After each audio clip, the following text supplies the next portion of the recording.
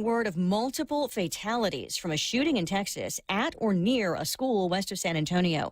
The mayor of Uvalde had said the shooting was down the street, and school officials reported all students had been removed from Robb Elementary School. Now at least 2 hospitals are treating patients, including students. No details yet on those injuries, but law enforcement sources tell Fox News there are fatalities.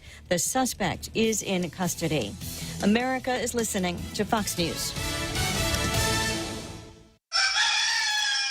What's for breakfast at KFC under $3.95, you ask? What's for breakfast at KFC that's different than the other guys, you ask? KFC's chicken wrap, sausage wrap, the Colonel's chicken congee, chicken fried steak, sausage biscuit and gravy, and biscuit sandwiches made with KFC's original fluffy biscuits. All for under $3.95 and all only at KFC. Plus, with waffles and the Colonel's chicken fried rice, we've got something for everyone. So visit KFC for breakfast today. It's finger-licking good. On March 4th, Guam Homeland Security sent an advisory warning about Russian cyber attacks and recommended Guam organizations strengthen their cybersecurity postures. You might think your small business isn't at risk, but as businesses use more cloud and web-based tools, they're exposed to cyber attacks designed to snare victims of any size. Keep your organization protected with GTA's multi-threat security bundle. Visit gta.net or call 671-644-1000 for a free consultation today.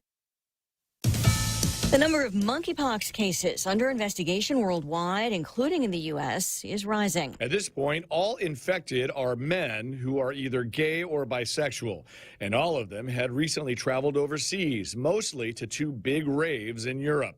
The symptoms are not pleasant: lesions and bumps on your body. It is highly contagious, but only between people having very close contact, like sex or sharing a bed. But now 7, possibly 8 people are suspected of having it in the U.S. This current outbreak started in Europe and Asia, affecting people in now 12 countries. The World Health Organization says it's currently monitoring about 130 patients worldwide and another 100 suspected cases.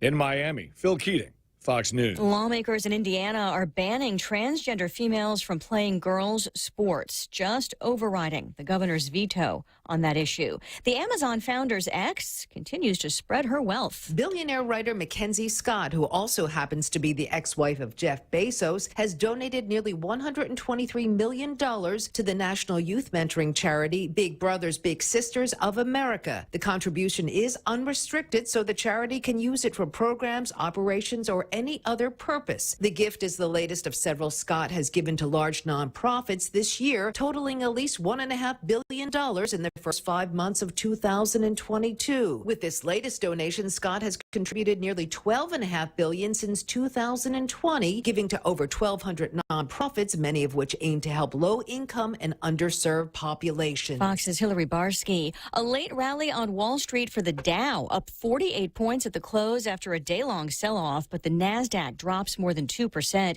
Tech shares rattled by a profit warning from Snapchat's parent company. I'm Lisa Brady, Fox News. JV International Safety Equipment has it all for you. Fall protection, rain gear, traffic signs, speed bumps, custom signs and banners, PPEs, fire extinguishers, plus more. Check them out on Facebook at JV International Safety Equipment Company or visit their website, www.jvisec.com. JV International Safety Equipment, Guam's leader in occupational and environmental safety equipment. Call 688-9524. JV International Safety Equipment, located in Harmon Industrial Park. Win a $100 gas card when you purchase Gasolina energy drinks. Be one of 5 winners and enter now when you purchase 3 for $4 Gasolina 8-ounce or 3 for $5 Gasolina 16-ounce energy drinks. Drawing on June 21st. Free gas with 76 Circle K. Take it easy. Get a 10-pound bag of ice for only 95 cents when you purchase a 12-pack or more of any soda or beer. Only 95 cents for a 10-pound bag of ice. Swing by Circle K today. Some conditions. I see stores for details. Circle K. Take it easy. Are you looking for a new place to hang out with your friends? Let's go along the sidelines at Sidelines Bar and Grill.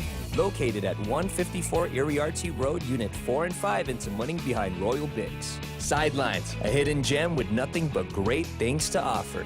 Great atmosphere, great food, top shelf drinks, and a great team. What are we waiting for? Let the fun begin at Sidelines Bar and Grill.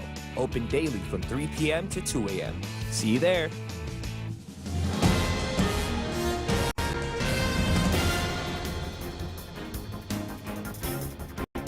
Off a day at 6:06, I'm Montesova Tyron with a look at your local news on The Point. We'll get your candles and generators ready on standby. The Guam Power Authority yesterday announcing the possibility of load shedding. The notice was posted late yesterday that the outages were possible with 2 of GPA's 4 main power plants shut down. Officials were hopeful that the units were going to come back online and be able to meet the demand throughout the day. GPA also noted a significant increase in power demand due to higher temperatures. Cabras Unit Number 1, which is a 47-year-old plant, is undergoing emergency repairs to its air preheater and is expected to return to service on Thursday. Another baseload plant, which was PD Number 8, experienced an emergency outage on Monday and was expected to return to service last night. GPA is asking customers to conserve power as much as possible, especially during peak demand from 6 p.m.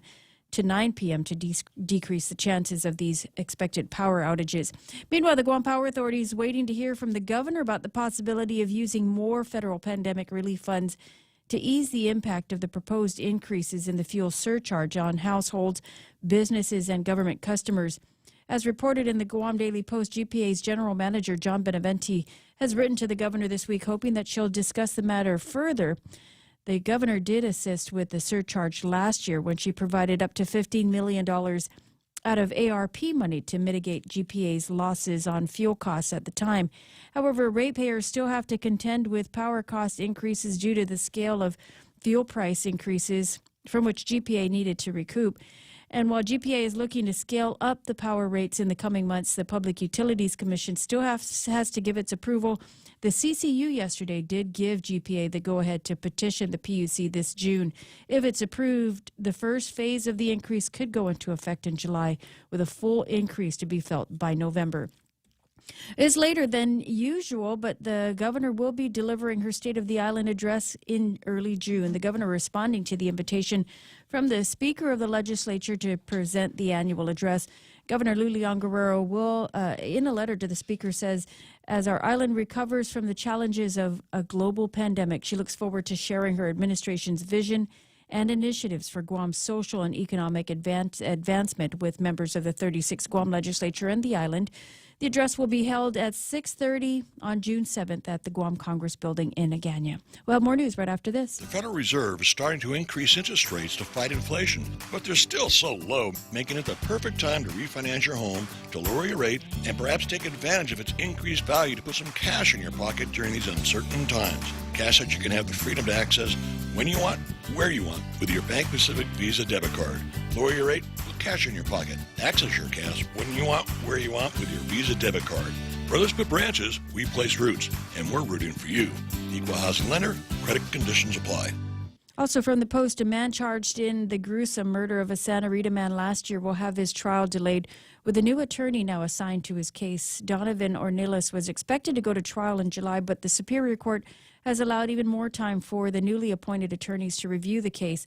Ornelas faces murder charges in connection with the death of Andrew Castro. He has pleaded not guilty by reason of mental illness. And another murder suspect set to go to trial in another case against him, Nicholas Moore, who was charged in the murder of Michael Castro, will go to trial for a separate 2020 drive-by shooting that took place in Agana Heights that sent another man to the hospital. Nicholas Wayne Moore appeared in court yesterday. Defense attorney David Lujan told the court that they'll be ready for trial set to begin with jury selection on June 15th. 23-year-old Moore remains under house arrest. He, along with his co-actor, 27-year-old Eric Benjamin Salone, are being tried separately in connection with that shooting. Both have since pleaded not guilty to charges of aggravated assault and terrorizing, along with illegal weapons charges. And an internal affairs investigation apparently underway after an arrestee was brought to the Department of Corrections appearing to be badly beaten. The Guam Daily Post reports that drug defendant Ricky McIntosh Jr.'s mugshot from the Department of Corrections shows cuts and bruises all over his face. Prison officials said that this was the condition that McIntosh was brought to them early on Saturday morning. McIntosh was medically checked for his injuries. The situation has led GPD's Internal Affairs Division to launch an internal affairs investigation. McIntosh was reportedly driving a motorcycle, which led police on a chase. It ended when he crashed his motorcycle in the Dededo area. McIntosh and his passenger were alleged to have ran into the jungle before being apprehended. And those are your top stories here on The Point. Here's Ray with your weather. He fell down. He did. He fell down. He must be. It was okay for a second. Wow, he's on the ground. Happens, man. It does. 6:11 in the morning on the Ray Gibson Show. Sorry, taking a look at on the screen here. I was looking at weather temperature maps on because we know it's going to be hot here. We know it's going to be hot. Heat index today is going to be about 98 degrees. But this 98 degrees on Guam is nothing in comparison to some of the temps that we're seeing across the United States of America. We get somebody says might be up in Vancouver, but Vancouver, take a look at the map, relatively cool up in that part of the United States of America. Down in Texas and the south portions of the United States along the border, very, very hot. Might be temperatures in Texas today supposed to be around 112 degrees. Oh, that's kill you weather. Oh my God! Why did you come here, weather? Don't you know how hot it is, weather? Yeah, Tarzan hot is what the man said in the movie. Mostly sunny in today's forecast. Daytime highs today should be about 88 degrees. East winds 10 to 14 miles an hour. Expect maybe some isolated showers, but they've been teasing us with that concept for a while, and then we get them every once in a while. It's these little tiny, almost nuisance showers. Not enough to bother opening up an umbrella or going back inside or anything like that. Just enough to go. Okay, is it going to happen? Never mind. Mostly clear tonight with isolated showers, maybe. Lows around 76 degrees. Easterly winds blowing 6 to 13 miles an hour. For tomorrow, which is Thursday, mostly sunny skies. Highs near 88 degrees, mostly cloudy in the forecast for tomorrow night. I don't know where they're getting this. It says a 30% chance of rain. Is there going to be any rain in the forecast? Is there anything out there that we need to worry about?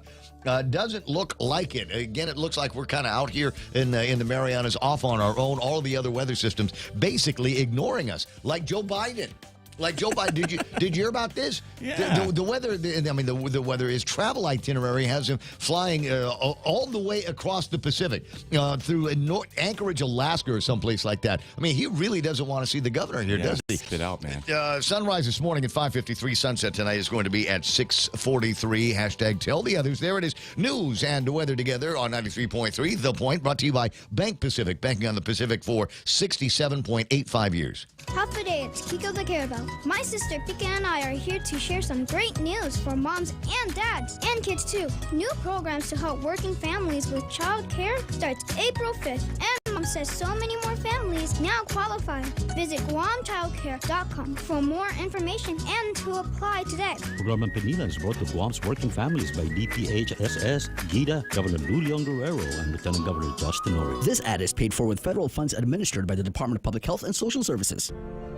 Is your business ready for digital transformation? The latest Wi-Fi technology is here, and it's Docomo Pacific's WorkPass, powered by Plume. WorkPass unlocks connectivity, productivity, and security tools all in the palm of your hand. Access features like adaptive Wi-Fi, guest and employee networks, evolving AI security, plus so much more. To learn more about WorkPass, visit business.docomopacific.com. Docomo Pacific Business. Work better together. Real Joe says, that's me. Portions of the program brought to you by APL American President Lines, a global presence with a local home. Also being brought to you by the team over at Subway. The Eat Fresh Refresh continues now with a new kind of roast beef sandwich, the kind that's made with Angus cows. Yes, Angus cow. The cows of kings, ladies and gentlemen. But you, mere mortals, can enjoy it with a quick trip to Subway today. Have them cook that up in, roast beef sandwich. Maybe you can have that with some Black Forest ham and some turkey. It's a really, really great way to enjoy that. So do it today. Your favorite breads. We got multi-grain. We got the Angus roast beef. We got all your favorite vegetables and all your favorite toppings waiting for you at Subway. Eat Fresh. The Ray Gibson Show. Morning talk that matters. Call now, 888-TALK. That's 888-8255.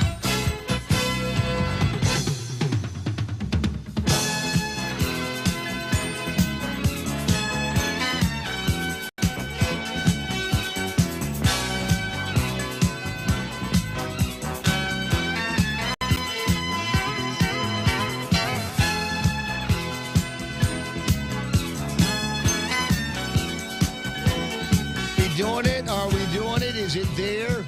Listen, I want you to be doing it. I just don't want you to risk catching monkeypox.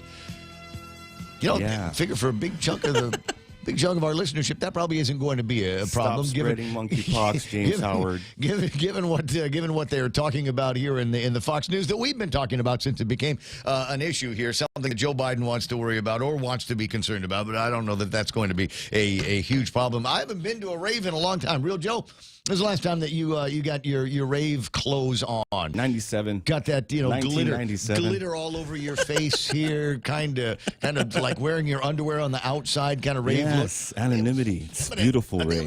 Maybe I'll do that a little bit later on. See if I can get some images because your kids are going to want to talk about going to raves. It's summertime. It is summertime. Hey, welcome. Let me just. I got to get things started. Welcome to the program. Excuse the mess. It is the Ray Gibson Show on 93.3 The Point. My name is Ray. Thrilled as usual to be here with you. Although I will admit to having just a little bit of a cheerleader thing in my voice here this morning. I hosted. And it's been a while since I've hosted stuff, right? So over the weekend it was Miami's junior ball, and then last night I had the opportunity to help out the women of NAWIC, and the National Association of Women in Construction, and it's great, dude. It was great. Lots of prizes to give away. Did a lot of auctions. The cool band that shows up on Tuesday nights over at Tower of London. It's Mike Hartendorp and the guys. Oh man, it's like the best, the cream of the crop. And I mentioned that Mike Hartendorp. As I said, even the worst guy in this band is awesome. Yes. You gotta look at it like that. And they're doing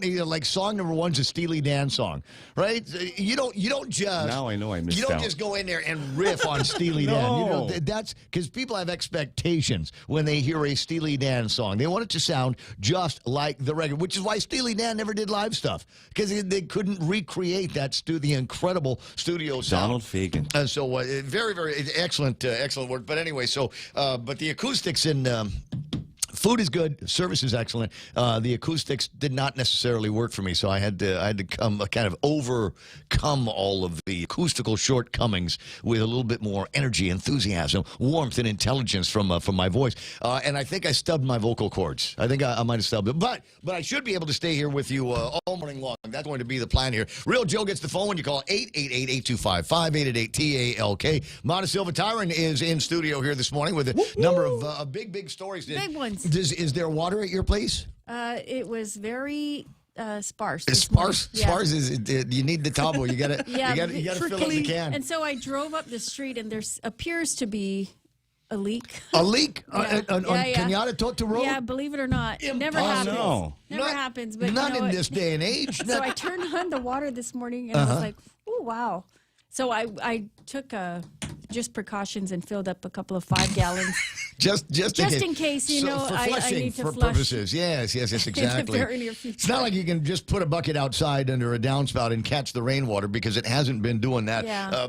Wow. So there may or may not be some water issues Water in and Kenyatta power this morning. issues. I had no water issues on my side of the circuit here, so if need be, But for flushing purposes. It appears they've been doing some upgrades on the water lines up and down the street in the last couple of weeks. I know on Roy T. Damien, there's some work that they've been doing across from go ahead.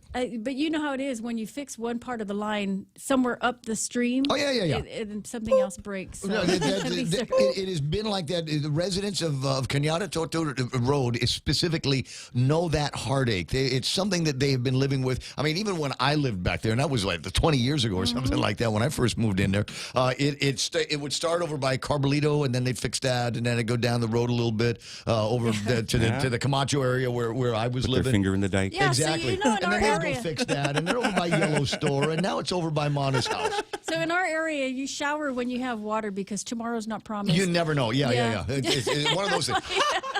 But now, what's the other big deal? This was starting to float around yesterday. If you thought you had problems with your utilities with water, we get the warning from Tracy over at the Guam Power Authority. I double-checked my candles and my... I'm out of candles, but I have a lot of batteries. You have at church. You can go buy it from Pully. So there's the possibility now that there could be load shedding. We're in one of those critical places, and I don't know that they did it last time. The last time they sent out the warning, but it looks like we're going to be doing it again because we are that close to the demand is right up there next to the amount of electricity that we actually actually generate with the Guam Power But Authority. you know, I will note, since we're on this subject, the rising cost of candles. Those church candles, you know, the prayer candles. Yeah, the votives. The 7-day candles, I think is what they're called. Uh-huh. But they used to be only a couple of dollars. Now they're close to $5. Yeah. Oh yeah. It's because bees, they make the wax that turns into all that stuff. Somebody needs to make more bees. They got a pay raise. Lou gave them a raise. The bees got a raise to make more wax. I don't know. I mean, most of the candles that I use, and I'm not a big candle guy, but I'm a guy, right? And there's me and the cat that live in the house. So every once in a while, there's a peculiar odorous scent, if you will, that needs to get covered up. And they've got some really good ones over at Payless. And whenever I see a candle in a store that costs less than like $5, buy them. But you're talking about the Yankee candles that Mayumi likes. Those are pricey. $25. Yes. Jesus loves those candles, as a matter of fact. At any rate, so those are a couple of the big stories that we're going to be talking about here this morning. Lots and lots to get to on the table of contents, and so I suppose we ought to get around to doing that with all of these people who have nothing to fear from monkeypox. Sometimes you want to go where everybody knows your name,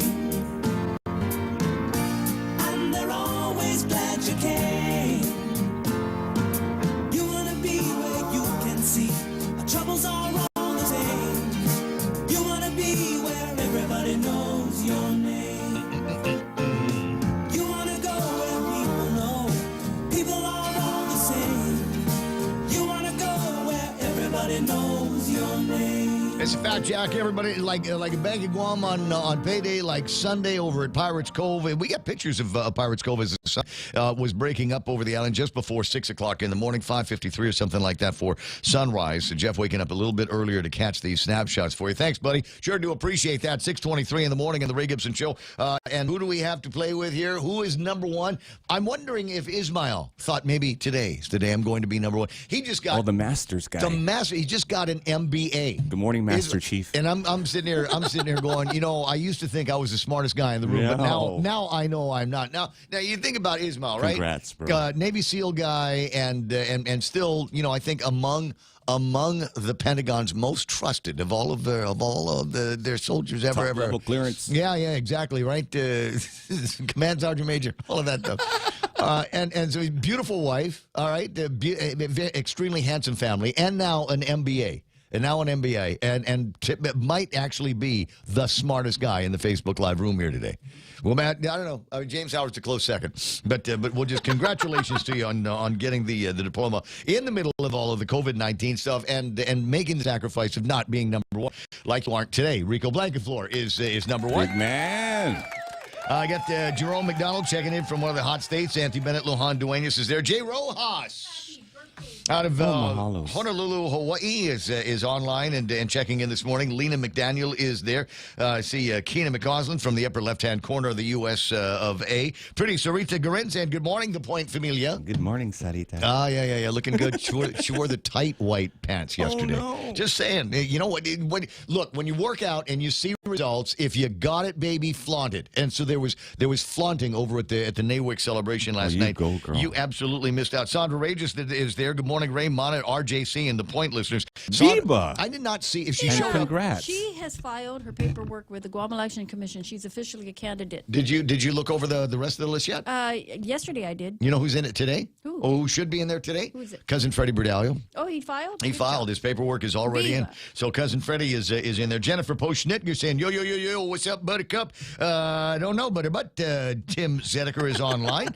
Who else is playing around here? I know. I'll just take it all in there. Mike Grace Boss says, take it off the rack. If it's whack, put it back. Nate Horn online here this morning. Appreciate you hanging out with us last night. Harvey Egna is online. Mark Cruz. Biba Harvey. Mark Cruz is doing his wave. Biba, that's right, for Harvey Egna. Morning, Mark. Checked in yesterday to talk about just how whack the finances are and the financial thinking is over at the think tank that is the 36th Guam legislature. Dennis Benzer saying Dennis Benzer heard the commentary on Fox News, actually the news story on Fox News about the monkeypox virus, and now it is the not virus, but the monkeypox I don't know, spread that everybody is getting worried about. And we've been talking about, George Macris and I talked about this last week. You know, is it a thing of concern? And he basically said, are you having sex with men? And I said, no. He says, well, don't worry about it, because near as we can tell, those are all of the patients that we've got right now. Is there some kind of spread? And they were talking about a rave party. And yeah, it's pretty much all gay guys. So if you're not a gay guy, there's probably a pretty good chance that you're not going to have to worry too much about monkeypox. But that was what we told you in the beginning of COVID. We said, look, if you're not, a person of a certain age with certain comorbidities, you shouldn't have anything to worry about. And they locked down the entire planet of healthy people to protect that population that they'd already identified. That made us sick. It's so I don't know. We might all have to, go to wearing 2 condoms or something like that. Henry Manglona online here this morning. There's Tony and Edwin Pinko. Biba, good to have you there. Sarita saying, nice shirt, Ray. You know what? It's an entire green ensemble. Isn't it? Because I've got, almost didn't see you, bro. I have a pair of green pants that I like to wear every once in a while, but it doesn't match with anything else. Nothing matches with green except more green. So if you see me around today, I look like salad. I look like I'm wearing sniper salad. You're a sniper, man. Salad outfit. Let me see. He looks like the Jolly Green Giant. Rudy Rodolfo. We'll get pictures of this a little bit later on. Rudy Rodolfo, the original Burger King, online here this morning. Dennis Larson. D-Man. Something Packers? No, not that. We can't say that on the radio. But you can type it in all you want. Cheryl Ochai is there. My buddy Renee Lau. Armando Dominguez. Yes, that one is online. Did he sign up for anything? Is he running? Yeah, he is. Actually, he picked up a packet for senator. I think that's what I thought. I said, so we'll Biba you if you figure how to get your paperwork in. Greg Fausto is there. Dale Audette. Mike Grace Ismail says Pence supports Kemp. Trump supports Perdue for Georgia governor.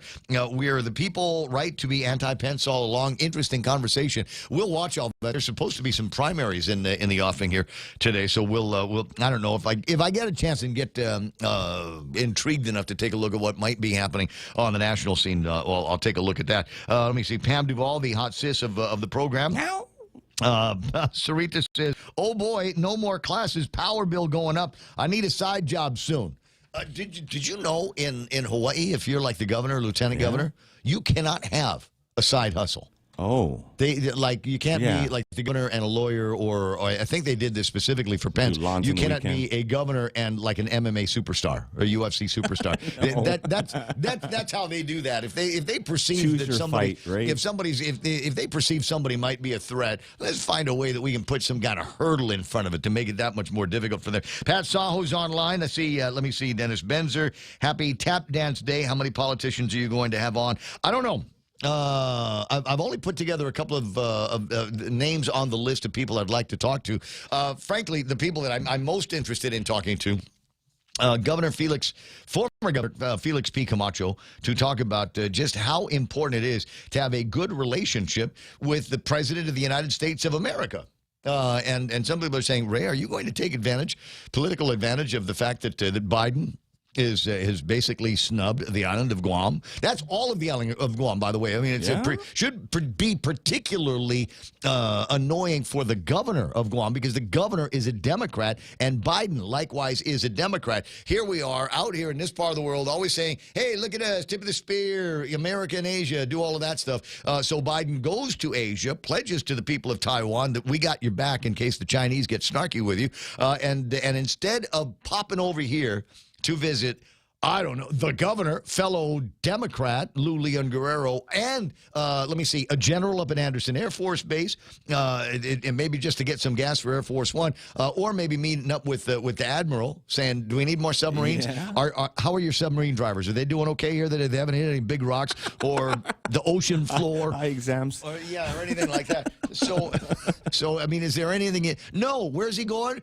Anchorage, Alaska. Anchorage, Alaska must be the new tip of the spear, right? Or is this our last stand out in this part of the world? Anything that rings the not even stopping in Hawaii. Not even stopping in Hawaii. He's going all the way to Anchorage, Alaska. And he didn't even turn an eye to Taiwan. You So look over there. Yeah, so I'm just saying, how important is it to have a good relationship with the President of the United States of America? And an example here is, look, it's a picture of, I recognize that, guys, Felix Camacho and Joanne Camacho. Felix didn't want to take the picture, but Joanne did, with George Bush, George and Mrs. Bush. There you go. Great picture. And you're going, yeah, well, of course, it's, two Republicans.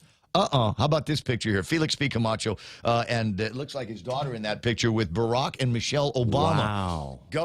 Republican governor of Guam, Democratic president of the United States, right? There was no snubbery. Didn't Obama stop by Guam?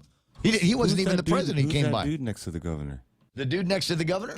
Oh. Michelle. Just saying. You want me to put it back up on the screen? You can see it on the thing. All right. So we got Nick Pulaski, Biden avoiding Lou. Lou says, "This is my island, Joe." Who else? Joy and Pinko online. But bro, Steve Applegate hanging out with us. Might be in Vancouver, Washington. Says Keenan McCausland, Greg Fausto. Go fund me for gas and electricity just for the summer. Rico says rolling blackouts and rate increases. WTH GPA. Let's go, Red Queen. Marla Carbolito is there. Kenneth Polino, John Ray Uggan. I got Dan Rosal, Lonnie Solis, Mark Voigtland checking in from the free zone. Mark, what's the temperatures where you are at? John Ray Titano. And it says, Hoyt Zan Havade Mana, Ray's beautiful sister with a beautiful, sweet voice. Mark checking in from Connecticut says it was in the mid-60s yesterday. Jerome, 85 degrees in Southern California. Humidity 55. Skies are clear, hazy, and blue. Yeah, my understanding is it's not raining at all in California. I thought there might be a little bit of a nod to a little bit more rain in that part of the country, but it doesn't look like that's happening. And didn't the governor of California issue one of those like edicts, mandates that you're not supposed to like water your plants or don't do the car, water blasting or anything like that? Yeah, they do that often, though. I want to say every year they have that notice. You get fined if you get caught watering your lawn. It's just an entire state. Or washing your car. An entire state full of Karens. Or catching the water from or the sky. Or flushing twice. Yeah, sometimes you got to. Sorry, had corn. Anna Marie is online. There's Matt Galenda, Sherry Uriarte. Chew your corn. Ed Buendicho, that's Bandit, is hanging out with us. Joanne Titano, Jose Tetbago says, let the load shedding begin. Starting with government buildings. There's an idea. There's an idea. But here's cons. No. Careful, because you know what's going to happen is they're going to say, all right, well, we're going to turn off the electricity in all the government buildings. Can't work inside, so go home and we'll pay you to not work over at the house. They did that before. You remember in the COVID days? How about Joanne Titano? Damon Kaufman is online. MT Farron says she's sad because she couldn't shoot a commercial with the president. I'm sure they are all sad. Everybody's missed an opportunity here, and I'm still kind of fuzzy as to why. Gary Shunalls is online. Oh, my God, I was late, but I still won a lot of raffle prizes. Thank you, Nawick. Absolutely did. Sabine Chargaloff online. Colin Clark. Pago Bay leaked again. Looks like they fixed it. There's a thing, and you don't realize it until somebody actually points it out to you. They got a lot of these pipes that run under bridges, and you're going, what bridges do we have here on Guam? It would, I think, amaze you the number of bridges that you drive over on a regular basis and have no idea that they're there. But the conversation got me thinking about it. I didn't have a chance to mention it yesterday because I'm just distracted like that. Is the bridge to nowhere? Remember a couple of weeks ago in Telefofo, they had that bridge that just collapsed with the trucks underneath it? Oh, Tefefu. Did we fix it? I don't know. Has it been fixed? Is that not a priority for the administration to get to the infrastructure, starting with that one in particular? I don't know. Just a thought. Water outage in Kenyatta Totulup was a constant thing when I lived there, and it hasn't changed. Jeff Colburn is online. Jolene Seguenza, buenas Zen Hafade to, let me see, Sherry Iriarty. Ismail James Howard's over here doing a plug for the YouTube side. Ismail Velez, for the record, calls me when the blank hits the blank, just like in Panama in 84. Lost a lot of good men that day. Simon Sanchez from the CCU is online. Simon, are you home? Morning, sir. Are you home, or are you checking in with with your Save travels. us. You know, and I do appreciate that. You know, when you're traveling and like Belen Shadell and Simon Sanchez, that you still check in on the Facebook thing. But I'm just going to tell you, even as much as I love this program and love when I'm traveling, I don't want to know. I just there's that first couple of days you get going someplace. Hey, what's it like on Guam? I don't know. I'll find out just before I get back on the airplane to make sure that I'm not flying into, I don't know, like a typhoon or something like that. Janine Bloss says, is online, says, good morning. You guys make me so happy. In photographic form. Could you show us how happy you are here this morning? Appreciate that. Need some eye candy. Heather Paris is online. I got Brad Wood saying, what a night. A little bit extra money here for Korean Taxi, Huck. But, and that's brilliant. They do that. Even though they live kind of in the area, they always take advantage of Korean Taxi, responsible partiers. Yeah. That's nice. Ellen Leon Guerrero, who else is running for AG? Time to dethrone the one now. Let me see. Doug Moylan that I know of. I don't know that anybody else has picked up any packets. PJ. Oh, that's right. Peter Santos is running. But he's off island. He's in Vegas. Oh, he's in Washington State. Perry Mason. Buying me bottle openers. Let me see. Peter Santos and Moylan forgot his name. Matt Galendez. Anthony Diaz. Taylor says no stopover on Saipan. Former Governor Carl T.C. Gutierrez. Just bring back the sunshine. Now, never mind. You know, flyovers, right? Or meeting the president at the White House. That's pretty cool. Or, you know, getting to run up Air Force One like Eddie Jerome Calvo did. Here's the guy. Former Governor Carl T.C. Gutierrez actually brought President, what was his name? Bill Clinton. Yes. To Guam. And it wasn't just a stopover for fuel at the Air Force Base. It was a big event. Dude, it was a huge event. It was a massive event. They let the kids out of school kind of event. Look, man, we got Clinton in town here. So you want to talk about juice. We couldn't even get Biden to stop over for gas at Anderson Air Force Base. No juice. Juice, former Governor Carl T.C. Gutierrez. The old hotness is the new hotness. Let me just say that about him. I got, let me see, Anthony Diaz Taylor. Last presidential stopover on Saipan was by President Bush Sr. back around 1985. Chet Huggins online. There's Bunker, Hafagatsung. I got Anne Marie. Zoe Kitsusu is playing around. James Howard says we have 54 bridges here on Guam, and let me see, 7 bridges in Alahan on the main road alone. Well played, Howard. That's the way we do that, man. 6:38 in the morning. Ray Gibson Show. As we get started, items in the table of contents. Well, I've kind of telegraphed some of that to you already. And today is the first day of summer, and already I'm getting questions from parents wondering when is the first day of school. When does school start again? I can't hang. I can't hack it. Now it's up to you to figure out where these guys go. Well, I'll tell you what. I don't know when the first day of SY school year 22-23 is going to be, but I do know from one of my teacher buddies that the first day of summer school, at least for her and her students, is going to be on June the 13th. June the 13th. So People like you and me love to know when summer school starts. How long do I have?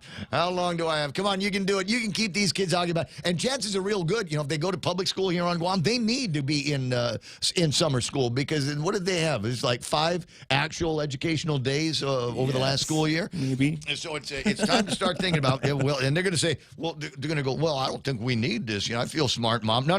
Don't take their word for it. Call the teachers and find out and figure out what it's going to take for you to get your kid registered to attend summer school this year. 20 away from the top of the hour. As usual, it's time for the 6:30 news at 6:40. Montecillo Tyrant with a look at the big headlines to tell you what happened. What's going on? Well, the Guam Power Authority is hoping they're going to be able to meet the demand throughout the day. There is a chance, though, for rolling outages with a couple of their base load generators down. They put out a schedule for load shedding last night. They do expect one of the 2 down generators will be restored by this morning, if not already. The second one will be online by Thursday, tomorrow. GPA is asking customers in the meantime to conserve power as much as possible. Meanwhile, the CCU last night approved GPA's plan to increase power rates, and if the PUC approves it next month, your bills could be going up as soon as July. The Power Authority says the increases are necessary because of the rising costs for fuel. The phased-in plan will take full effect by November. Meanwhile, the governor will be delivering her State of the Island address. This is later than expected, but she did say that she has agreed to present her State of the Island address, her annual address, before the legislature. It's going to happen on June 7th at 6:30 p.m. And those are your headlines right here on The Point. Is it too early to start putting together the Lilian Guerrero State of the Island address drinking game? Do we want to do drinking game or do we want to do the bingo? It's always a good time for a No, drinking game. smoking. Smoking game. Okay, well, James Howard, we'll let you put that one together. I'll put together the bingo card here. When Lou says COVID-19, you take a shot. Hit it. You gotta hit it. If she says monkeypox, you got to take a shot. If she says dengue, you got to take 2 shots. That's the way that's going to work. 20 away from 7 o'clock in the morning. More on the Ray Gibson Show in just a moment. Half a day. Patsy Gogri from Security Title here with information about what a title company does. The title side of our business determines who owns the property and guarantees your ownership with a title insurance policy. The escrow side acts as an independent third party, managing the transfer of money and documents between the buyer, seller, lenders, and others. Security Title has the management of real estate closings down to a science. Give us a call. We are here to help. Family Finance has been serving the people of Guam since 1959, and they will continue to be there for you in the years to come. Get a personal loan for that summer vacation or to pay off those long overdue bills. Family Finance has got you covered. Apply for a personal loan from $1,000 up to $3,900 by calling Family Finance in Hagåtña, now at the old Nanbo Insurance Building at 475-4545, Upper Tumon 647-5626, or in Dededo 633-4473. Family Finance, here to serve you. Kings Guam World Tennis Tour, presented by GTA, is bringing international tennis back to Guam. 4 weeks of international play will swing into action with 2 weeks of juniors, followed by 2 weeks of pros, May the 15th through June 12th. The Guam National Tennis Federation will host world-ranked players who will be coming to Guam from all over the world. Netters will compete for ranking points and cash to improve their position among the world's best. Matches will be played daily at the Guam National Tennis Center in Harmon, starting May 15th through June 12th. Special thanks to our platinum sponsors, Dimension Systems, New Gen, American Medical Center, and Morico Equipment.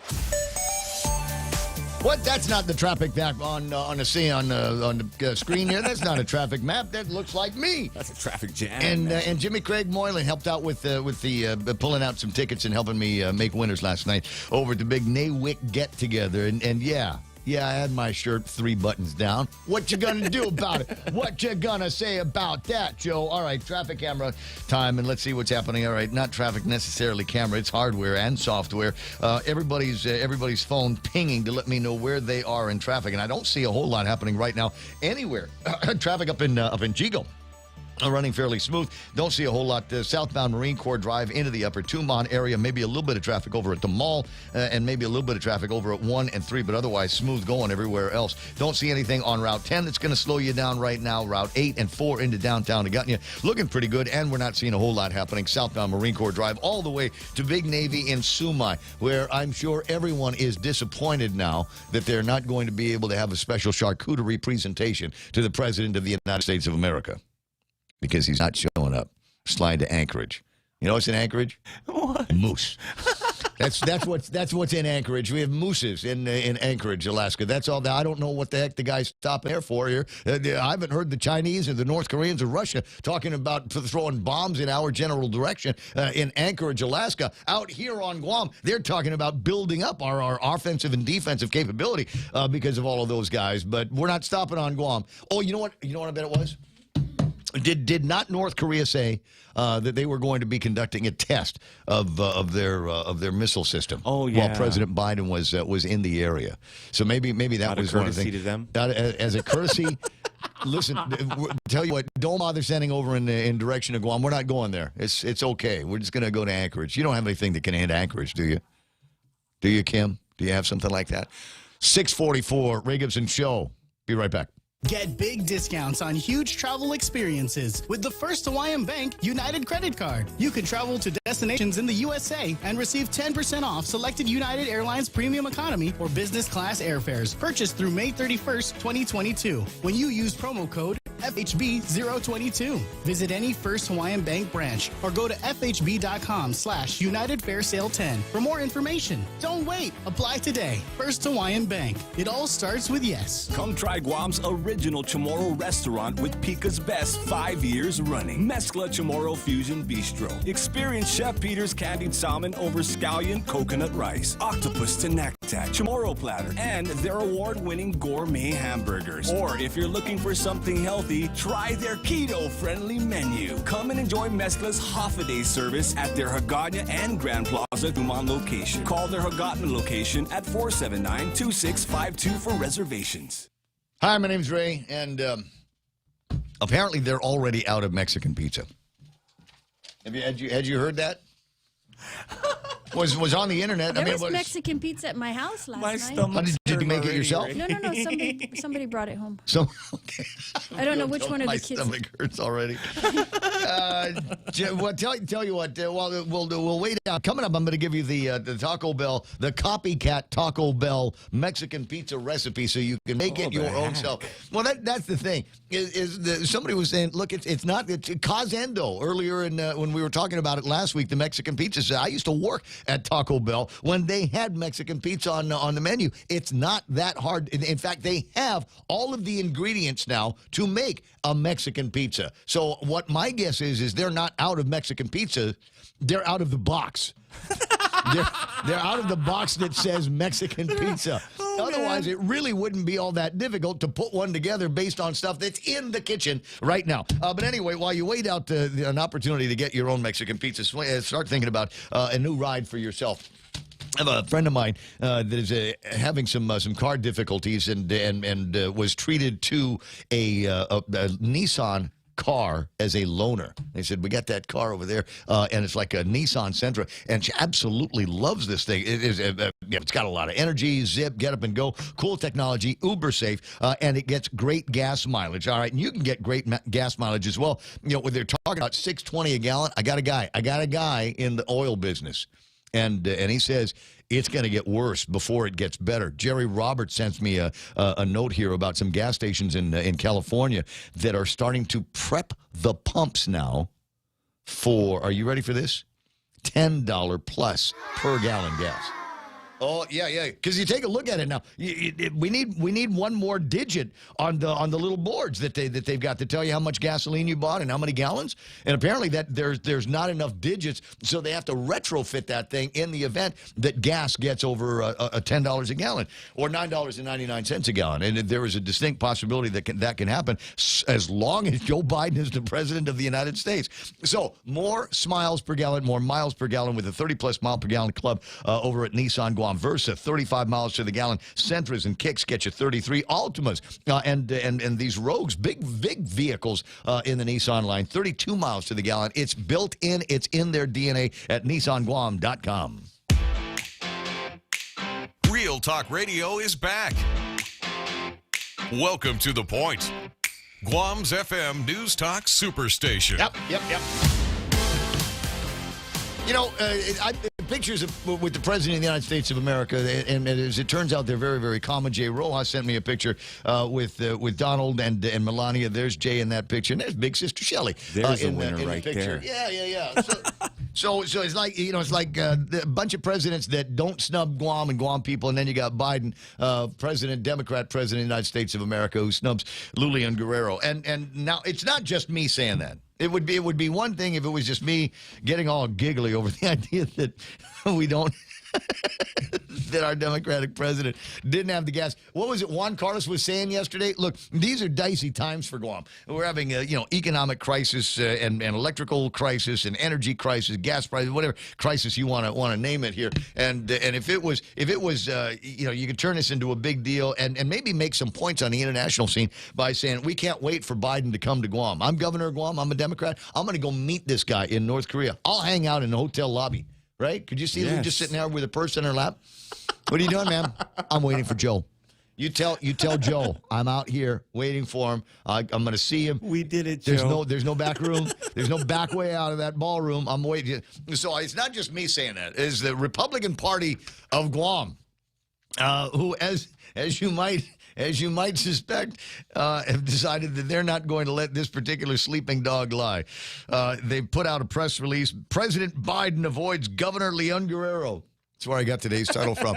I'll spend some time with that in just a minute. 6:49 in the morning, and it's got to be a kind of a bittersweet thing. John Fernandez, the superintendent of the Department of Education, online here right now, and it's got to be kind of a bittersweet thing. It went on the campus tours that started a few days ago, a couple of weeks ago, I think, and finally concluded yesterday. And that's it. John Fernandez's farewell tour to the Department of Education. Good morning, John. How you doing? How you feeling this morning? Hey, half a day, Ray. Actually, we just started last Monday, so got 41 schools in 7 days, and yeah, absolutely, it was bittersweet yesterday. But we had such a nice time with the kids, and I finished my tour actually at Tamuini Elementary, where 10 years ago that was the first stop. Dropping the girls off, yeah. And I figured, that's where we'll end it. And it was a nice thing to do because, these are the teachers, and both at LBJ and Tamuning, also at Jose Rios and JFK, which is the schools I visited yesterday.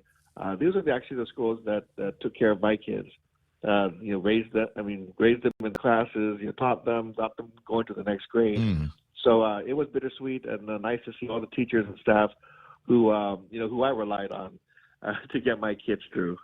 And I appreciate the full circle. I'm glad that you did something like that. And I do remember the initial conversations with you saying, okay, tell me a little bit about yourself. And he told me about the family and the kids. I said, where are they going to school? This is home of the Whales down at Tamuning L. So way to get all of that stuff done. Does it help provide you, I suppose, a sense of closure as you move on to the next stage in your life? I think yes, it did. Made it harder. I mean, the kids were really great. I mean, I posted some of our photos and some of the things that the kids were doing. Really nice. And so I thought it was a good end to the school year. The funny thing about it is, USDOE is here. And so Mr. Chris Soto, who was the senior advisor to U.S. Ed, he said he wanted to be able to visit schools. And I said, well, it's the last day of the school year. The only way you're going to get to do this is to come along with me. So he joined me for 4 of our visits yesterday. And, boy, he was a good sport. Got out, did some cultural dance, did some electric slide. Took advantage of the opportunity to get to our schools, see our kids. So it was even I think an even better visit because allowed us an opportunity to showcase the diversity in our school system, the talents of our kids, and get him to see up front, what we deal with and what we're looking forward to producing in our schools. So that was a nice addition, and he left this morning. But I know he left with the same good impressions and wonderful feelings that we had yesterday. You didn't give him any money on the way out, did you? Because my recommendation is unless these guys figure out how we're going to get out from under this third-party fiduciary thing, we'll just stop paying them, and that will give them a sense of urgency that they've got to come clear on what the goals of the department has to be and a timeline so that we can figure out when we can start using that money for our kids as opposed to the third-party fiduciary Alvarez and those guys. Well, absolutely. I mean, in terms of their visit, I mean, this has been a different visit. I mean, he on behalf of the secretary have come to, are coming to Guam with a different viewpoint, completely fresh eyes on what's going on, and so it was good and refreshing to have him here. And he basically said this: we're not looking for perfection. I mean, because if we're looking for perfection, you're never going to get out. I mean, everybody's going to have something that they need to improve. So what we need to figure out is what progress we're making, and of the things that are left, if there's anything left to do, well, let's just put that on a timeline to get that done. USDOE should be helping you, and if that's the case, and maybe we can address the third party and these special conditions together. There shouldn't be a 20-year, third party fiduciary. These things have to be short term and targeted, and there should be an end in sight. And he acknowledged we're the first ones under third party that are trying to get out. And I think they're really looking to figure out how to assist us here. So it's good to have fresh eyes. And again, I don't think I could have done a better job than their kids did yesterday in impressing upon him that we need these resources for our kids. They deserve it. He was impressed. He saw the robotics that we've had, the laptops that we've been able to use federal funds for. So the cultural aspects of our school system. So he left, I think, with a good.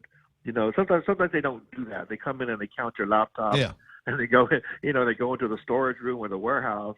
I think this was a different visit, and I was glad to showcase that for him. Well, I'm looking at. He was a good sport. I'm looking at the pictures with you and your kids, and you are a rock star. I didn't know who the superintendent of the Department of Education or even the Archdiocese where I went to school. I didn't know who was running things at the higher level, but these kids all seem to know who you are. And as I pointed out a couple of times, you take a look at the people that follow you on Twitter, and you made a big point about being accessible on social media almost from day one. So you've done a great job being an identifiable person in the structure, in the format of the Department of Education. I don't think that's ever happened before.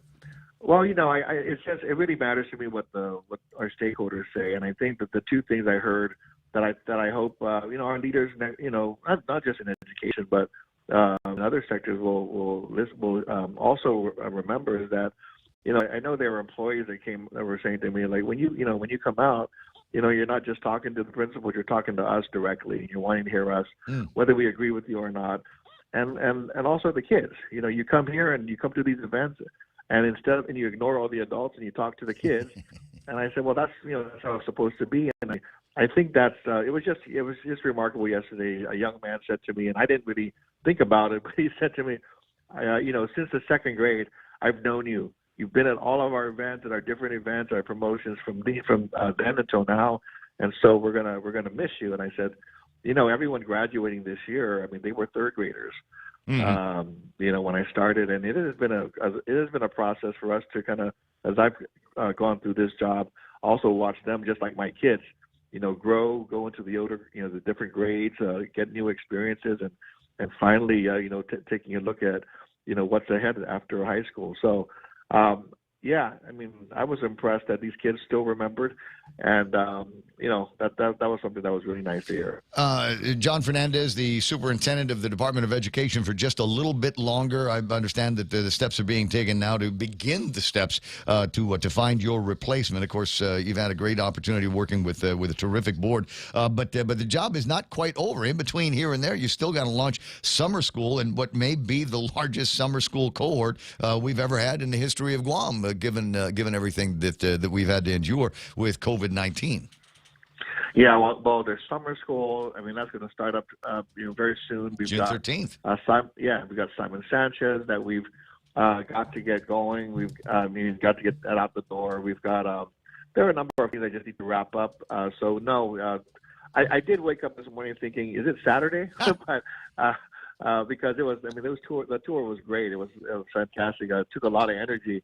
And of course, the end of the school year was a big, good finale to the school year. But it's Wednesday; still have things to do, and so we'll celebrate the promotions, the graduations that are coming up, and then try to get these other commitments met. I'll let you get to it. There's an incredible amount of work that needs to be done. Is for the parents that are listening to the broadcast that are saying, "Oh my God, day one of summer. When does the next school year start?" August the 5th is a teacher work day. August the 10th is the official first day of classes and the beginning of the first semester. So there you have it. August 10th is the target date. Start buying your pencils and paper right about now. 6:59 and a minute left to go.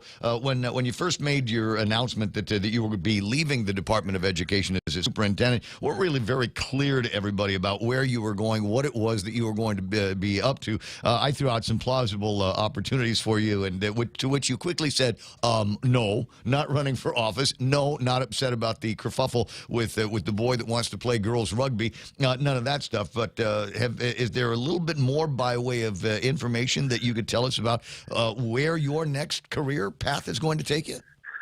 I really don't know at this point, but I do know. I mean, I've been. Someone said to me, "Well, there's great opportunities for remote work," And I said, after these tours and going to the schools, I said, I don't think that's for me. I mean, I think I like the idea of rolling up your sleeves and getting into the community and meeting people and seeing face to face what goes on and figuring out how to improve things where you are. And Okay. that was what I enjoyed. And that means I got to work. I don't know about remote work, but if that was brought up, I said I don't think so. We'll have to figure out something else. We'll talk. I need to rephrase the question so I can get a clearer answer from the guy. John Fernandez, always been fun talking with you. I'm sure we'll have at least one or two more opportunities between here and the phase whatever of your life. You have a fantastic rest of the day, and thanks for sharing on Twitter all the pictures of you and your kids in the Department of Education as your campus tour comes to a close. All right. Thanks, Ray. Appreciate that. You're welcome. 7 o'clock. Time for Fox News Live on the Point. It says there have been conflicting reports on the number of deaths and injuries, but again, the Texas governor is now saying 15 people were killed today at this shooting involving an elementary school in Uvalde. That's west of San Antonio. 14 students and 1 teacher dead, but we are awaiting confirmation of the details from police. The gunman is also dead. The suspect in Sunday's deadly subway shooting in New York City is now in custody, and he's been arrested before more than a dozen times. The violence on the Q train last Sunday morning was committed by another repeat offender who was given every leeway by the criminal justice system. We cannot and will not stand for it. Police Commissioner Keishant Sewell appealing again for judges to be allowed to consider danger when setting bail. A family lawyer says the suspect, Andrew Abdullah, has mental health issues. He is facing charges in the death of Daniel Enriquez, who was on his way to brunch with his family when he was shot. Just under 2 hours left to vote now in Georgia, one of 5 states that have primaries or runoff elections today. In Georgia, one of the most closely watched races in the country is the governor's race. Republican incumbent Brian Kemp facing several challengers, including former Senator David Perdue. America is listening to Fox News.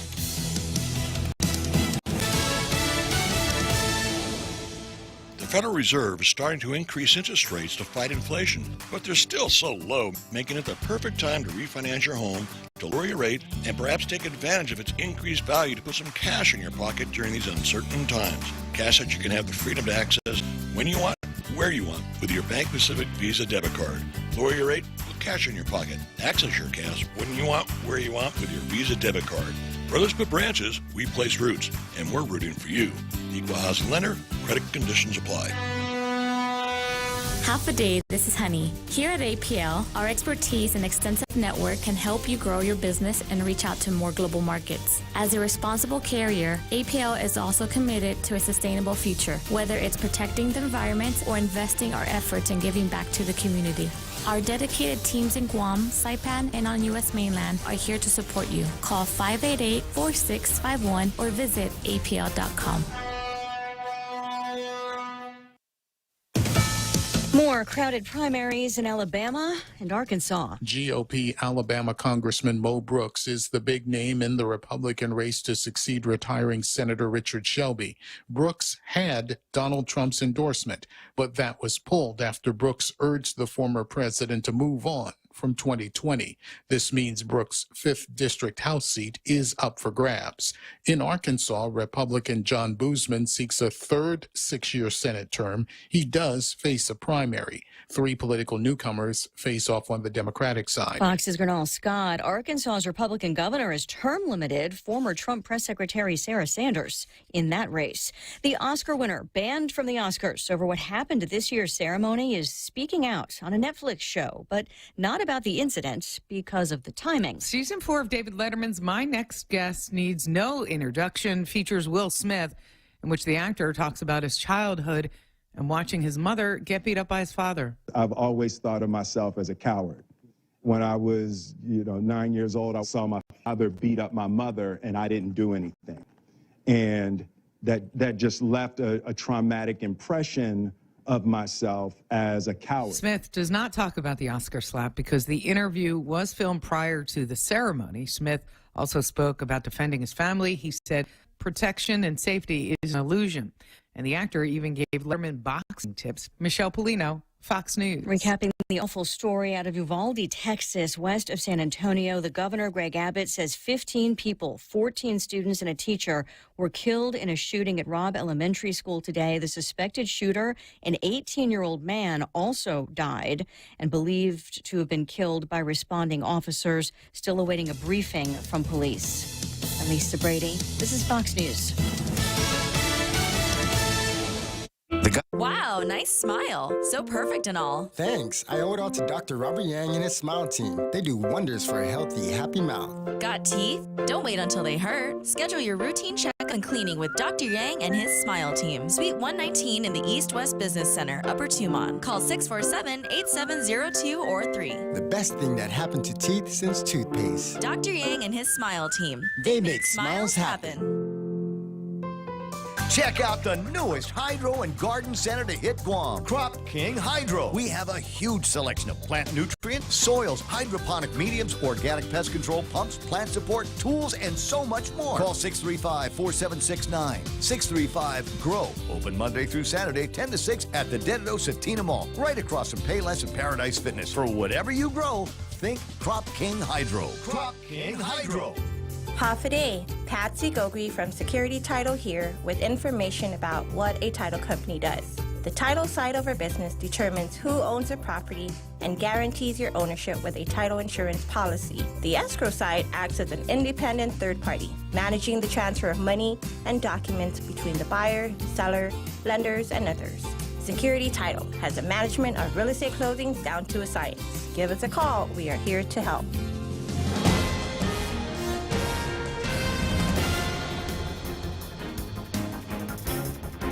Off a day at 7:06. I'm Ana Silva Tyron with a look at your local news on the point. Well, the Guam Power Authority expects that they are going to be able to meet the demand for power today, even despite a couple of their units being down yesterday. They put out a notice yesterday that there's a possibility of rolling power outages as 2 of their 4 baseload power plants were shut down.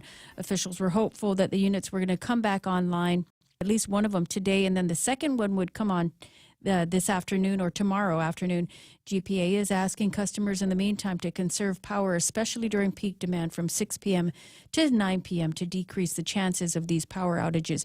Meanwhile, the Consolidated Commission on Utilities met yesterday and gave the Guam Power Authority the approval to petition the Public Utilities Commission for a power rate increase. GPA is looking to phase in a 3-step increase to the power rates as a means to recover losses and meet the increasing cost for fuel. The PUC, if it approves the increase, it'll start by July 1st and take full effect by November. The PUC expected to meet on the proposed increase next month. GPA's proposal is to increase the rates by 24 cents per kilowatt hour by July 1st, 27 cents in September, and then 29.62 cents on November 1st of this year. Meanwhile, it is later than usual. The governor, though, is expected to give her annual State of the Island address come June. The governor responding to the invitation that was sent to her from the Speaker of the Legislature to present the annual State of the Island. Governor Lulian Guerrero, in her letter to the Speaker, says, as our island recovers from the challenges of a global pandemic, she looks forward to sharing her administration's vision and initiatives for Guam's social and economic advancement with the members of the 36th Guam Legislature. The address will be held at 6:30 on June 7th at the Guam Congress Building in Agano. Well, more news right after this. In celebration of our 33rd anniversary, BK's new Whopper Melts are here. Our Whopper Melts feature 2 slices of toasted bread layered with 2 Whopper Junior patties for a quarter pound of flame grilled beef, melty American cheese, caramelized onions, and stacker sauce. Whopper Melts now available in a spicy and bacony variation made for our big Whopper fans. Top off your meal with jalapeno cheddar bites and a refreshing Coca-Cola. Get your hands on the new Whopper Melts now available for a limited time. BK, Tumon Bay, Agano, Micronesia Mall, and the airport. BK your way. As island school kids wrapped up the school year, a team of U.S. Department of Education officials were on island making their rounds at some public schools this week. The superintendent, John Fernandez, confirmed that the group were conducting on-site visits of various divisions as well as schools. DOE is crossing their fingers that the visit will lead to the removal of Guam's DOE designation or the designation as a high-risk status for federal grants. The superintendent says the federal counterparts We're working on validating a variety of items contained in their reconsideration evaluation plan, including property management and internal controls, employee time tracking, and other areas. DOE has been considered a high-risk recipient of federal education dollars since 2003, and it's cost DOE about $3 million a year to pay for the third-party fiduciary to oversee the federal dollars. And drivers, be forewarned, the Department of Public Works, Office of Highway Safety, and local law enforcement agencies will be doing increased traffic enforcement as part of their Click It or Ticket campaign, the program raising awareness of seatbelt safety. DPW Director Vince Ariola said in a news release, with an increased number of cars flooding the roads during the upcoming Memorial Day holiday, it's imperative that we get the word out about the importance of seatbelt wearing. And if you're looking for a job, the Department of Agriculture has announced some openings that they are looking to fill. Applicants are being recruited for the agency's Civilian Volunteer Conservation Office Reserve Program. Successful reservists will work up to 42 hours with a $500 a month stipend. The Lieutenant Governor in a release said the reserve program will accelerate land, water, and wildlife conservation efforts across the island and will also increase awareness of our local conservation laws. You can contact the Department of Agriculture if you want more information, or you can go to the Governor's Facebook page for the full story. And those are your headlines right here on The Point. Here's Ray with your weather. I'm looking at something that might have some local impact down the road. There's actually people working on it, and it's drone deliveries. We always talk to Charlie Hermosa from Bella Wings, and here's a story that might be interesting to him, and it's interesting to me just because it would be fun to play around with this kind of thing. You know, drones look fun. You want to be able to. Then it look like, remember when they used to have those little remote control helicopters, and they'd fly right up into the ceiling, and then bang, that's it, they're done. That's it. You played Blades with it once. fly everywhere. Yeah. Now drones look like it's a whole lot easier to be able to manipulate properly. So we got the Walmart customers in parts of 6 states. That's Florida, Texas, Arizona, Virginia, Utah, and Arkansas, but not Guam because we don't have a Walmart. We'll soon be able to have orders delivered by drone in less than 30 minutes. It'll be the first large-scale drone delivery operation in the U.S.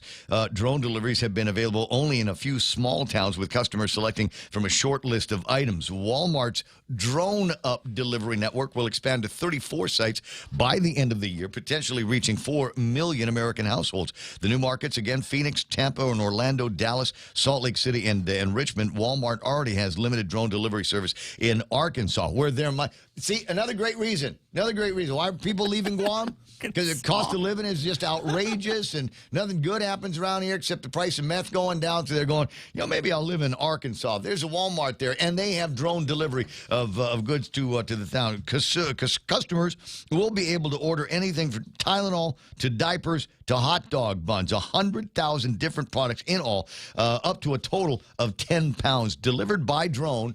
Now, there's a fee attached to this. There is a fee. What would you pay? What would you pay to have your hot dog buns and your Tylenols delivered by drone? Real joke. Spare no expense. Would you? What's it cost to call like one of these Uno companies or the Guam Grabs? What's the additional for delivery to get something, say from Moses or KFC to your house? 15-20%, man. Is it? So it's a percentage. It's pricey. Is it kind of pricey? But you got to compare it to the price of gas. Is it going to cost you more to pay that delivery fee, or is it going to cost you more for a gallon of gas to drive you there? Don't assume that their prices are going to be flat. Drone delivery from Walmart. But do drones use gas, or are they battery charged? It's battery charged. They charge those things out with batteries.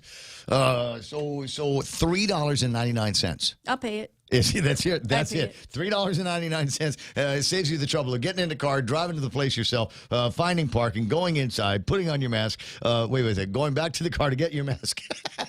So for $3.99, they can have that delivered over to your place. Now, I wonder, at the scale where $3.99 sounds like a good price, and we wonder just how much that they've got to put into all of this. So that there's a certain amount of equity and margin in the margin, if you know what I mean. 7:13 in the morning on the Ray Gibson Show.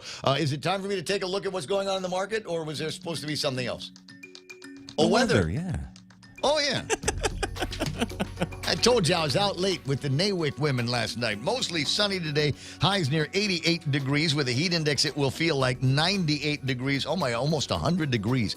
We're moving into that time of the year, and I don't see any relief in sight. Winds east 10 to 14 miles an hour. Mostly clear tonight with lows around 76 degrees. Mostly sunny in the forecast again tomorrow. Not a lot of clouds in the sky. Highs near 88, and again, the heat index pushing towards 100 degrees here on Guam. Mostly cloudy in the forecast for tomorrow night. Sunset tonight is going to be at 6:43. There it is. Hashtag tell the others. News and weather together on The Point. Win a $100 gas card when you purchase Gasolina energy drinks. Be one of 5 winners and enter now when you purchase 3 for $4 Gasolina 8-ounce or 3 for $5 Gasolina 16-ounce energy drinks. Drawing on June 21st. Free gas with 76 Circle K. Take it easy. Get a 10-pound bag of ice for only 95 cents when you purchase a 12-pack or more of any soda or beer. Only 95 cents for a 10-pound bag of ice. Swing by Circle K today. Some conditions apply. See stores for details. Circle K. Take it easy. Attention! Lolita Kamet is now with Hoffaday Realty. She'll always be that hardworking and passionate real estate professional who is committed to helping you make a difference in your life and helping you achieve the American dream of home ownership. She also specializes in commercial leasing, land sales, local residential sales leasing, military and corporate relocation. So for all your real estate needs, call Lolita Kamet now with Hoffaday Realty at 688-6743. That's 688-6743. Portions of the program brought to you by APL, American President Lines. Global presence with a local home. Also being brought to you by the team over at Chili's, where they continue to be celebrating island-wide graduations. If you have a member of the class of 2022 in your family, get them in the family car, drive them down to 2 Montans Plaza, and then go up to the 2nd floor, find the Chili's place, and say, hey, I got a graduate here. And the kid eats for free. There's a great menu of free items just for your graduate and to all the graduates of the class of 2022. The word from Chili's, congratulations, you made it.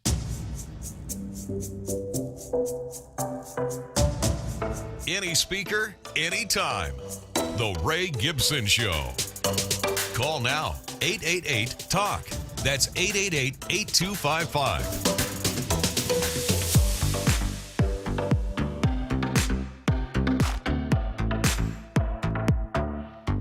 Fine. Got it. 7:16. Ray Gibson Show. What is it? The 25th of May? Are we there? All day. Celebrity birthdays from the X-Men, Ian McKellen, and Lord of the Rings. He's 83 years old. From Deadpool and Empire, Leslie Uggams is 79 years old. You know which one she plays in Deadpool, right? Don't have a clue. Really? The blind old lady in Deadpool. Oh, okay. That's Leslie Leslie Uggams. Uggams. Star Trek. Yes, among many other, the Empire, etc. Frank Oz, one of the greatest puppeteers ever to live. This guy got to start with Sesame Street back in the day, but he also played a cop in Trading Places. You might know the scene where Dan Aykroyd is trying to get out of jail or is getting booked, and he's going through the pockets of the thing, and a guy comes out. This PCP, you know the guy. You can see his face doing all that. He's still alive. He's 78 years old. It's amazing. And Heche. From Donnie Brasco, Dancing with the Stars, and Ellen's ex-girlfriend. Do you remember that? Oh, Ellen's ex. Yeah, Anne Heche is 53 years old. We've got, let me see, any other names here? I remember Cillian Murphy from Peaky Blinders is 46 years old. And I got to do a shout to my brother-in-law who told me about Peaky Blinders. I'd never heard of the show before, and I've watched it, and I just absolutely love it. There's a certain level of, I don't know, there's a sophistication, class, and just violence and mayhem that you don't often see, and not a hint of political correctness or wokeness in the entire series. Absolutely fantastic. We've got, what are we celebrating today? It is 7 months until Christmas, if you're looking at the calendar. Geek Pride Day. Geek Pride. I wonder what kind of flag, what color flag are we flying for the Geek Pride thing? For those of you that are there, know it. Brown Bag Day, National Missing Children's Day, Senior Health and Fitness Day. It's Tap Dance Day and Wine Day. You know, every day is Wine Day. Just thought I'd point that out to you. 7:18, we'll take a look at what happened on the markets here just real quick to give you an idea of how much money you are losing on the stock market. Well, it depends on to the green. I got the FTSE off by 29, Nikkei off by 253. I'll give you the numbers on the yen to America thing in just a second. Hang Seng off by 357, Shanghai Shanghai down by 75, and the DAX off by 255 points. All right, so who is the big winner today? Dow.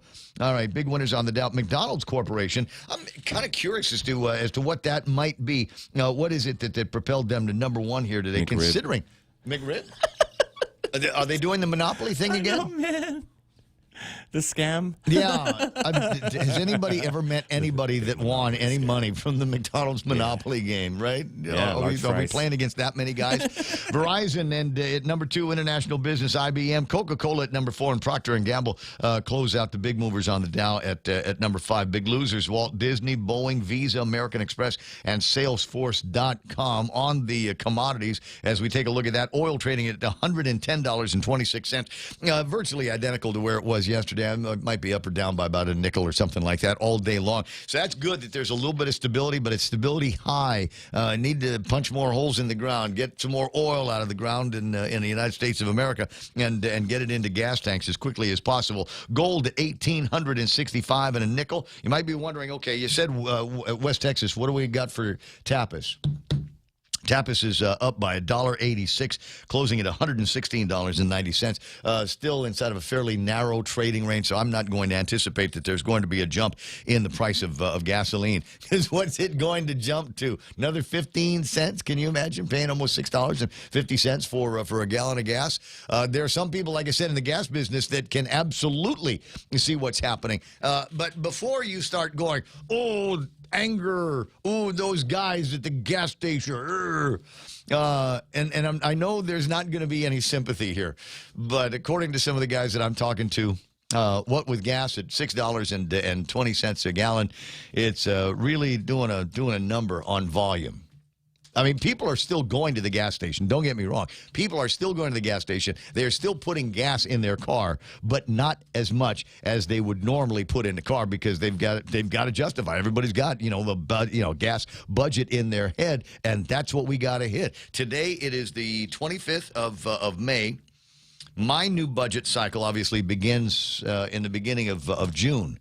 My car is already on about an eighth of a tank. Oh. Ooh. You got to walk in and say, fill it up $10. yeah. So I got to figure out how to get my traveling done. And normally I'd go, hey, I'm going to go run up in down in Tumon or something like that. But it takes some gasoline to get from my house down to Tumon. So I could want to run around Tiedzen, which is a little bit closer to the house. And some people say, well, Ray, why don't you just run from your front door for about 15 minutes in one direction, 15 minutes in the other direction? Two. Number 1, hills. Number 2, dogs. And you combine all of those things, and I'm going, no, I'm looking for something a little bit flatter. The dogs will make you run faster up the hill. 722. Thanks, Coach. I appreciate that. Are there any other numbers that I need to look at? Somebody was saying, Ray, Tapas crude comes from Singapore. Oh, my gosh, $116.90. It's so expensive. Can we get cheaper gas? Oil. Yes, you can get cheaper oil. Right now, you can get a barrel of oil for $78.07. Problem is, it's in Russia. You've got, number one, you got to deal with Putin, and nobody wants to be doing business deals with Putin and Russia's oil machinery right about now. And the other thing is after transportation, because it costs money to move oil, believe it or not, and gasoline to wherever it is it's going to get consumed. That might eat out all of the potential upside that you might have gotten on that. Jerry Roberts is in the studio looking at me squarely. Good morning, Jerry. How you doing? I'm doing fine. All right, we got the extra But as point. I understand, As you understand, Putin would send that gasoline postpaid. Postpaid? Yeah. Really? It's landed 78. There you go. Okay. He'll throw the shipping in. 70. Will that change your mind? 7:23 in the morning. Let me get with my guys and see if we can bring in these ghost ships of Russian gasoline for our cars. Got to be a way to do that. There's got to be some way that you can do that. Bring it in through some kind of weird kind of black market, gray market. And Ray, I got some Russian gas for you, Gib. I had the answer to the whole gasoline problem for you. Oh, please, Just drink less beer. Cannot. Cannot. That's the coping mechanism. People say cope harder. That's the way to do that. 7:24. I got to get through this because it involves one of our advertisers. In fact, please. your advertiser, Please. First Hawaiian Bank. Last time that we had Ed Untalan on the radio after he'd gotten the Executive of the Year award, we spent a little bit of time talking about what they're up to over at the bank, and he says we've got this massive First Hawaiian Bank's core system upgrade that they've got coming up. In fact, it's this weekend. What to expect on conversion weekend. They say branches will be closed Saturday on the 28th through Monday the 30th, which is Memorial Day. They'd be closed anyway. They will resume normal operations on Tuesday the 31st. First Hawaiian Bank online and mobile banking will be unavailable starting Monday the 30th at 10 a.m. Chamorro Standard Time. Back online Wednesday morning at 4 a.m. Chamorro Standard Time. You will be able to use your FHB credit cards and debit cards all the way through the weekend. So it's not like you got to run by the bank and hit the ATM for whatever dough you're going to need. They will still work, and all of the ATMs will be up. But on Sunday, the ATMs will only be able to do cash withdrawals. And if all that if for any reason if that doesn't work, Ed says come to this house. Yeah, just swing by. He'll take care of you. Yeah, you will want to upgrade to the latest FHB mobile app before the 29th to avoid any service disruption after the system upgrade. So update now at Apple's App Store or Google Play Store and be prepared for when it all happens. If you've got any questions about how to, there is a website that they've got set up, fhb.com/core. CORE. All of the information that you need so that there's no blips in your banking with First Hawaiian Bank over the weekend. And we congratulate them on their core upgrade. I can hardly wait to see what's going to be happening.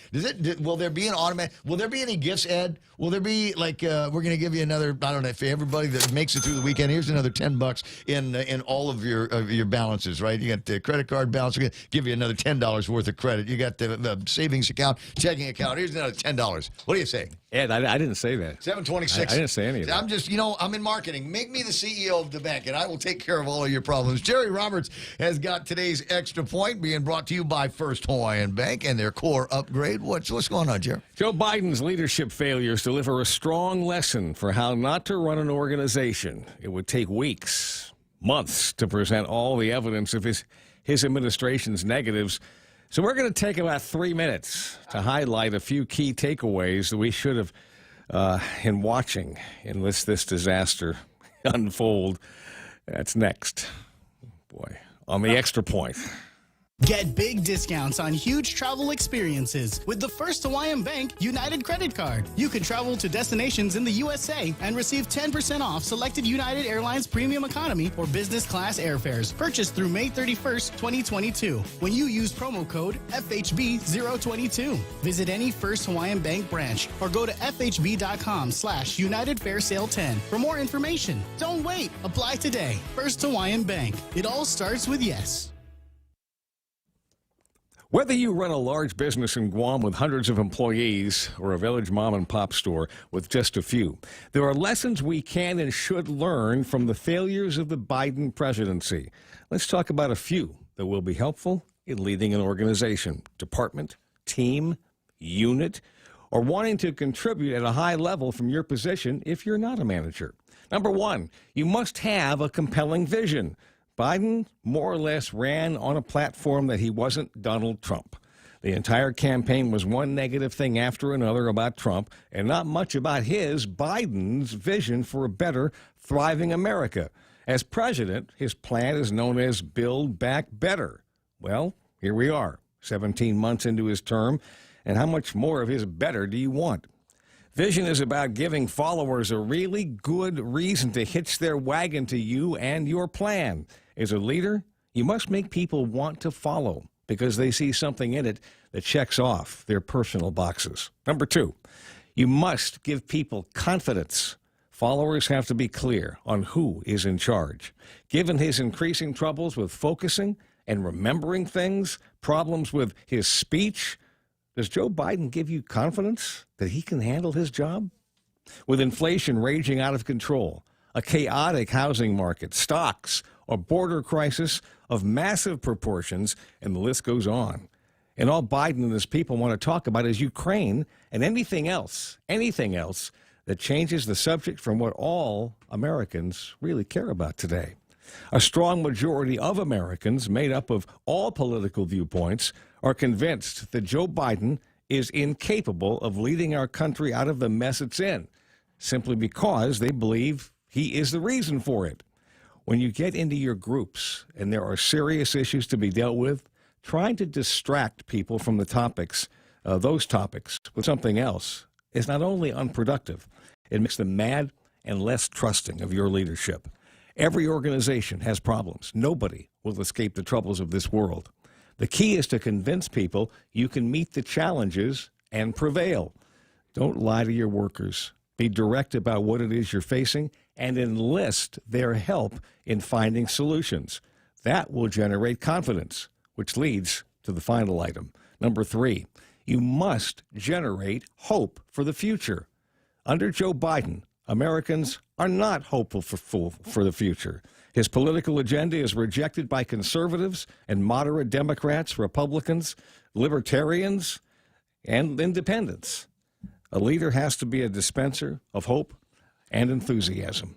Life for most people today is a busy series of ups and downs and highs and lows, and all wrapped around a list of stuff that has to get done every day. People feel rushed, burdened, overwhelmed, confused, and generally stressed out. They need hope to lean on. Many find it in their spiritual walk, but they want it in their workplace too. A leader's role is to do all that he or she can do to see that the 8 hours a worker spends on the job is satisfying, enjoyable, challenging, and that the workplace truly is their home away from home. It becomes their anchor, a place that they can cling to when the storms of life rise up. They have to believe that tomorrow will be better than today, and that if we string together enough of those better tomorrows, then eventually we'll reach a better outcome than what we have today and what we would have had if we had chosen another employer. We are all enrolled in Joe Biden's masterclass on how not to lead. Take notes. Don't cut class. You can be a better leader, and your workers absolutely need you to be just that. That's the extra point. Be responsible and make something good happen today.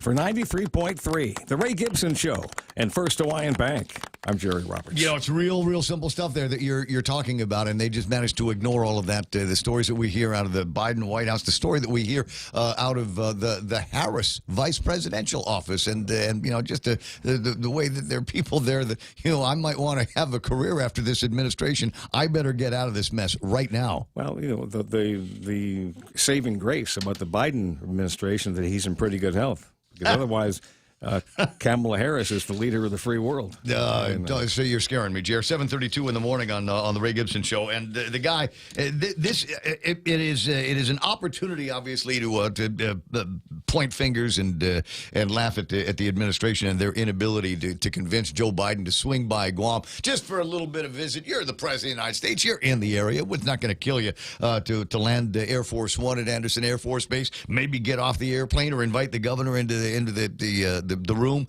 like Trump did with Eddie Jerome Baza-Calvo. So there's that, but there needs to be a recognition. Here we are, America and Asia. We are the tip of the proverbial spear, as they say. Mm-hmm. And the president of the United States, while going to South Korea and pledging to our Asian partners that we got your back, couldn't even be burdened to stop on Guam to put gasoline in the airplane so we could take off. This is the tip of the spear. This is the place where our offensive and defensive dreams have to come true. And he's not even stopping in Hawaii. He's going straight to Anchorage. The war ain't going to be in Anchorage. When the bullets start flying, we are the guys with the targets on our back. And it would have been nice to have had that line, that strong position. We're going to back Taiwan. We're going to be a presence for good in this part of the world, and we're going to do that from Anderson Air Force Base, Naval Base Guam, Agana, Guam. Okay, and if you want to throw politics into it, Trump probably would not have invited Lou Leon Guerrero onto the plane. Probably not. Okay, so I mean, but he has. But Biden has a Democratic governor here. Mm-hmm. So, I mean, and politics does figure into these kinds of things. So, I mean, I was surprised. But overall, I mean, in this surprised, not surprised. I mean, yeah, well, we've been snubbed before. But we're not talking about technical things here for a leader. I mean, there's 1,000 things I could have included. Mm-hmm. But I'm talking about hope and confidence and a vision and those things. I mean, that's primary for leadership. So, I mean, he's failing on all those areas.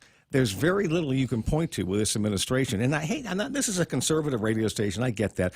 And I try to play it in the middle. But the idea is that look at this administration and you try to say to yourself, what is he doing well? Where is the confidence? Where is the hope? They were talking about that on one of the shows yesterday. Says, well, got NATO bigger all of a sudden. Well, yeah, because all of a sudden these guys realize that if it comes to bullets, all we've got is each other out there in the national in the NATO. It's 734 in North Atlantic Treaty Organization. That's the thought that's in my head. Jerry Robertson, today's Extra Point, again brought to you by First Hawaiian Bank, FHB.com/core if you'd like to get some information on a massive upgrade that they're doing for themselves and their banking customers all around the Pacific. 7:35 right now, and time to find out what's going on in news and headlines. Montecillo Tyron there, brought to you by Burger King, celebrating 33 years with those. Wait, do I have him? Is he on? Line 2. Yeah, Governor Eddie. Governor Eddie Jerome Bozacalvo. Hey, Monty, your old boss is on the phone. We're gonna hold off on news for a couple minutes. 7:35. Hey, Gov, how you doing? I'm doing fine, Ray Gibson. How you doing, my fellow Cathedral Grade School Bishop of Gardner and Father Duenas alumni? Well, I went to St. Anthony with Frank and Mike, but close enough. But great to have you online, buddy. And by way of maybe extending a little bit of the conversation I was having with Jerry Roberts, no surprise here that the Republicans would make hay out of this. President Biden avoids Governor Leon Guerrero. That is the headline of a press release that came out from the Republican Party of Guam. I have not yet seen its rebuttal or a companion statement coming out of the Democrats, but I think it's a big deal that the president is not coming to Guam. He's swinging by on a major trip out to meet with allies and partners out in this part of the world, but can't deign to stop on Guam, not even to fill up the gas in Air Force One. Yeah, I tell you, it's disappointing, especially in light of all the things that are going on. And it's not only in regards to North Korea acting up again, but it's some of the issues that the decisions that President Biden is making that have a direct impact on Guam. You know, two things that directly are related to President Biden and decisions he made have a direct and profound impact on the quality of life in Guam. You know, this whole inflation issue. Ray, you know what started all this? And obviously it's a crux of everything when it comes to a civilization. It's oil. It's fuel. The first thing that guy does as president of the United States is cuts out the pipeline and then cuts access to all federal lands for new drilling. And the inflation started there. And let's face it, for Guam, Biden has his grand idea of everybody having electric cars, Well, the problem with Guam is we don't have hydroelectric. We don't have windmills. We got some solar power, but you know how it rains in Guam too. So number one, this price of increase in oil, you're seeing the impacts not on transportation costs and only that, the cost of goods, but the cost of power. So if we're going to buy a new $50,000 electric car, we're going to plug it into our house socket. How much do you think the power bill is going to be? So you got that thing by Biden, and then also, I talk about inflation. What is the only thing that's going down in price in Guam? Methamphetamine. Crystal methamphetamine. And I knew it even as governor of Guam. I saw all this stuff that was coming in, and obviously the thoroughfare is the United States Postal Service and some of our containers coming from the United States, but the majority of the drugs were coming from south of the border. They go south of the border. I'm talking crystal meth at my time. I heard fentanyl is now coming to Guam. So then you had crystal meth that was coming across the border, and it go to all those states that obviously there's large Guam populations: California, Nevada, Texas, Colorado. They go there, and then they get sent to Guam. Well, the price of crystal meth when I was governor was $500 to $600 a gram. Now it's under $100. So these are direct, and look at the crime. Look at what's going on in Guam, and look at all the homelessness, and a lot of it dealing with drug use. Yep. These are things that our governor has got to press to the president. Mr. President, you're responsible for this stuff in Guam. Can you hear us out? Can you look at your policies and see how to change them so we can alleviate the pain that's happening in Guam? And that's the danger, or that's the danger of a president that's disconnected. He's disconnected to all the people of the United States, but obviously to areas that are even more rural, such as Guam, or isolated. He doesn't seem to care. And one thing about President Trump. Okay, if he's going to stop by Guam, he'll give a call and say, I'm stopping by Guam. But even if he wasn't stopping by Guam, I was invited to Hawaii. The president wanted, when he was in Hawaii, since he's in this neck of the woods, he said, hey, can you come on down, get you and Governor Torres to come on over, and we're going to talk. And it was a lot of that issues had to do with obviously North Korea, but also a lot of the things that were going on in the Pacific. So the president goes out of his way to invite us to Hawaii, or he'll call me up if he's in Washington D.C. When I don't know what the Situation Room is, but I remember getting a phone call from President Trump, and the operator is saying, "Okay, connected to the Situation Room." So here's a president, and he's in the midst of something pretty intense, probably with North Korea as well. But he's calling to see how are things in Guam. Hey, Governor, don't worry, everything's under control. So that's we did. There was a concern with Kim and North Korea at the beginning of his administration, but by the end of it, you got pictures of him basically arm in arm with the North Korean despot at the demilitarized zone, and things seem to calm down a little bit, and they've gotten worse and much worse when we stop and think about where we are and obvious answers, at least in my mind, obvious answers to how we might be able to press the president of the United States to help us out here in the fringes of democracy. By seeing if we can get a temporary suspension of the Jones Act and make opportunities so that we might be able to get our food, that virtually all of it comes on a ship. Maybe we can get some cheaper rates out here. Oh yeah, hey, and going back to the issues of especially geopolitics and North Korea and China, for me, I was bookended by two administrations. I had 6 years of the Obama administrations. Right. And unfortunately, only 2 years of the Trump administration.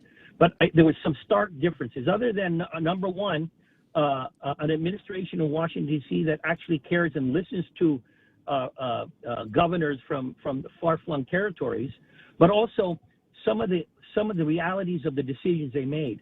During the 6 years of the Obama administration, every year the pressure was ramping up. Chairman Kim was testing even stronger and stronger explosions of nuclear, all the way to potentially thermonuclear. Because I remember there were some earthquakes in North Korea that they were thinking could only be, it could be it could potentially be thermonuclear. So the testing was getting stronger. And then he was shooting missiles even further up for testing that were going further and further, even to the point of reaching the continental United States. Then Trump comes in, and by the way, this is 6 years of just growing and growing this threat and these threats to the United States. President Trump comes in, and maybe people don't like what he says about fire and brimstone and devastation like you've never seen before. But it sure, Chairman Kim sure understood, because after that initial period. And remember, this was early on 2017. So President Trump had not been president very long. But once that occurred, and after all the bluster, you're right, he met in Singapore, and he went to North Korea to meet Chairman Kim. But all of a sudden, it stopped. No more testing. The same thing was happening on the other side of the world. While President Putin was going after places like Crimea in the Black Sea and taking them over during the Obama period, they always talk about Trump and Russia. Well, obviously, there was something about Trump that was concerning to the Russians, because there was no more threats on any further taking of Eastern European territory by the Russians until President Biden comes in, and all of a sudden now we got Ukraine.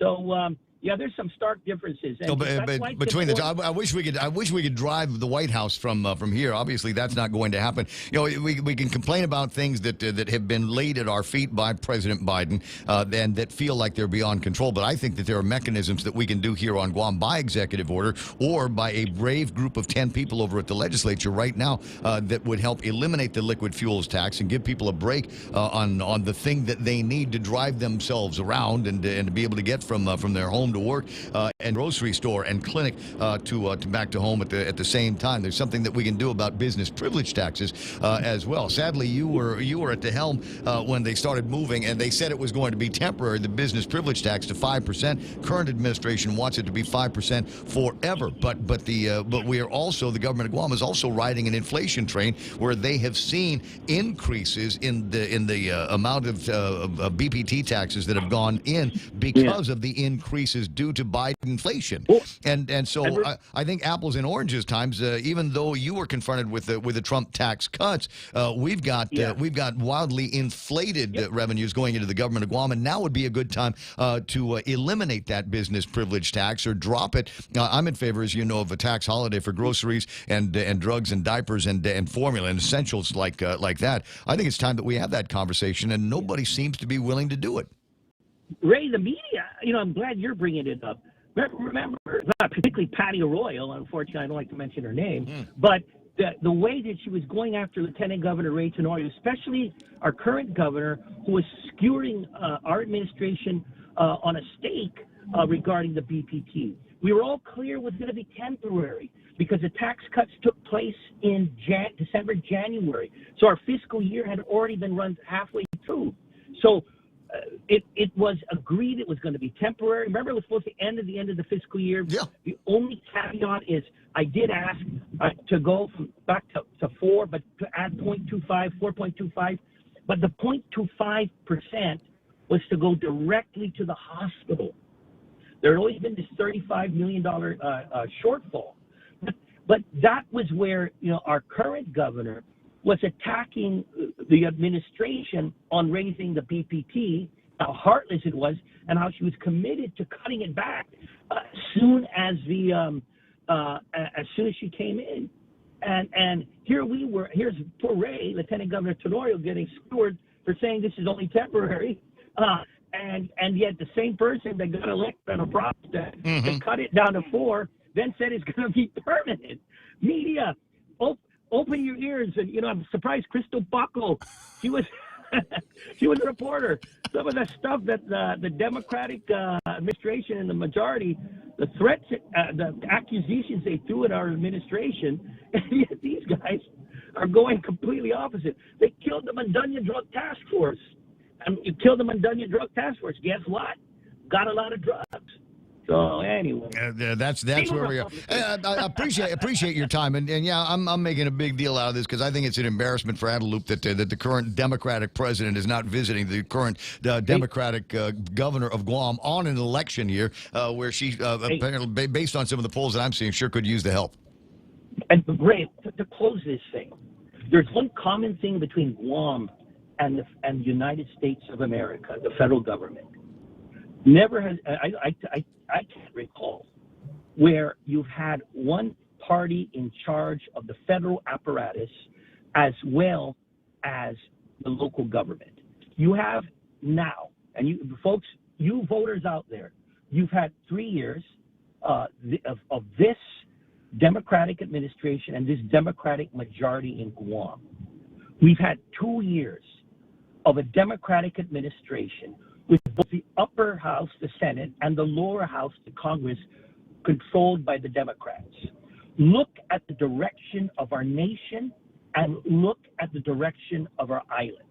If there was ever a time for the voters to come on out and speak this November, not only in Guam, but in places like Poughkeepsie or Albany or Tampa or Boise, it's now. And we just got to throw this Democratic leadership out in both the nation and our island because they've been abject failures in what has happened in terms of regard to the condition of our nation and our territory. You would think that these would be the most progressive and productive times that we were living in because everybody literally is on the same page, and it is not. We're going backwards instead of forward. 7:49 in the morning. Everybody's fighting the division in the nation is unbelievable. I got to move this Division program is forward here. Well, at least Take sounds to me like there's a united Republican Party here on Guam finally. Viva Republican! So Viva Camacho! And Viva Republican! Viva Moylan!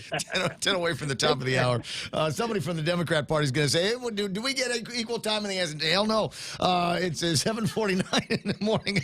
I don't have to. Montesilva Tyron with Look at Big News and Headlines. I was getting ready to thank the sponsors for this. Let me finish that up before we get into the news. Being brought to you by Burger King, now celebrating 33 incredible years with all kinds of great melts, only available for a limited time. Thank you so much for contributing to their success here on Guam. Also brought to you by Auntie Lolita Kamet from Holiday Realty now. She moved over, working with a whole bunch of other great real estate professionals. So if you've got an idea in your head about taking your real estate, I don't know, your mogul nest to the next level, give her a ring over at Holiday Realty. At 7:49 now with news, here's Montesilva Tyron. It's been a while since you've seen one, but the Guam Power Authority last night posted a load shedding schedule, but they do anticipate that they're not going to be able to use it as they were expecting to be able to meet the demand for power. The schedule came after 2 base load generators went down. One was supposed to come up last night, and the other one is expected to come up tomorrow. Customers are asked to conserve power, though, just to prevent any power outages. Meanwhile, brace yourself for the possibility of a rate increase as soon as July. The Power Authority will petition the Public Utilities Commission after getting the go-ahead from the CCU last night. The increase is to go into effect as a result of the price increases in fuel. Meanwhile, drivers be forewarned. Public Works and local law enforcement agencies will be getting together to do increased traffic enforcement. It's part of their Click It or Ticket campaign. They say to wear your seatbelt for safety, otherwise you'll get ticketed. They also, of course, put out the reminder, don't drink and drive. And those are your headlines right here on The Point. I got you 10 away from the top of the hour. Time brought to you by our friends over at Beyond the Box, working with Docomo Pacific to get some significant technology into your hands. The iPhone 12. They got the 12, the Mini, and the iPhone 12 Pro Max at the best prices ever. What's that like? What's the best price ever? How about this? $1,099 for top-of-the-line iPhone 12 Pro Max. 256 gigs in your favorite color. Tempting, isn't it? Let me tempt you even more for graduations and Father's Day coming up. $699 for an iPhone 12 Mini, 128 gigabytes on that one. Normally sells for just under $1,000. Now at $699 at Beyond the Box at the Micronesia Mall. $15 might not get you that far, but Chili's is bucking the trend with $15 meal deals. At Chili's, $15 gives you not 1, not 2, but 3-course meal deal complete with a drink, a starter, and an entree. Mix and match 3-course meals 15 ways to Sunday with soup, salad, or chips and salsa to start, and ranchero chicken tacos, honey chipotle crispers with rice, bacon ranch quesadillas, or personal fajitas for the main course. Build your own $15 meal deal at Chili's. More life and great value happen here. Is your business ready for digital transformation? The latest Wi-Fi technology is here, and it's Docomo Pacific's WorkPass, powered by Plume. WorkPass unlocks connectivity, productivity, and security tools all in the palm of your hand. Access features like adaptive Wi-Fi, guest and employee networks, evolving AI security, plus so much more. To learn more about WorkPass, visit business.docomopacific.com. Docomo Pacific Business. Work better together. Thank you. So it's 7:52 in the morning. What have I got here? Is it time to take a look at what's happening in traffic? Sure, it is. Online right now, and where I can see it, a little bit of traffic up in Anderson Air Force Base, just minor getting into it. A little bit of traffic and around, where's that? Down in Gigo as we make southbound Marine Corps Drive. Not a whole lot happening. It's going to be nice. You know why? No buses. You know why? No car lines. It's going to be nice. Nothing happening up at Ugardu. So traffic getting out of Route 3 onto Marine Corps Drive is actually looking really, really smooth. Hardly anything over at the intersection of 1 and 16. That's Micronesia Mall intersection. A little bit of traffic into the downtown Hagetnia area just as you pass ITC building and that area. Expect some delays. Slower traffic southbound Marine Corps Drive. No surprise there. And that's going to be meeting up with just a little bit of traffic in front of the Jack in the Box. It's opening before too much longer. Let me see here. Into downtown again. Yeah, nothing major there. Route 8's running fairly clear. Route 4 fairly clear into the downtown area. And Big Navy and Sumai trying to get over the snubbery by the president. I'm watching a little bit of slower traffic getting onto base here. 7:54 on the Ray Gibson Show. Family Finance has been serving the people of Guam since 1959, and they will continue to be there for you in the years to come. Get a personal loan for that summer vacation or to pay off those long overdue bills. Family Finance has got you covered. Apply for a personal loan from $1,000 up to $3,900 by calling Family Finance in Hagåtña, now at the old Nanbo Insurance Building at 475-4545, Upper Tumon 647-5626, or in Dededo 633-4473. Family Finance, here to serve you. Hey there, folks. It's me, KFC's Extra Crispy Colonel. My KFC Extra Crispy Chicken is freshly double-breaded and fried to a luxurious, mouth-watering bronze. You see, Extra Crispy KFC Chicken isn't just a product, it's a lifestyle. And for a limited time, KFC's delicious egg tarts are back. Pick up your KFC Extra Crispy Chicken meal and an order of egg tarts at your favorite KFC today. KFC, it's finger-licking good. 10:08, no, golly, 5 away from the top of the hour. Portions of the program brought to you by Ron and Kim over at Security Title. See something that you like out there, you make the offer, and the guy says, yeah, I'll take that. And you go, it's maybe too easy. And as it turns out, the guy didn't actually have the title to that property. That's why the first phone call after you're done with the realtor is always Ron and Kim at Security Title. And let me see, started the hour hammering Biden. Might as well finish the hour doing it that way with a little bit of help from the Republican Party of Guam. They write, President Biden avoids Governor Leon Guerrero. It was unfortunate to learn that President Joe Biden elected to skip the traditional fuel stop in Guam after his official trip to Japan and instead opted to head towards Anchorage, Alaska.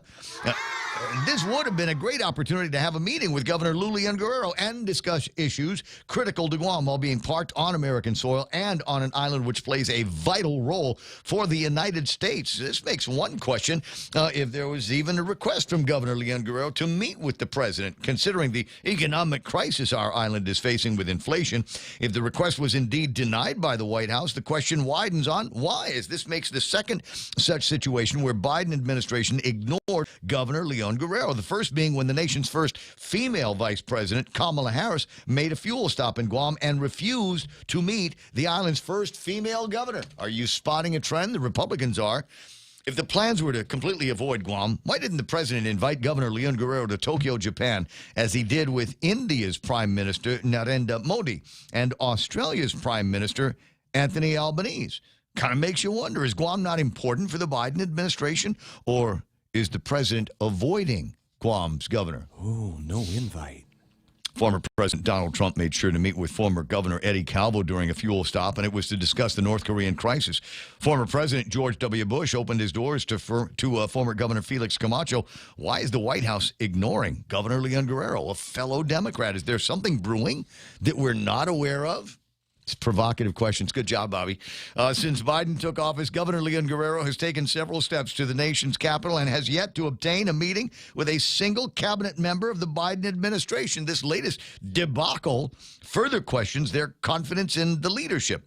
As for President Biden himself, his actions today are a clear insult for the people of Guam. And that is the statement on the snubbery from our friends in the Republican Party of Guam. Now, yeah, I'm going to make a big deal about this because I'm wondering what the answer is going to be. What will the response be from Sherrod? What will the response be from Tony Bauta? What will the response be from Crystal Paco San Augustine? Here, the president in the neighborhood. Now, hey, come on by. Or I'll meet you halfway. We have a summit. I'll meet you at the hotel. You're staying at the Imperial, right? I know the place. Gins is right over there. And you make a couple of turns in the old International Trade Center, and then bang, you're right there. Tekoku Hoteru. It's across from Hibia Park. You know where I'm talking about, right? Used to spend my summers there. Crazy times. We could have hooked up. We'll go gas panic, bro. Rapongi, that's what I'm talking about. We'll go watch HMU when you come to our town. We'll go watch the robot show in Shibuya. Oh my God, how much fun is that going to be? Is it in Shibuya? Do you remember? I can't. Anyway, so yeah, I'm gonna make a big deal about it because I hated it when it happened when the Republicans were in charge. We're closing in on 8 o'clock in the morning, and to do everything I can to hit the thing running and catch the news on time. You can make your comments, and there's some really great ones floating around on Facebook and the feed there at Facebook. YouTube feed is also kind of going crazy. It's going to get better now because Booney Dog Chamorro has has chimed in, and he says, Eddie, please, don't go away mad. Please, just go away. Booney Dog says you had 8 years to right-size this government, and you failed. Eddie, you bet on Lester. Just stop. Oh, my God. Ruthless, Booney Dog. Ruthless. Do you like my shirt? That's all I ask him for. James Howard is online over there. We got Kitsutsu in Japan. And if you are in Japan waiting to hang out, hit up the president of the United States. Don't trade your American dollars for yen in the bar. Nobody's told him it's 126.5 today. So what we're seeing is exchange rates at the old rate, which is a penny yen. So you're getting a lot less yen than you normally should. Top of the hour, radio stations KUSG, Agotnia 93.3. We are The Point. Fox News Live headquarters here on Guam. We'll find out what they consider the big stories. Monkeypox, and finally a little bit more of a revelation from mainstream media that this is having a lot to do with boy-on-boy sex than it does to, rather than some other kind of virus that is transmitted by, I don't know, air, like we had to deal with COVID. But it's something they're very, very concerned about. Sure they are. Stand by now. Fox News Live is coming up right here on The Point.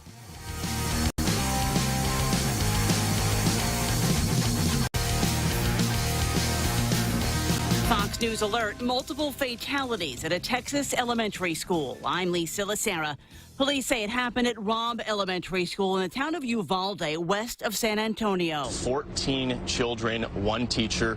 Law enforcement sources, as well as the governor, saying that the shooter is dead. Officers responding to the shooting shot and killed him. We're told responding officers were also shot at. Some of them were struck but do not have serious injuries. Texas Governor Greg Abbott telling the media a short time ago that the shooter is an 18-year-old male, a local from here in Uvalde, and he reportedly abandoned a vehicle, then ran into the school with a weapon and just started shooting. Fox's Bill Malugin in Uvalde. In a statement, Governor Greg Abbott has said in part Texans across the state are grieving for the victims of this senseless crime and for the community of Uvalde. In New York City, the suspect in an apparent random shooting on a subway that killed a man is in custody. Police Commissioner Keishant Sewell again calling for change to the criminal justice system. The most basic purpose of the criminal justice system is to keep people safe. And in the only state in our nation where a judge is not allowed to consider dangerousness when setting bail, this was yet another failure of that system. And now Daniel Enriquez is gone. Authorities say Andrew Abdullah turned himself in. 48-year-old Daniel Enriquez was shot to death while heading to brunch Sunday morning. Court records show Abdullah has 2 open criminal cases in New York City, one stemming from an April 24th vehicle theft, the other for an alleged assault in Manhattan in 2020. Primary contests in several states today, where polls in Georgia close in about an hour. For governor, Republican incumbent Brian Kemp, backed by former Vice President Mike Pence, is facing former Senator David Perdue, who has the endorsement of former President Trump. Democrat Stacey Abrams is unopposed. America is listening to Fox News. Win a $100 gas card when you purchase Gasolina energy drinks. Be one of 5 winners and enter now when you purchase 3 for $4 Gasolina 8-ounce or 3 for $5 Gasolina 16-ounce energy drinks. Drawing on June 21st. Free gas with 76 Circle K. Take it easy. Get a 10-pound bag of ice for only 95 cents when you purchase a 12-pack or more of any soda or beer. Only 95 cents for a 10-pound bag of ice. Swing by Circle K today. Some conditions apply. See stores for details. Circle K. Take it easy. On March 4th, Guam Homeland Security sent an advisory warning about Russian cyber attacks and recommended Guam organizations strengthen their cybersecurity postures. You might think your small business isn't at risk, but as businesses use more cloud and web-based tools, they're exposed to cyber attacks designed to snare victims of any size. Keep your organization protected with GTA's multi-threat security bundle. Visit gta.net or call 671-644-1000 for a free consultation today. The Pentagon out with a list of names it's recommending to replace names of military bases with ties to the Confederacy. Fort Bragg, these are the recommendations. Fort Bragg would be named Fort Liberty. Fort Benning would be named after Lieutenant General Hal and Julia Moore. Interesting that it would be named after his wife, who served side by side with Lieutenant General Hal Moore, who, remember, in Vietnam wrote the book We Were Soldiers Once and Young. Fort Gordon, Georgia would be renamed for General General Eisenhower. Fort A.P. Hill would be named for a woman, Dr. Mary Walker, a Medal of Honor recipient and a famous abolitionist. So 9 of the names the commission has released, the names that they're recommending. They had 34,000 submissions. They met with base commanders and communities, including at Fort Bragg. Fox's Jennifer Griffin at the Pentagon. Americans are becoming less supportive of punishing Russia for its invasion of Ukraine if it comes at the expense of the U.S. economy. That's according to a new poll from the Associated Press NORC Center for Public Affairs Research. It finds that while broad support for U.S. sanctions has not faltered, respondents said how they've had to cut back on driving and spending and want the White House to focus on domestic concerns, even as many people have sympathy for Ukraine. A big bank will soon be offering a place to charge electric cars. Bank of America and Electrify America announced that they're teaming up to almost double the number of charging stations at bank branches by the end of next year. Electrify America bills itself as the largest network of open direct current fast charging stations in the U.S. Currently, the company has 172 fast chargers at 46 Bank of America branches. They plan to increase that to 350 stations at 90 branches. Fox's Roger Stern. I'm Lisa Lacera. This is Fox News.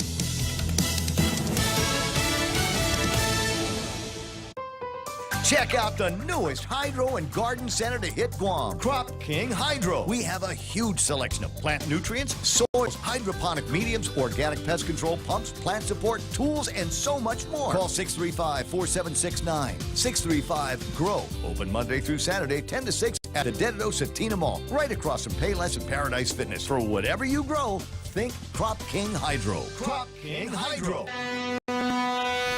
Hafaday, this is Josh here at APL. Our expertise and extensive network can help you grow your business and reach out to more global markets. As a responsible carrier, APL is also committed to a sustainable future, whether it's protecting the environment or investing our efforts in giving back to the community. Our dedicated teams in Guam, Saipan, and on U.S. mainland are here to support you. Call 588-4651 or visit www.apo.com. Hey there, folks. It's me, KFC's Extra Crispy Colonel. My KFC Extra Crispy Chicken is freshly double-breaded and fried to a luxurious, mouth-watering bronze. You see, Extra Crispy KFC Chicken isn't just a product, it's a lifestyle. And for a limited time, KFC's delicious egg tarts are back. Pick up your KFC Extra Crispy Chicken Meal and an order of egg tarts at your favorite KFC today. KFC, it's finger-licking good. Your local news is brought to you by Nambo Insurance. Skip the line, pay online. It's fast, it's easy, and it's secure. Visit Nambo.com for more information.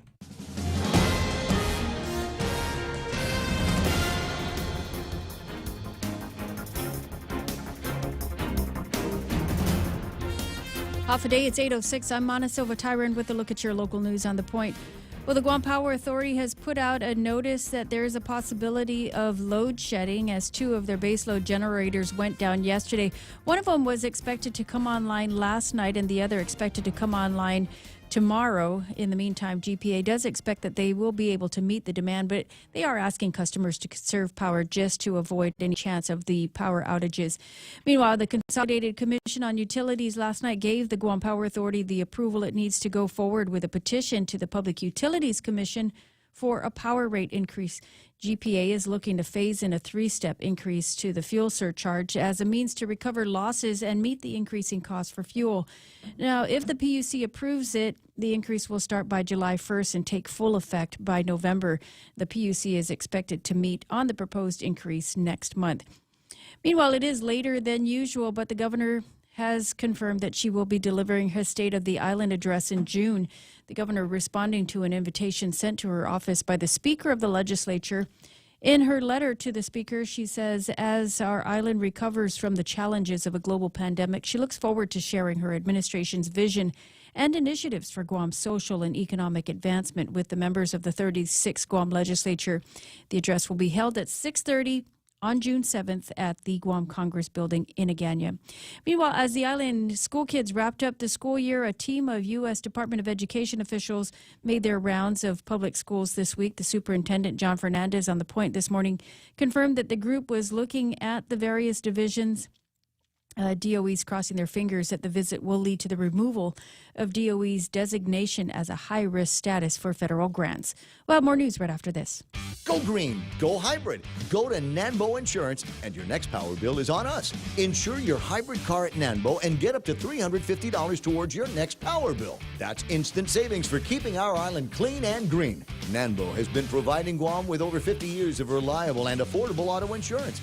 At Nanbo, it pays to go green. Terms and conditions apply. Visit nanbo.com or call 477-9754 for details. Internal Affairs investigation is underway, apparently, at the Guam Police Department after an arrestee was brought to the Department of Corrections appearing to be badly beaten. The Guam Daily Post reports drug defendant Ricky Chris McIntosh Jr.'s mugshot from the Department of Corrections shows cuts and bruises throughout his face. Prison officials said that he was brought there like that on Saturday morning. McIntosh was medically checked out for his injuries. The situation had led to GPD's Internal Affairs Division launching an investigation into how McIntosh received those injuries. McIntosh was driving a motorcycle which led police on a chase. It ended in Dededo when McIntosh and his passenger ran into the jungle. Prosecutors alleged that McIntosh struggled with the arresting officers. Police also allegedly found more than 50 grams of methamphetamine and about $1,500 in cash. McIntosh now being held on $25,000 bail on those charges. Meanwhile, drivers be forewarned, the Department of Public Works and local law enforcement officers will be doing increased traffic enforcement. They're putting out the warning that it's click it or ticket time. The program raises awareness of seatbelt safety. DPW says with the increased number of cars flooding the roads due to the upcoming Memorial Day holiday, it's imperative that we get the word out of the importance of seatbelt wearing. The reminder is also to not drink and drive. And those are your top stories here on The Point. Here's Ray with your weather. 10 after 8 o'clock in the morning. I'm the guy that gets into the car and forgets to put the seatbelt on forever and ever and ever. Amen. I get into my daughter's car and she's got this car, and if you don't fasten your seatbelt, it will beep. And not only does it beep, it gets progressively louder. It gets progressively louder until you cannot ignore it. And by this time, it's already drowned out all of the sounds that are coming out of her stereo and the road noise and all this other stuff. It's like, Dad, your seatbelt. Dad, you've got to put the seatbelt on. For the love of Christ, please put your seatbelt on, Dad. And then I do. I'm sorry. I digress. I was hoping that the last story would be on the governor's State of the Island address. June. It was in the third story. Third story, okay. But I was hoping it would be the last, because that way it would segue into Ray Gibson. What are your thoughts about the governor's State of the Island address? I meant to ask you, what are your thoughts? Thank you very much. I appreciate that. Number one, this is what I'd like to see in the governor's State of the Island address. Number one thing, period. I need it. In fact, it should be dedicated to former Governor Carl T.C. Gutierrez, because as far as I'm concerned, he's the only bright spot. He's one of the major bright spots in the administration.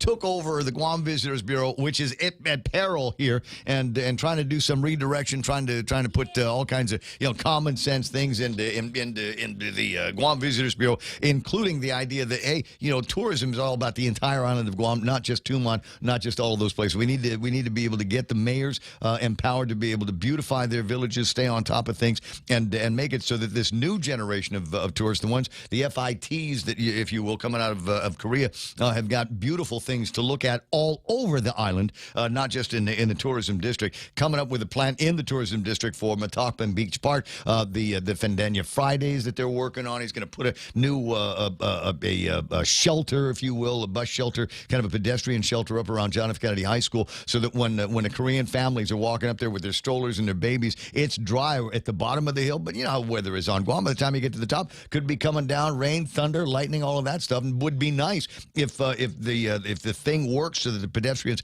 could walk across the street. But otherwise, there's no shelter there for a couple of football fields. So he's going to build up something new like that. Working with the business community, nobody's done a better job than him. And then what I'd like to see in the governor's State of the Island address, and I know Ken Leon Guerrero's listening, going, "No, it's my turn to talk about that." Ray.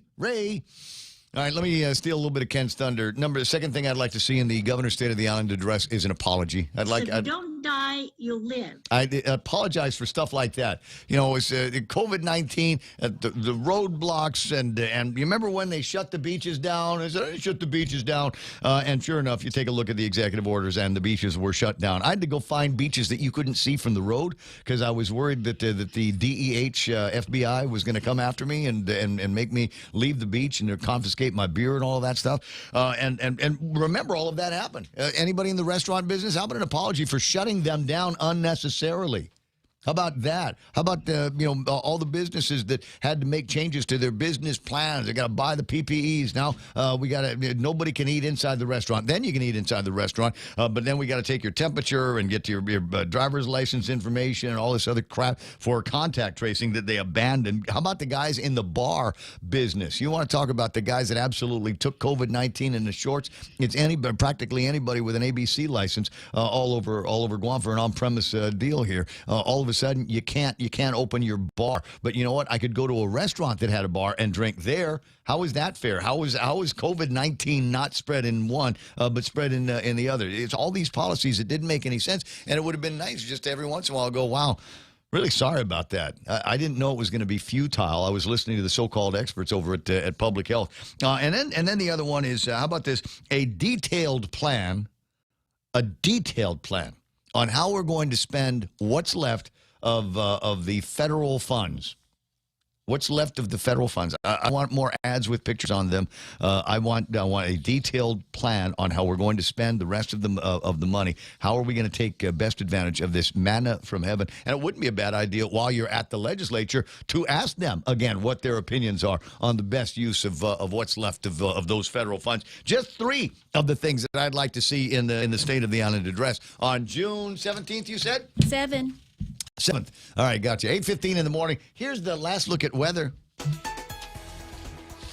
Real Joe's been patiently waiting to push that button. Mostly sunny. Highs near 88 degrees. East winds 10 to 14 miles an hour. I'll translate that for you. Today is going to be bloody hot. Today is going to be one of those days where you're reminded you are but 13 degrees off the equator. Tonight, mostly clear. That means no clouds in the sky tonight either. Lows around 76 degrees. Less wind, about 6 to 13 miles an hour. About the same in the forecast for tomorrow and tomorrow night. Heat index today and tomorrow, 98, 99 degrees. We'll say it's 98 degrees, but I think your thermometer in the dashboard is going to say something else. Sunrise this morning was at 5:53, about the same time tomorrow. Sunset is going to be at 6:43. There it is. I did it. News and weather together on The Point. Family Finance has been serving the people of Guam since 1959, and they will continue to be there for you in the years to come. Get a personal loan for that summer vacation or to pay off those long overdue bills. Family Finance has got you covered. Apply for a personal loan from $1,000 up to $3,900 by calling Family Finance in Hagåtña, now at the old Nanbo Insurance Building at 475-4545, Upper Tumon 647-5626, or in Dededo 633-4473. Family Finance, here to serve you. Are you looking for a new place to hang out with your friends? Let's go along the sidelines at Sidelines Bar and Grill.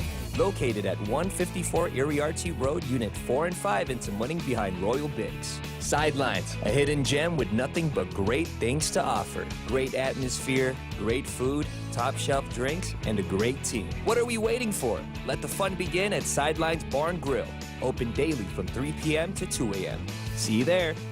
8:17 in the morning. Boy, you want to talk about your dilemmas here. Ray Gibson Show on a Wednesday morning. Lots and lots going on. Conversations about the possible return of load shedding. I got JB, John Beneventi, the power czar on line 1. Speaking of power, got soon-to-be governor again, Felix P. Camacho on line 2. We'll see who gets to go first. I try to keep things short for both of them because I know how busy they are. Portions of the program brought to you by APL, American President Lines, a global presence with a local home, and my friends over at Cold Stone, helping celebrate the graduating class of 2022 with some great graduation-themed cakes. Want to know what they are? Want to make an order? You can do it online at coldstonecreamery.com. The Ray Gibson Show, bringing you closer to the action. This is The Point, Guam's FM News Talk Superstation.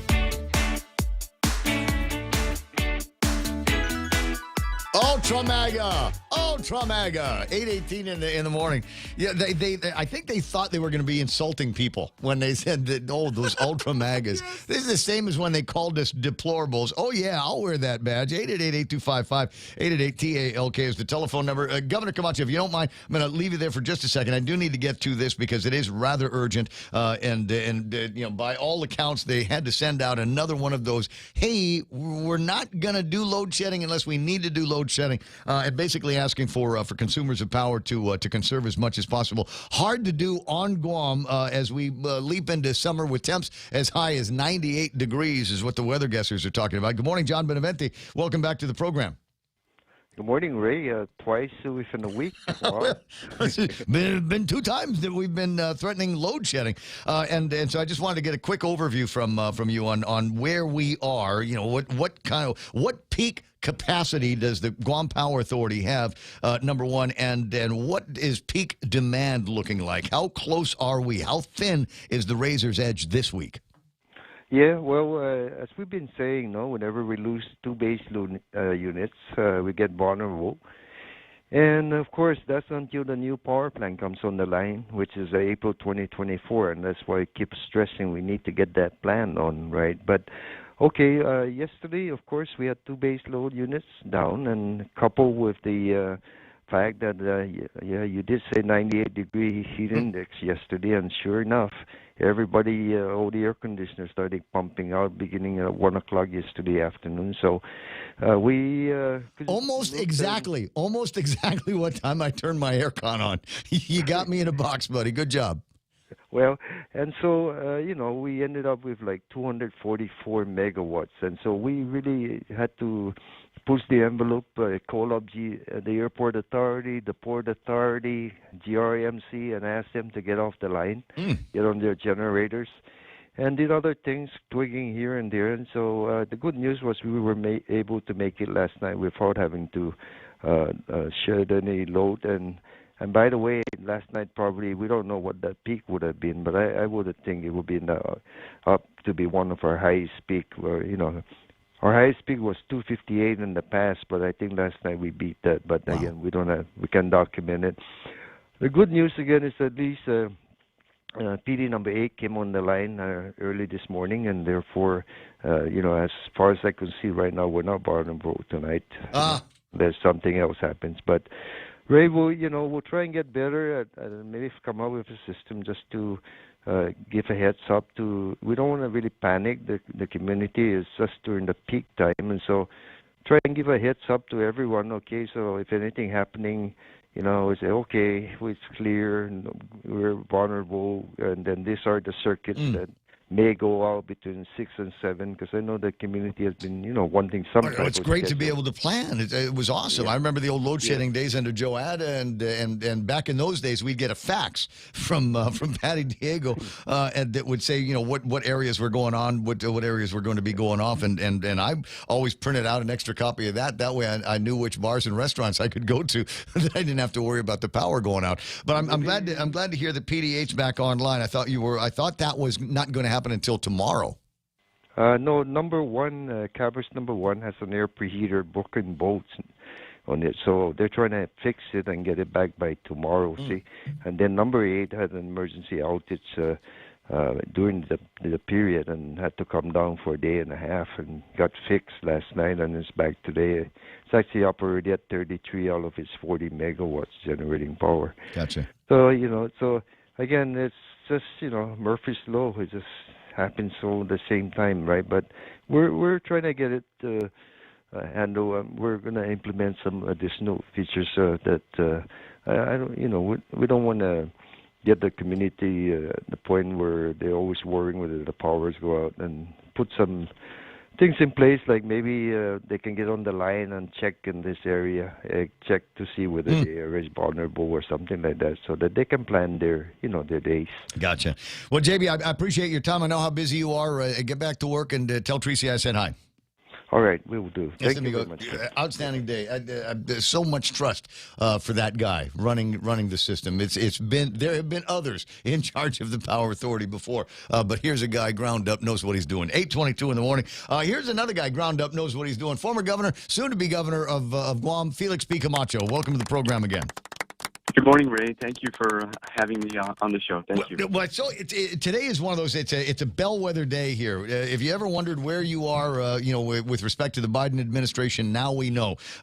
Conversations about tip of the spear, how important Guam is, the production and projection and protection of American power in the region. But the guy can't even stop at Anderson Air Force Base and the traditional, not even a refueling stop, nothing like that, and just weird kind of snubbery, considering, hey, as a Democrat president, maybe he should have thought to swing by and have a chat with the Democrat governor of Guam. How important, Gov, is that relationship with the White House? I preface this knowing that I'm going to be showing pictures of Governor Felix P. Camacho, not just with Republican President George Bush, but also with Democrat President Barack Obama. How important is that relationship between the governor of Guam and the White House?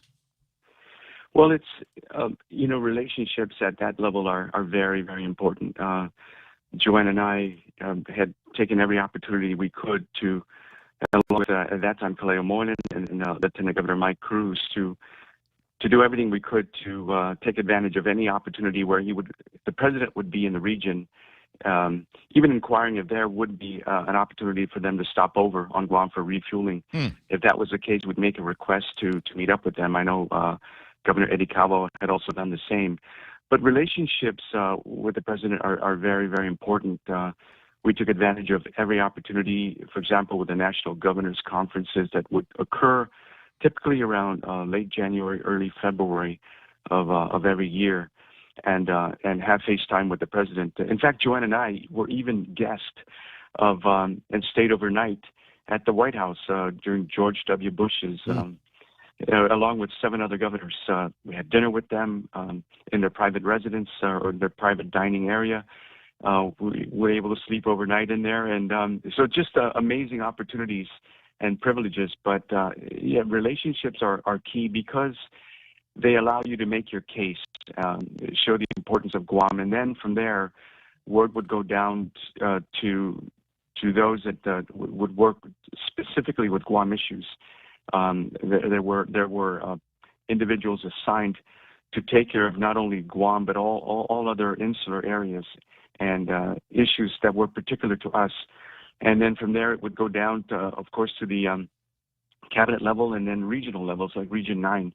So very typical, very, very critical relationship building is necessary. I don't want to. Well, I do, but I don't want to be, just hammer the administration over the failure maybe to communicate one way or the other. But in this case, I want to say, well, what would we do better? So you potentially the next governor of Guam, and arguably you're going to be the next governor of Guam with a couple of years under the Biden administration. What would your elevator speech be? I mean, if you had some time or your dinner table conversation with President Biden, how would that go over? What would be some of the hot topics that you'd talk about today?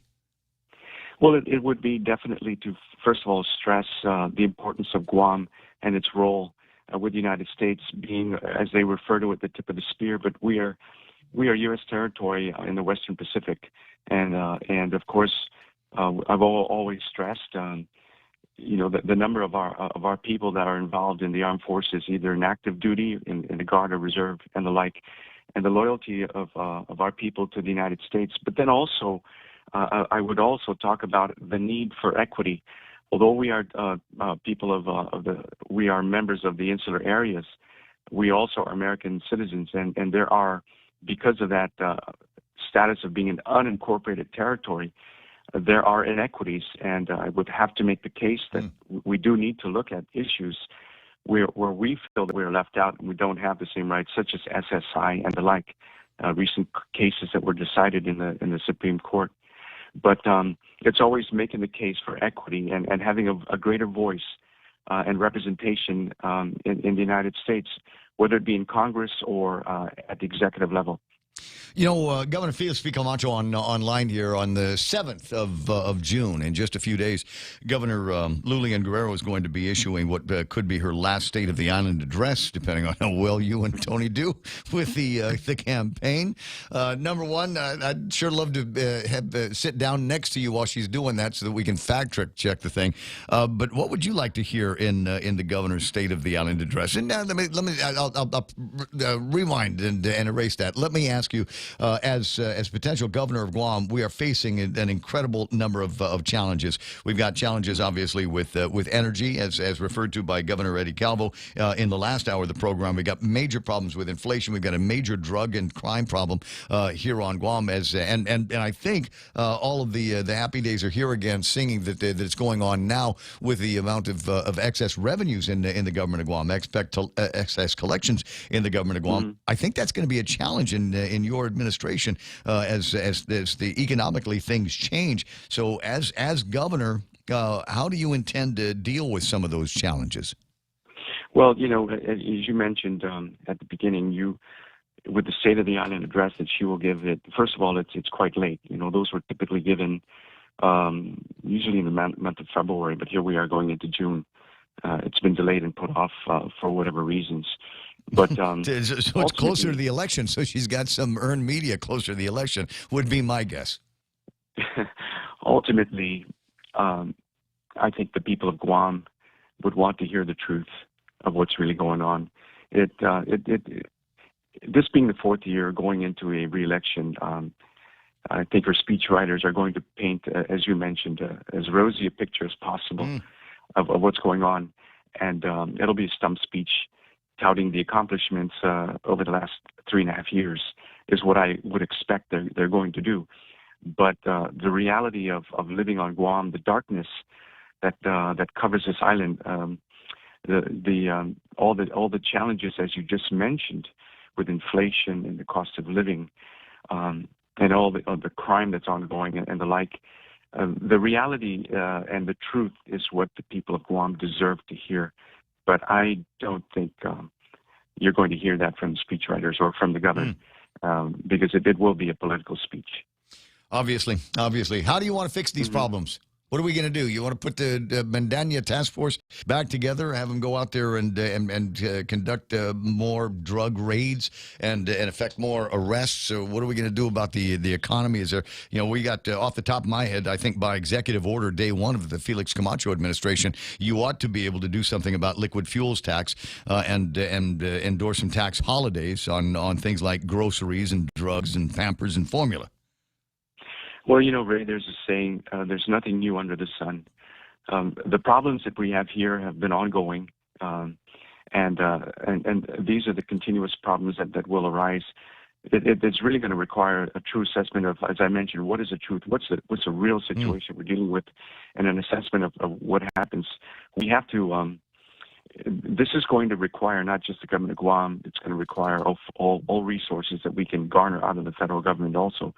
But it's going to require cooperation with the private sector and our military partners in a coordinated effort on doing everything we can to open up this economy and get things going again. Mm-hmm. It's going to require a regional approach, looking at investors to come back into the island, because it took 50 years to build the infrastructure of what we have, of what we had with this economy.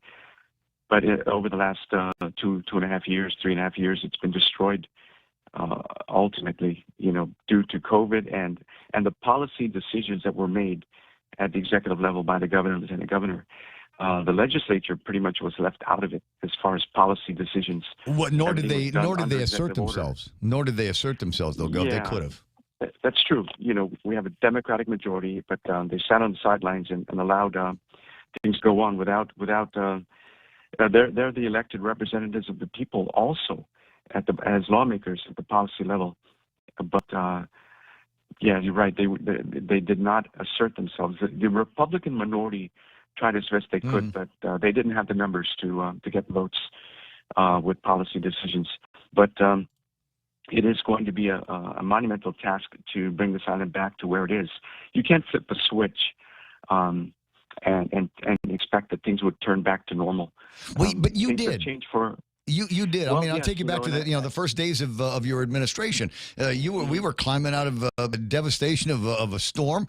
There was no gasoline to be had on island. Everything was upside down, and I want to say that you did an admirable job working with federal partners, with local partners, and a terrific handoff, I believe, from the Gutierrez administration, because all of this happened bang in between elections and inauguration.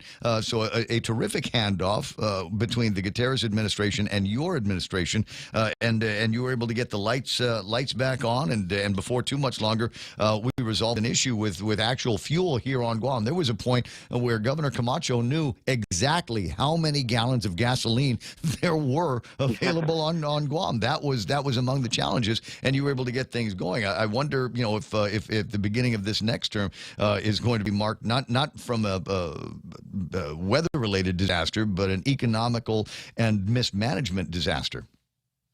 Yes, there's going to be the transition between election day and inauguration. A lot of groundwork has to be done, so that we can hit the ground running. And I'd have to say that what Tony and I have to offer is, I've been there.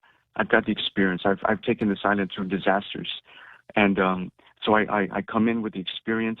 I come in with a lot of wisdom and an understanding of how the government works, the relationship building that's absolutely necessary with the private sector, the involvement there. And so you're going to need a steady hand and experienced leadership at the top for whoever takes over in this coming year. It is a very vitally critical time to get our island through these dark times. But that's what we need. We need vision. The people of Guam need hope. And again, they really do deserve the truth of what really is going on out there. Governor Felix P. Camacho, always a delight talking with you. I got to get you in the studio sometime soon. I'm jealous that Candid had you for as long as they did. We got to work on longer form in the next chance. 8:34 in the morning. I'll talk to you soon, Gov. Have a fantastic rest of the day. Hug and a kiss to Joanne.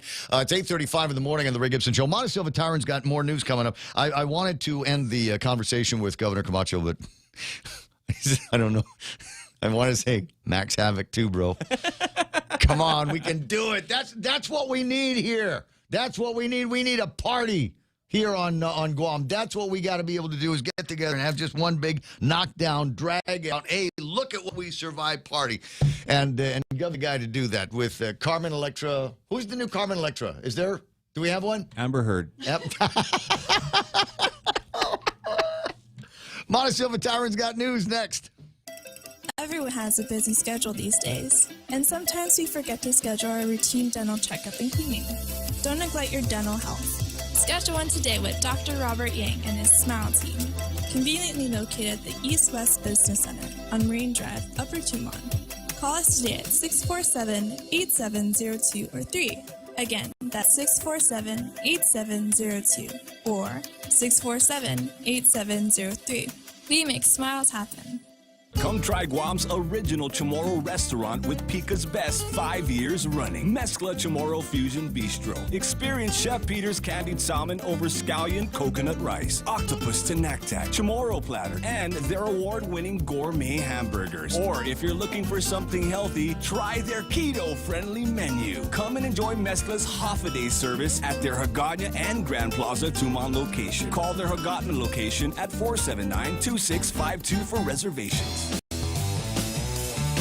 It's 8:36 in the morning, and I was looking at Twitter earlier, and apparently they brought in expert testimony to refute Johnny Depp's claims that he injured his fingertip in the way he described in the court. And so, their version of Dr. Landstrom said, no, it doesn't work like that. So maybe it did have more to do with the other side of the story. At least that's what I'm hearing. But I think he only examined pictures and didn't actually examine the finger, the finger, or do any sort of scientific or recreation of the scene. Yeah, right. You're just taking the testimony and saying, no, couldn't have gone like that. Possible. Is that and then is they it, had is it still going? The thing is still going? I think this is the last week, and then they are expected to bring Kate Moss to the stand, which is Johnny Depp's ex-girlfriend, who Amber Heard claims he pushed down the stairs. So she's going to take the stand, I think, tomorrow. And then they had an expert testimony yesterday from a psychiatrist who never did any sort of evaluation or had a conversation with Johnny Depp, and this guy looked like he was high on crack or something. Dry mouth and everything. Amazing where the conversation has been going in this thing. When I did an interview with Cosendo last week, and the first 10 minutes of it were this thing from Mojo, where they went through all of the up until that point the highlights of the Depp Heard trial, and I can see where people would just get absolutely sucked into this thing. You just can't take your eyes off because you don't know what craziness is going to come out next. And is it the question that I've got in my head? Having been in relationships and things like that, is how much of that is like normal crazy, but people don't talk about it. Like all of the you were talking about her, the way that she does things, right? Mm-hmm. She'll antagonize him and make him mad, and then That's from my point of view. Yeah, and he's up at this level of rage, and then she just keeps needling him and sticking her finger into his rib cage, antagonizing him, and then it finally does something crazy. Mm-hmm. And then she says, "Oh, you're abusing me. Why do you do that to me?" That's what it appears like to me. And see, I think on both sides. So, but I don't think that's very far fetched. I'm guaranteed there's guys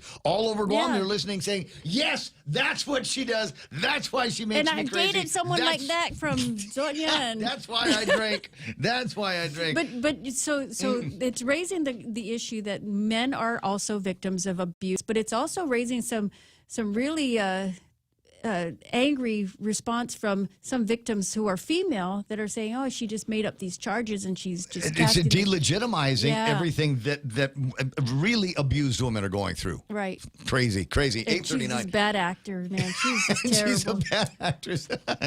Montecillo Tyron with that last big look at news and headlines. Tell everybody what happened. Well, GPA has posted a load shedding schedule just in case they have to go to a load shedding because two of their baseload generators went down yesterday. One of them was supposed to come up last night, and then another one is expected to come up tomorrow. But they are asking customers in the meantime to conserve power just to avoid any sort of power outage. Brace for the possibility, though, of a rate increase that could go into effect as soon as July. The Power Authority, given the approval from the CCU last night to take their petition to the Public Utilities Commission next month. The increase, if they approve it, will go into full effect by November, the first of the phase to go into effect by January. And if you are one of those folks looking for a job, at least a part-time one, the Department of Agriculture looking to fill some positions in their civilian volunteer Conservation Office Reserve Program. Successful reservists can work up to 42 hours a month with $500 in stipend to be given. Contact the Department of Agriculture if you want more information or if you want to apply. Those are your headlines. And my dog stepped on a bee. Which is another one of the episodes, apparently, that has been discussed. Oh, yeah, there's a lot of funny moments. James Howard wants to know, who's this man you speak of dating in Zutnya Rules? It's a generic statement, but if the shoe fits. Generic. In 20 minutes, it'll be 9 o'clock in the morning. And there is politicking going on right now. Just got word here. I don't know exactly where this is, but as usual, he is surrounded by beauty. Senator Jimmy Craig Moylan is out there somewhere doing some kind of a wave. And the speaking of beauty, is that Trina J. Up at Thanksgiving? Trina J. Good morning, Who's everyone. That? Do you know who took the selfie? Who's this one? No, I don't, man. But I appreciate you taking that selfie and sending that in. In 19 minutes, 9 o'clock in the morning, this is The Ray Gibson Show. Choosing health insurance for my family is difficult. I need to know our health insurance will protect us now and in the future. Take Care members have access to the island's largest offering of free fitness classes and health education programs, and a high-quality credentialed network of on- and off-island healthcare providers, including the convenient one-stop FHP Health Center and urgent care. My family choose Take Care. Your family should also consider choosing Take Care. Call 671-647-3526 for more information. Take Care, our island, your health plan. Hafa-day, Patsy Gogri from Security Title here with information about what a title company does. The title side of our business determines who owns a property and guarantees your ownership with a title insurance policy. The escrow side acts as an independent third party, managing the transfer of money and documents between the buyer, seller, lenders, and others. Security Title has the management of real estate closings down to a science. Give us a call. We are here to help. Who's this girl's dentist? She has nice teeth. Yeah, it's great. Just saying. I bet there's flossing. Straight, white. Yeah, they're straight, they're white. You can tell there's flossing going on. Beautiful smile, and lucky if you're in that area, wherever they're doing that wave. 8:42 in the morning. On the Ray Gibson Show, portions of which brought to you by the guys over at Subway. Eat Fresh, Refresh. That's what they're calling it. It's a reboot of flavor at Subway, and you can tell you can go and get a roast beef sandwich, and they said, you know what? How do we make this? It's already good. How do we make it better? And somebody says, Angus. We'll go in alphabetical order. Angus. So it's Angus roast beef that you get in that sandwich. Have that with the Black Forest, that roast ham that they've got there that's so good. Throw in some turkey in there, your favorite kind of cheeses. Have that on multi-grain. I'm salivating while I'm thinking about it. I think I know what I'm doing for lunch today, and it begins with S for Subway. Getting you back to the talk faster. It's the Ray Gibson Show.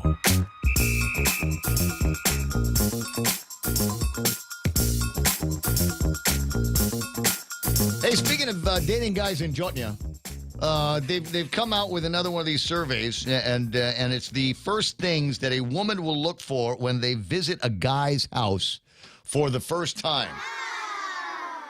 This is why none of the lights in my house work. I just kind of fumble around in the dark because I don't want anybody seeing anything that might be otherwise incriminating later on. 8:43 in the morning. Celebrity birthdays today include Jay Dewan from over at Port of Mocha, celebrating a birthday. Happy today. birthday, Jay. Darlene Scambaluri, Vince, and Gina Bumba celebrating a birthday, and our favorite husky-voiced leader of the free world and commerce here on Guam, Catherine Castro. Oh, a happy birthday, Kat. Good morning. It reverberates in the ear. Celebrating a birthday, so give her a ring over at the Chamber of Commerce and say Ray Gibson said happy birthday all day long. 8:44 in the morning. 888-8255-888-TALK. June the 7th is apparently when it's going to be the execution of the governor's last State of the Island address. Dare I qualify that and say last State of the Island for this term? Or will it be the last Lou Leon Guerrero State of the Island address? Ken, the other Governor Leon Guerrero, would like to chime in on the subject. It will definitely be the last of her term. Of her term. Of her term. Right. I mean, her but term not the last one. Not the last one. I mean, there's a possibility that Mike could lose. There's a possibility that Felix could lose, right? There is a possibility that Mike could lose. There's a possibility Felix could lose. There's a possibility without even buying a Powerball lotto ticket, I could win that also.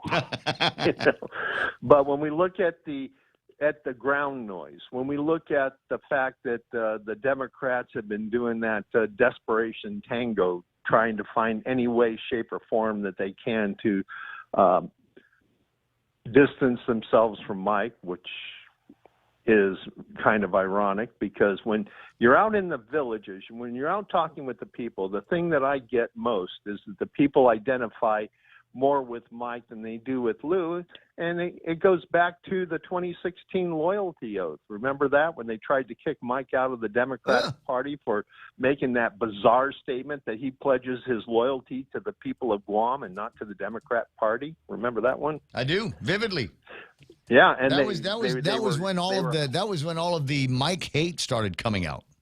Yeah, and so what we're looking at right now is I can't wait to see the State of the Island address because I already did my State of the Island address, but I'm willing to do another one in a counterpoint to what the governor is putting out. Dude, can we just fact check it? Can we just, me and you and maybe Candid get together and just sit down and do the fact checking? Because I got a feeling, as Governor Camacho said, this is going to be a stump speech, and they're going to be scratching around every department, agency on Guam that has got some kind of a victory. We're going to highlight that as much as possible. Surely out there somewhere in say as the Department of Parks and Recreation. Somewhere they have done something that will cause people to say, oh, yeah, that was pretty good, and forget the fact that for virtually all of this administration, there hasn't been a working government of Guam pool. I can see it now. Department of Public Health now has uniforms, and they all match. And not only that, but we had so much money, we got them 5 shirts instead of the traditional 3 that people get in the hospitality industry. Yeah. Well, where else are they going to find the park? I'll give you an example, and this might be worthwhile. The port facility. The Port of Guam. I think Rory has done an outstanding job down there, and if for no other reason, working with EPA partners, et cetera, and working to clear off all of the derelict old boats and everything from the Harbor of Safe Refuge and the boat docks all the way out to April Harbor. I think that's been a good job. I don't know that it saved anybody's life. I don't know if in the long term it's going to turn the economy around, but I think it's certainly one of the highlights. And I'm reluctant to give Governor Calvo credit for anything, right? But that effort started under Governor Calvo.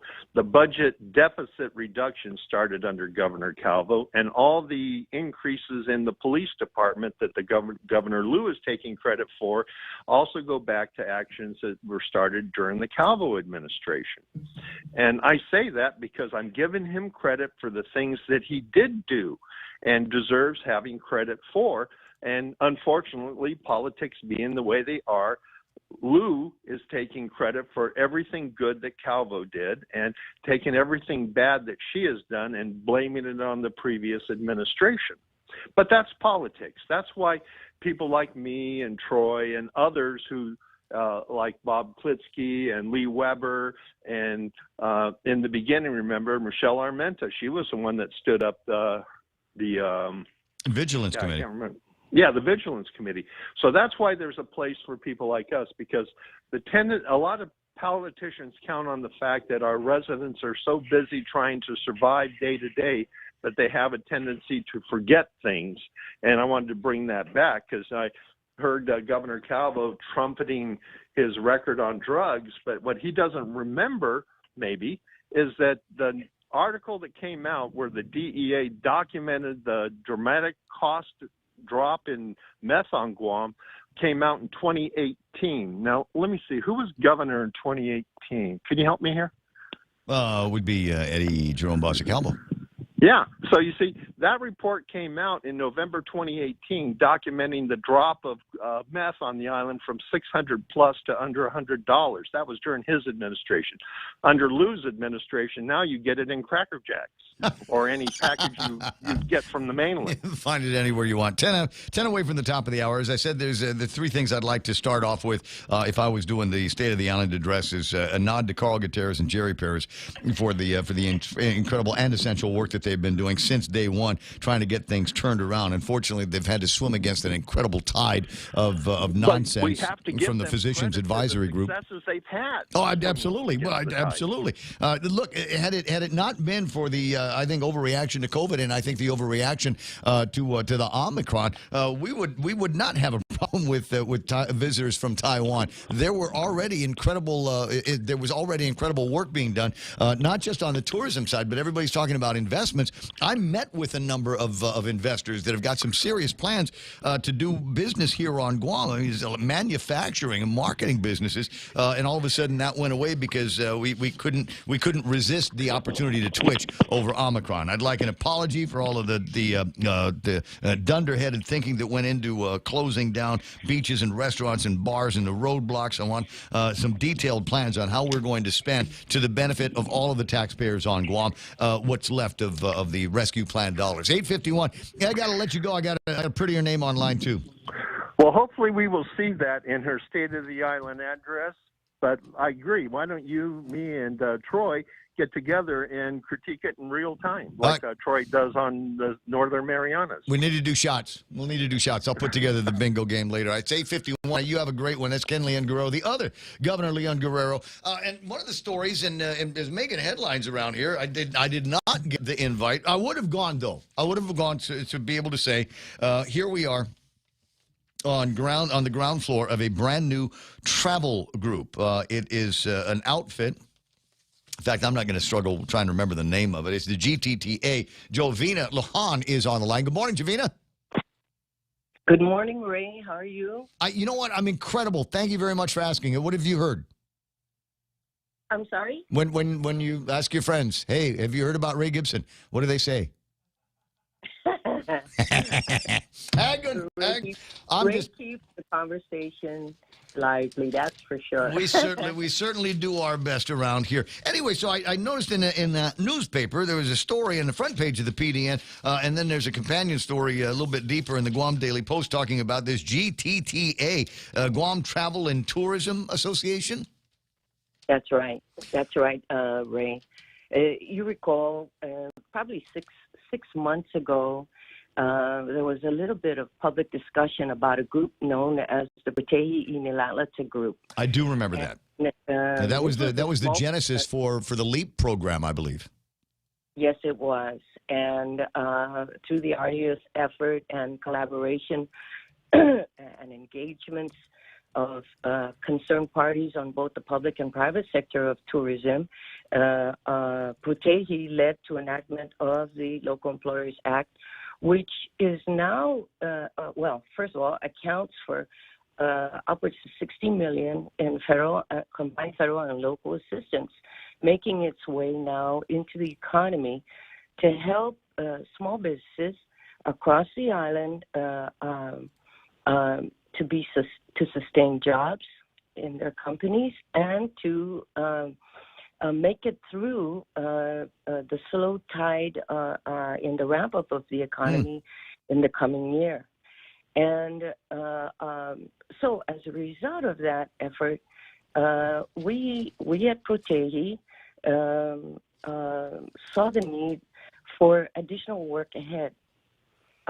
It's one thing to celebrate 55 years of tourism between Guam and Japan, and it's wonderful to see similar signs of visitors in our businesses and on Salvatore's Road. Yep. But then we really do need to look out at other issues that relate to what we believe can lead to a better Guam comeback than ever before. We felt that there was a need to keep the public conversation focused on what is it going to take. You know, how do we react to this oncoming economic recovery climate, and how do we in tourism sufficiently ramp up our operations to prepare for more visitors in the months ahead. As you know, the tourism industry is comprised of various types of businesses. We have from smaller businesses, from sole proprietorship, licensed tour guides, upwards to the more expensive companies like the hotels and commercial airlines. Yeah. Every one of these segments play a vital role to Guam's competitiveness as a destination. And one of the things that's wonderful about our industry is we tend to take a very all-inclusive approach. We are not California, we are not New York. This is Guam. And one of the things we've learned with calamities and disasters through the years is how do we come together as a community, and how do we help one another to make it through that particular experience. And so we felt that the Putehi movement, which was really a voluntary coalition of tourism businesses, needed to come together, and we registered this new private nonprofit organization called the Guam Travel and Tourism Association, which now provides organizational structure and support to embrace the work that's needed ahead and take a look at some serious discussion topics that relate to our sustainment of the island as a competitive destination. Jovina Lujan from the GTTA, the newly formed travel group and tourism group here on Guam. Now, we've already got kind of, other travel groups and associations that are out there, and as the GHRA is one of them. Certainly there's an effort on the public side with the Guam Visitors Bureau to be, the ombudsman, if you will, for the hospitality industry here on Guam. What will separate GTTA from those other organizations organizations, or make it so that there's not so much duplication of effort. And certainly there's some of the same names and some of the same faces associated with GTTA are or have been associated with GVB and the GHRA in past. How do we make sure that we're coming up with something that's from whole cloth, brand new? Past and present, right? Many of us are active members of GVB. We are very closely aligned and work in consultation with members of GHRA. We are definitely in continuous dialogue with GVB, and I can name several other organizations. None of us have necessarily departed from our involvement and engagements with these nonprofit organizations. And by the way, every one of them does a pretty good job at what their focus is.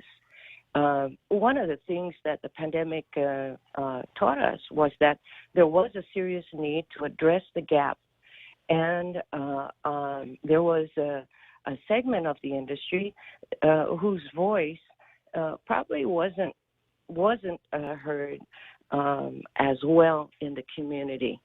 And so, for example, we discovered various individually licensed businesses that were very much a part of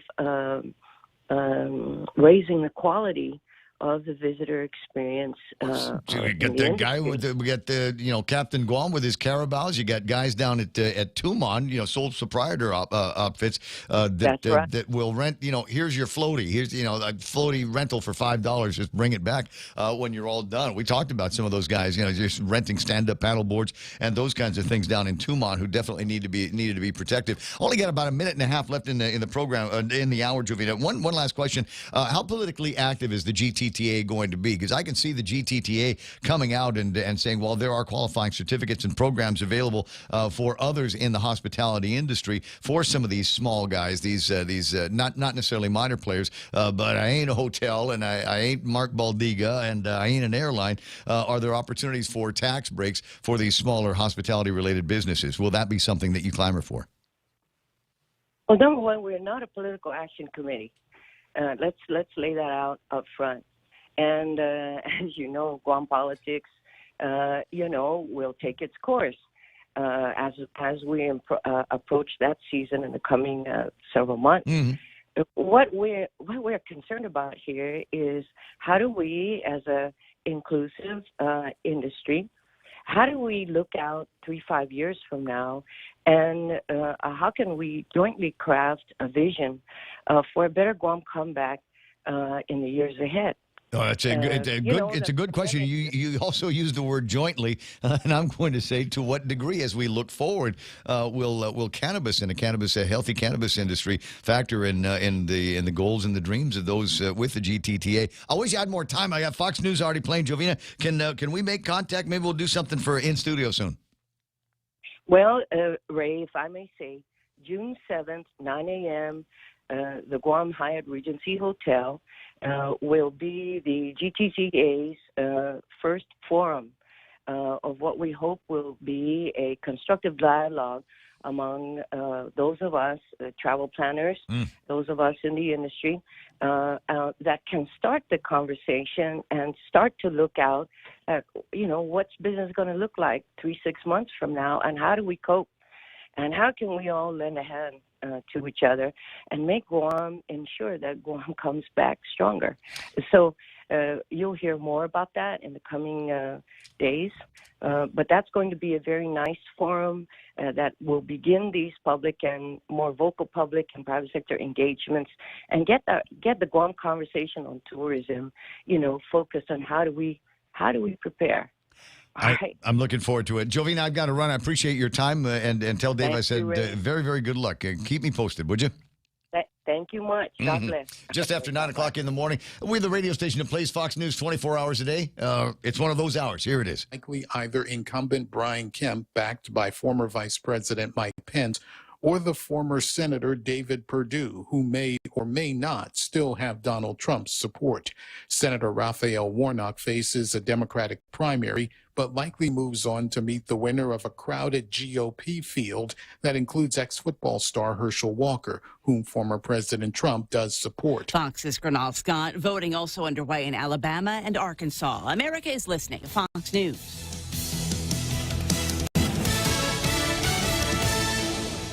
Win a $100 gas card when you purchase Gasolina energy drinks. Be one of 5 winners and enter now when you purchase 3 for $4 Gasolina 8-ounce or 3 for $5 Gasolina 16-ounce energy drinks. Drawing on June 21st. Free gas with 76 Circle K. Take it easy.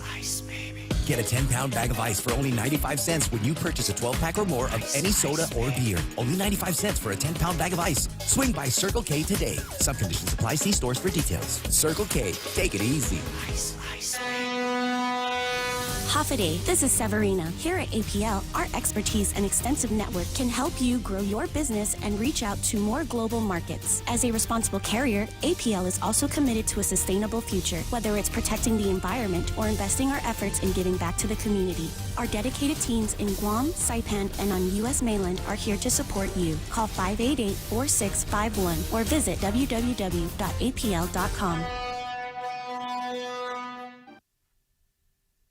Montana bars transgender people from changing their birth certificates, even if they undergo gender confirmation surgery. A temporary emergency order from Montana's health department says it will no longer have a category for gender on birth certificates, replacing it with a listing for sex that can only be changed if a baby's sex is misidentified at birth or incorrectly recorded. The order says the term sex is immutable, while gender is a designation that can change over time. The move coming after a judge temporarily blocked a law requiring transgender people to undergo a surgical procedure before changing their gender on their birth certificates. Health officials say the ruling put them in an ambiguous and uncertain situation that warranted action. Democratic state lawmakers calling the order a blatant abuse of power.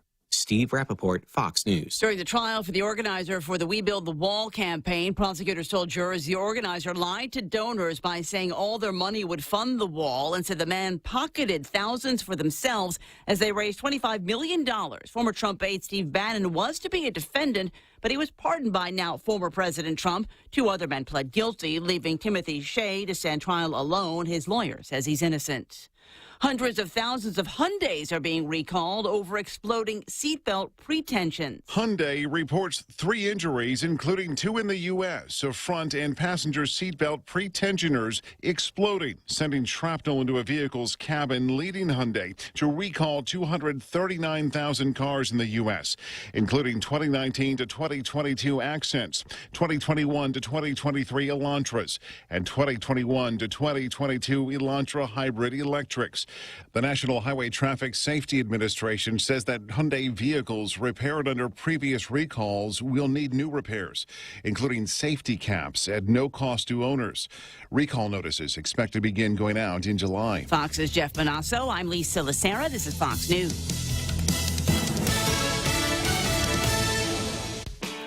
Are you looking for a new place to hang out with your friends? Let's go along the sidelines at Sidelines Bar and Grill. Located at 154 Iriarty Road, Unit 4 and 5 in Tamuning behind Royal Bigs. Sidelines, a hidden gem with nothing but great things to offer. Great atmosphere, great food, top shelf drinks, and a great team. What are we waiting for? Let the fun begin at Sidelines Bar and Grill. Open daily from 3 p.m. to 2 a.m. See you there. The Federal Reserve is starting to increase interest rates to fight inflation, but they're still so low, making it the perfect time to refinance your home, to lower your rate, and perhaps take advantage of its increased value to put some cash in your pocket during these uncertain times. Cash that you can have the freedom to access when you want, where you want, with your Bank Pacific Visa debit card.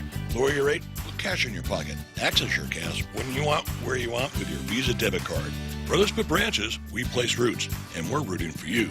Equal housing lender, credit conditions apply. Subway's Eat Fresh Refresh does it again, bringing back a classic fan favorite on the menu. The roast beef returns. And not just any roast beef, it's choice Angus roast beef, flavorful and satisfying on its own, or layered with oven-roasted turkey and Black Forest ham in the Subway Club. Whether you're a choice Angus roast beef purist or like the variety of the Subway Club, both come piled high on hearty multi-grain bread with fresh hand-sliced veggies. Get your fill of the new roast beef at Subway. Eat fresh. Thank you so much. I will. Portions of the program brought to you by, who are those guys? APL, American President Lines, a global presence with a local home, also being brought to you by the guys over at Nissan Guam. Actually, they live inside the computer. It's nissanguam.com. Should be your headquarters. If you are thinking about buying a car, do not buy any automobile until you've gone to Nissan. I mean, I urge you. I implore you. I'm on my knees begging you. Please. You're going to get great gas mileage. You're going to get state-of-the-art technology inside, under the hood, outside. It's all been revamped, redesigned, reconfigured. It's all digital now, and that's the hallmark. The other hallmark is they're safe. Safety built in. It's in the DNA. You know what else is in the DNA of a Nissan automobile? These guys have been in the business of making high-mileage automobiles for years, so no surprise that they've got a 30-plus mile-per-gallon club of automobiles, starting with the Sentra, going all the way up to the Altima, the Rogue, and plenty more. That's going to get you better than 30 miles an hour for the gas. You know, at $6.19 a gallon, you can't screw around with this kind of thing. So I know you've got maybe you got a guy, I got a cousin that works over there, or my nyao was telling me he got a great deal on this one. Fine. Go look at all the other cars, but make sure before you buy anything else, because they'll convince you that the superior ride is waiting for you at Nissan. News to fill your mind. Talk to get it out. The Ray Gibson Show. Call now, 888-8255. Governor Gutierrez' name keeps popping up as he's watching the show. It says Carl T.C. Gutierrez watching the show.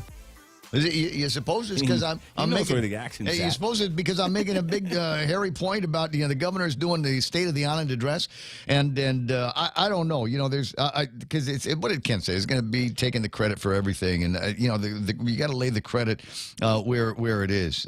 Governor Carl T.C. Gutierrez, I know this because he's sometimes the first guy that I get something from in the morning. And there have been conversations and memes and message drops on WhatsApp late at night that the guy said, I have no idea when he sleeps. I don't know if he sleeps, but the truth of the matter is the guy's been working tirelessly on both of his tasks. One of them is obviously getting more visitor butts and airplane rides to Guam, talking with the actual airlines in the source markets to make sure that they've got carve-outs in their schedules, especially now that it's easier for people to get into Guam. Like, what's the requirement to get into Guam? Anything? No, I don't think there is anything anymore.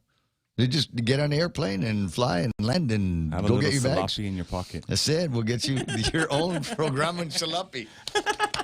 But there's that. He's also the guy, right? The economic recovery czar, and I know that he's got some other incredible plans. So make sure, speech writers, that you spell Gutierrez correctly. Carl T.C. And Jerry Perez. Got to throw Jerry Perez in there as well. 9 o'clock in the morning. And we've taken, oh, God, more than our fair share of opportunities to something slap the administration, Democrats in general, because of the snubbery. President Joe Biden in the area, Japan, and instead of hop, skip, and a jump back home, let's go by way of Anchorage, Alaska. What do we got up there? Going to be another gold rush up in Alaska? Is that where the tip of the spear is? Is that where we're going to square off against the Chi-Coms? Or is that just the last stand? Forget about Guam. Forget about Hawaii. We're going to lose them in the first 20 minutes of the next big war. Might as well we'll see what we can get away with in Anchorage, Alaska. That's where the next presidential stop is going to be. Yeah, and think about this now. We'll fly in through Anchorage. That'll be our first stop. That way we don't have to pretend to even get anywhere near seeing the mayhem at the southern borders of the United States. Wouldn't that be the thing? Yeah. Why'd you go that way? Didn't want to have to look at the Mexican border. Out of sight, out of mind. There's a border problem. Never heard of it. I told Kamala to take care of that. Maybe there's that, but it's just the idea in my mind. And if I was the admiral, I'd be upset about this. If I was the general at Anderson Air Force Base, I'd be upset about this. If I was one of the guys that's putting the finishing touches on Camp Bloss, I'd kind of be upset about this. Going, dude, you just got through. You're just getting through there, talking about how wonderful this relationship is, America, and we're going to back up your play. And don't worry if somebody goes after Taiwan, we're going in there. We're going to muscle them out here because we got. Where are those forces going to come come from?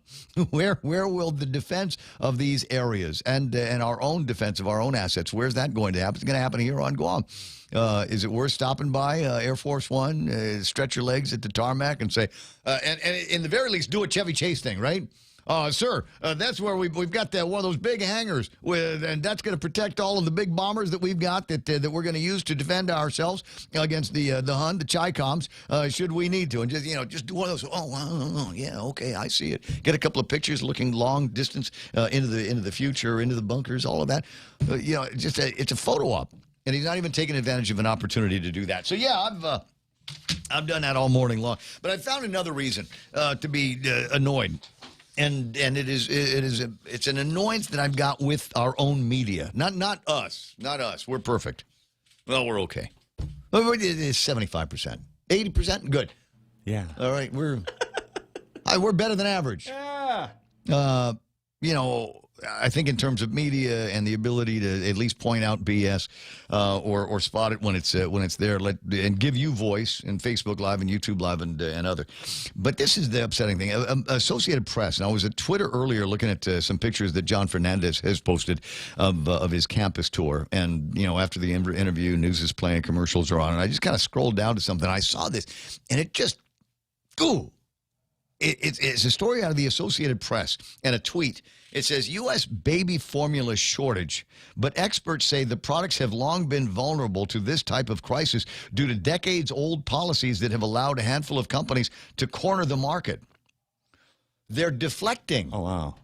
Admit nothing, deny everything, make counter accusations. I guarantee that somebody in Biden's White House looking to get find some cover in what, as it turns out, has got to be one of the greatest embarrassments of my life as an American. We can't even get our own formula industries to take care of our own kids. How did they let this happen? And the solution that the White House has found, and it's not even a real good solution over the long term, is to send American military assets off to another country to scoop up as much formula as we possibly can and put it on these container airplanes and fly them to the United States. I wonder if they came through Anchorage, Alaska. Maybe that's what it is. is we landed those airplanes full of formula in Anchorage, Alaska. And so the president's going to be going by and inspecting all of that formula. Maybe give him some formula. Can we make ice cream out of this formula? I think we can. But what an embarrassment. I mean, it's the kind of thing that we airlift those supplies to foreign countries. We don't necessarily go shopping and then airlift them by military transport in the United States of America. Washington says a massive recall is getting most of the blame for the U.S. baby formula shortage, but experts say the products have long been vulnerable to this kind of thing. Yeah, not me. Not me. It happened under my watch, but I had nothing to do with it. Just embarrassing that the media is covering up for this guy as much as he is, as I'm sure the media has covered up for everybody that wasn't Donald Trump. Just saying. 9:14 in the morning, 888-255-888-TALK is the telephone number. Other items in the you might be wondering, Ray, was there anything else that happened besides the snubbery of the White House? Yeah, it's the first day of summer. Some of you are used to be more excited, huh? Yeah, let me just go down memory lane here. First of all, what I remember of the last day of school was the day that you ran to the bus as quick as possible, because if you were a loudmouth, half a holly like me, there was always somebody that said, "Nah, Gibson, last day of school, man." Black guy. That's it. Who knows? There's gonna be a fight. Oh my God. Okay, so I was that guy. Get to the bus and have to sit right behind the bus driver in case one of these guys found their way into the thing. But then it was the first day of summer, and I'm trying to remember what, if anything, that was like. And I imagine it felt pretty much like a weekend when we were growing up in Tumuning, in particular. We'll roll out of bed on a Saturday or Sunday morning, whatever, and there's my cousin Johnny, lived right next door. Had another cousin down the street, Borja, and let me see, the Guerrero grandkids lived over there, and Donna and we had, and Shelly and I, we had, there was a tight knit group of kids, and we all lived in the same almost 2 acres.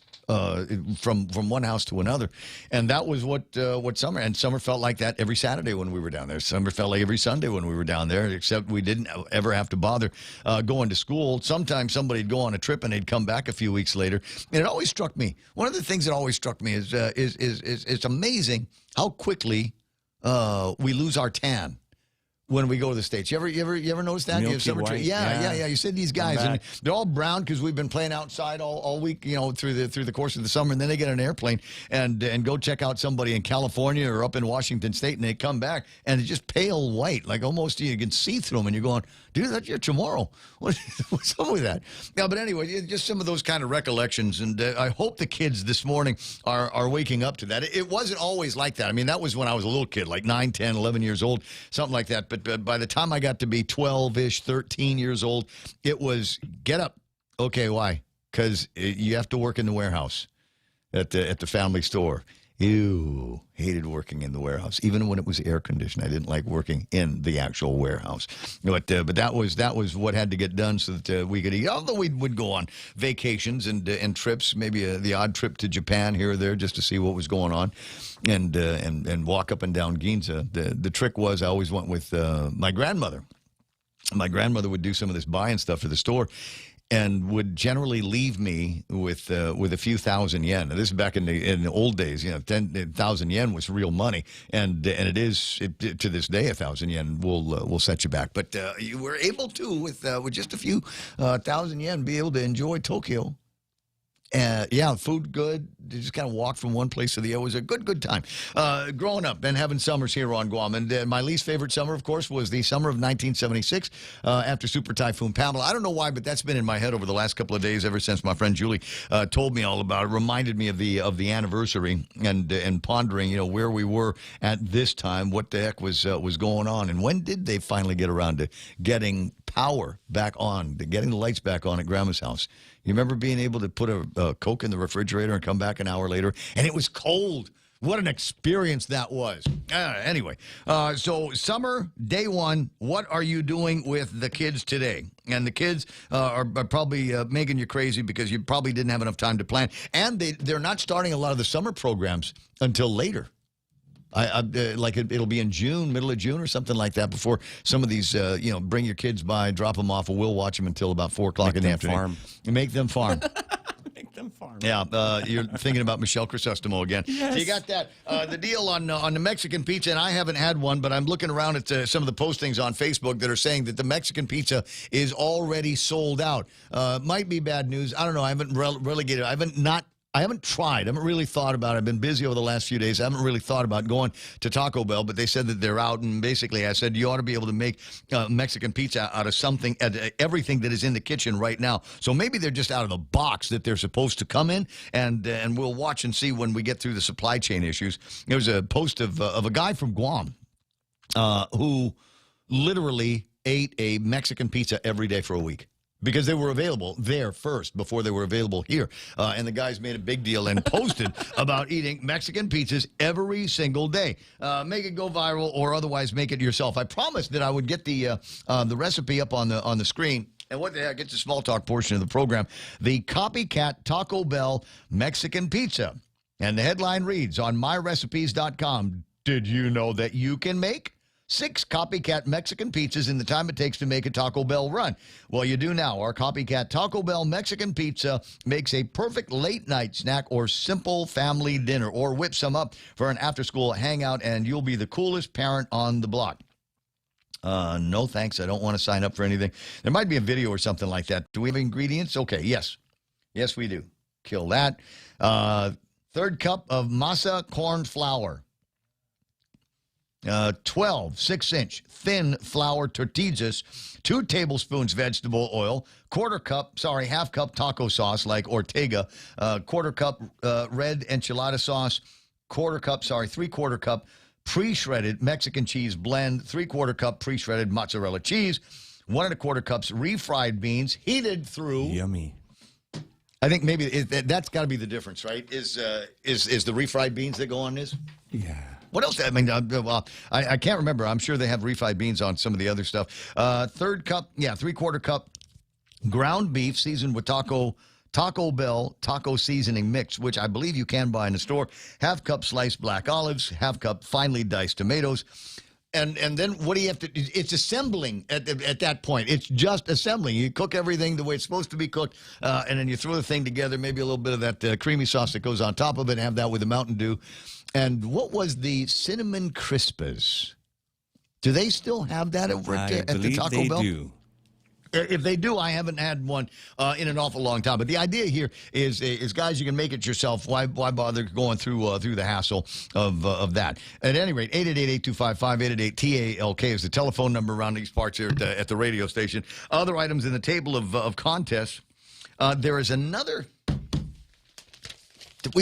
Is she just not talking to us anymore, Therese Terlai? Do we got a thing? I've tried every. I mean, I'm getting emails every that say emoji that I have. Ray. Yeah, I've rung every phone number.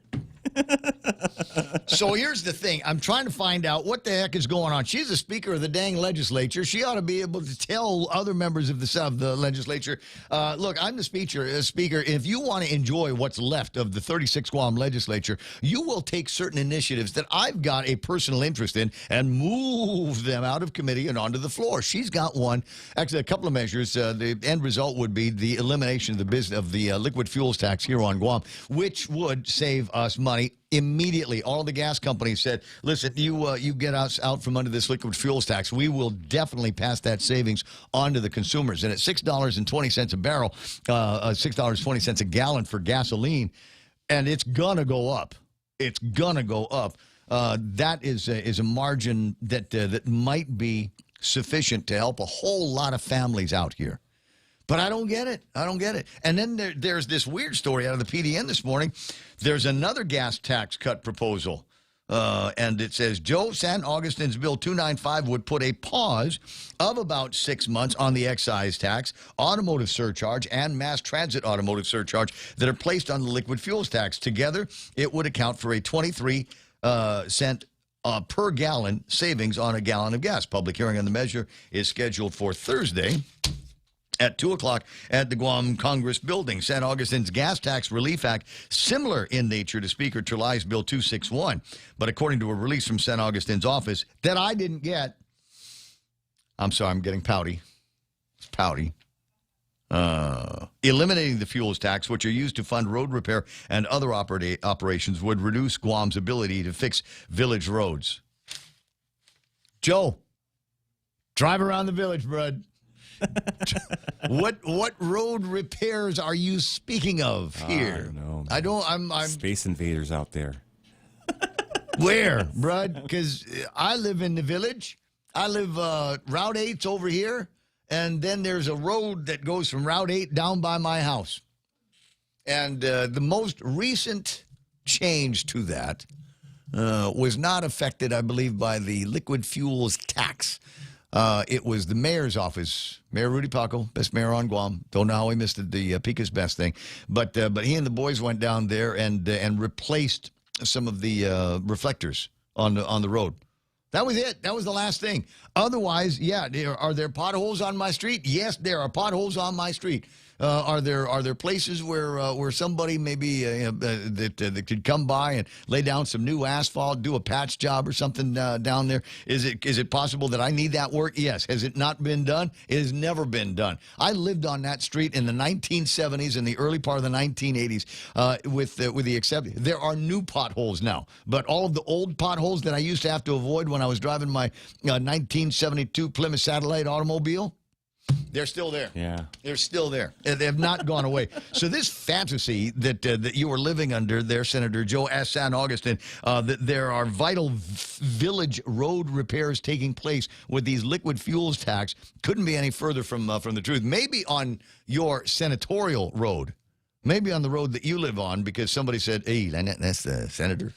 Better fix up that road. And they telling it's no good right now. So we'll fix it up for, hey, you guys, can you come by my house? And I got a pothole right in front of the place. Hey, you got a cigarette? Maybe something along those lines is what happened over at his place. So he believes that maybe there is something going on with the village roadways. But I defy you, ladies and gentlemen. And you're going to say, but wait a second. They're fixing Marine Drive. That's in the village, isn't it? It's a routed road. It's got a number on it. And that means that the federal government is going to help take care of all of that stuff. This is amazing, the amount of blacktop that is going down on Guam's Just roads. route every road on Guam, right? Yeah, even the one by your house. But not, yes. Well, the one by Just my give house. everyone a route. Mine's fairly, Route Ray Gibson, Route 69. Yes, and get them all. It's just funny. I'm going, wait a second. Just go and do it. Can we just figure out who's got a better bill and get it out there in front of the people? So he's got a public hearing on his deal coming up right about now. St. Augustine also noted that despite local gas companies testifying that a cut to gas taxes would result in lower prices, there was no guarantee. Oh, my God. There it is. I've been hearing crap like this for decades. It is a chant now from the Democrats. How do we know they're going to reduce the taxes? Well, because they said they would. There's no guarantee. There's always the possibility that the day that your bill passes and saves us 23 cents on a gallon of gas, it is also possible that there might be an incredible soul-crushing advance in the price of gasoline and oil. But you still got to try. You still got to try. I don't know. Absolute annoyance, and just the idea that we're trying to appear like we're doing the right thing.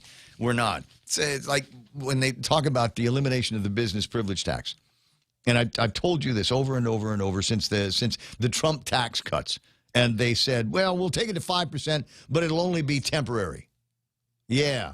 Right, and it's not. Now we're stuck with that thing forever, as the lady says, and as Ruckus will say from time to time. How long are we going to have to live with a 5% business privilege tax forever? And now the threat is, and I predicted they would say it, well, if we took the business privilege tax down to 3%, well, I'll bet the prices still aren't going to go down. Well, no, you boneheads. Of course the price is not going to go down. The cost of employing people to work in the stores has gone up. Cost of electricity has gone up. The cost of water has gone up. The cost of shipping those goods that are sold in the stores have gone up, no thanks to President Biden. So, of course, we're not going to see an increase immediately. A decrease immediately in the cost of goods and services just because the business privilege tax gets rolled back. But you know what will happen? The invisible hand will happen. One of the businesses will say, you know what? I got another supplier for exactly that product, and he can get it to me. He can get it to me cheaper. And I can get a great wholesale price on that. And that's what's going to happen. Competition will spur the prices down. Or you know what? I'll be willing to pay extra for that good, for that service, if the service is better. If we've got better and smarter and more efficient employees on the floor, maybe I'd be willing to pay more. Maybe I'd pay a little bit more if I knew the selection was going to be deeper. Did you know that there is a Cool Breeze version of PERT? Did you not know that? No. Yeah, it's true. You know that PERT comes in different aromas and flavors. It does. I didn't know that until I was shopping at Amazon. I was thinking maybe I'll just do one of those things instead of buying my shampoo here. I'll just kind of get it in a bulk purchase from Amazon. And I'm looking at all the different flavors they've got of this. Like, there are more than just the 5 flavors of potato chips that we've got here on Guam. Would you pay more if you had different flavors that you could get your hands on?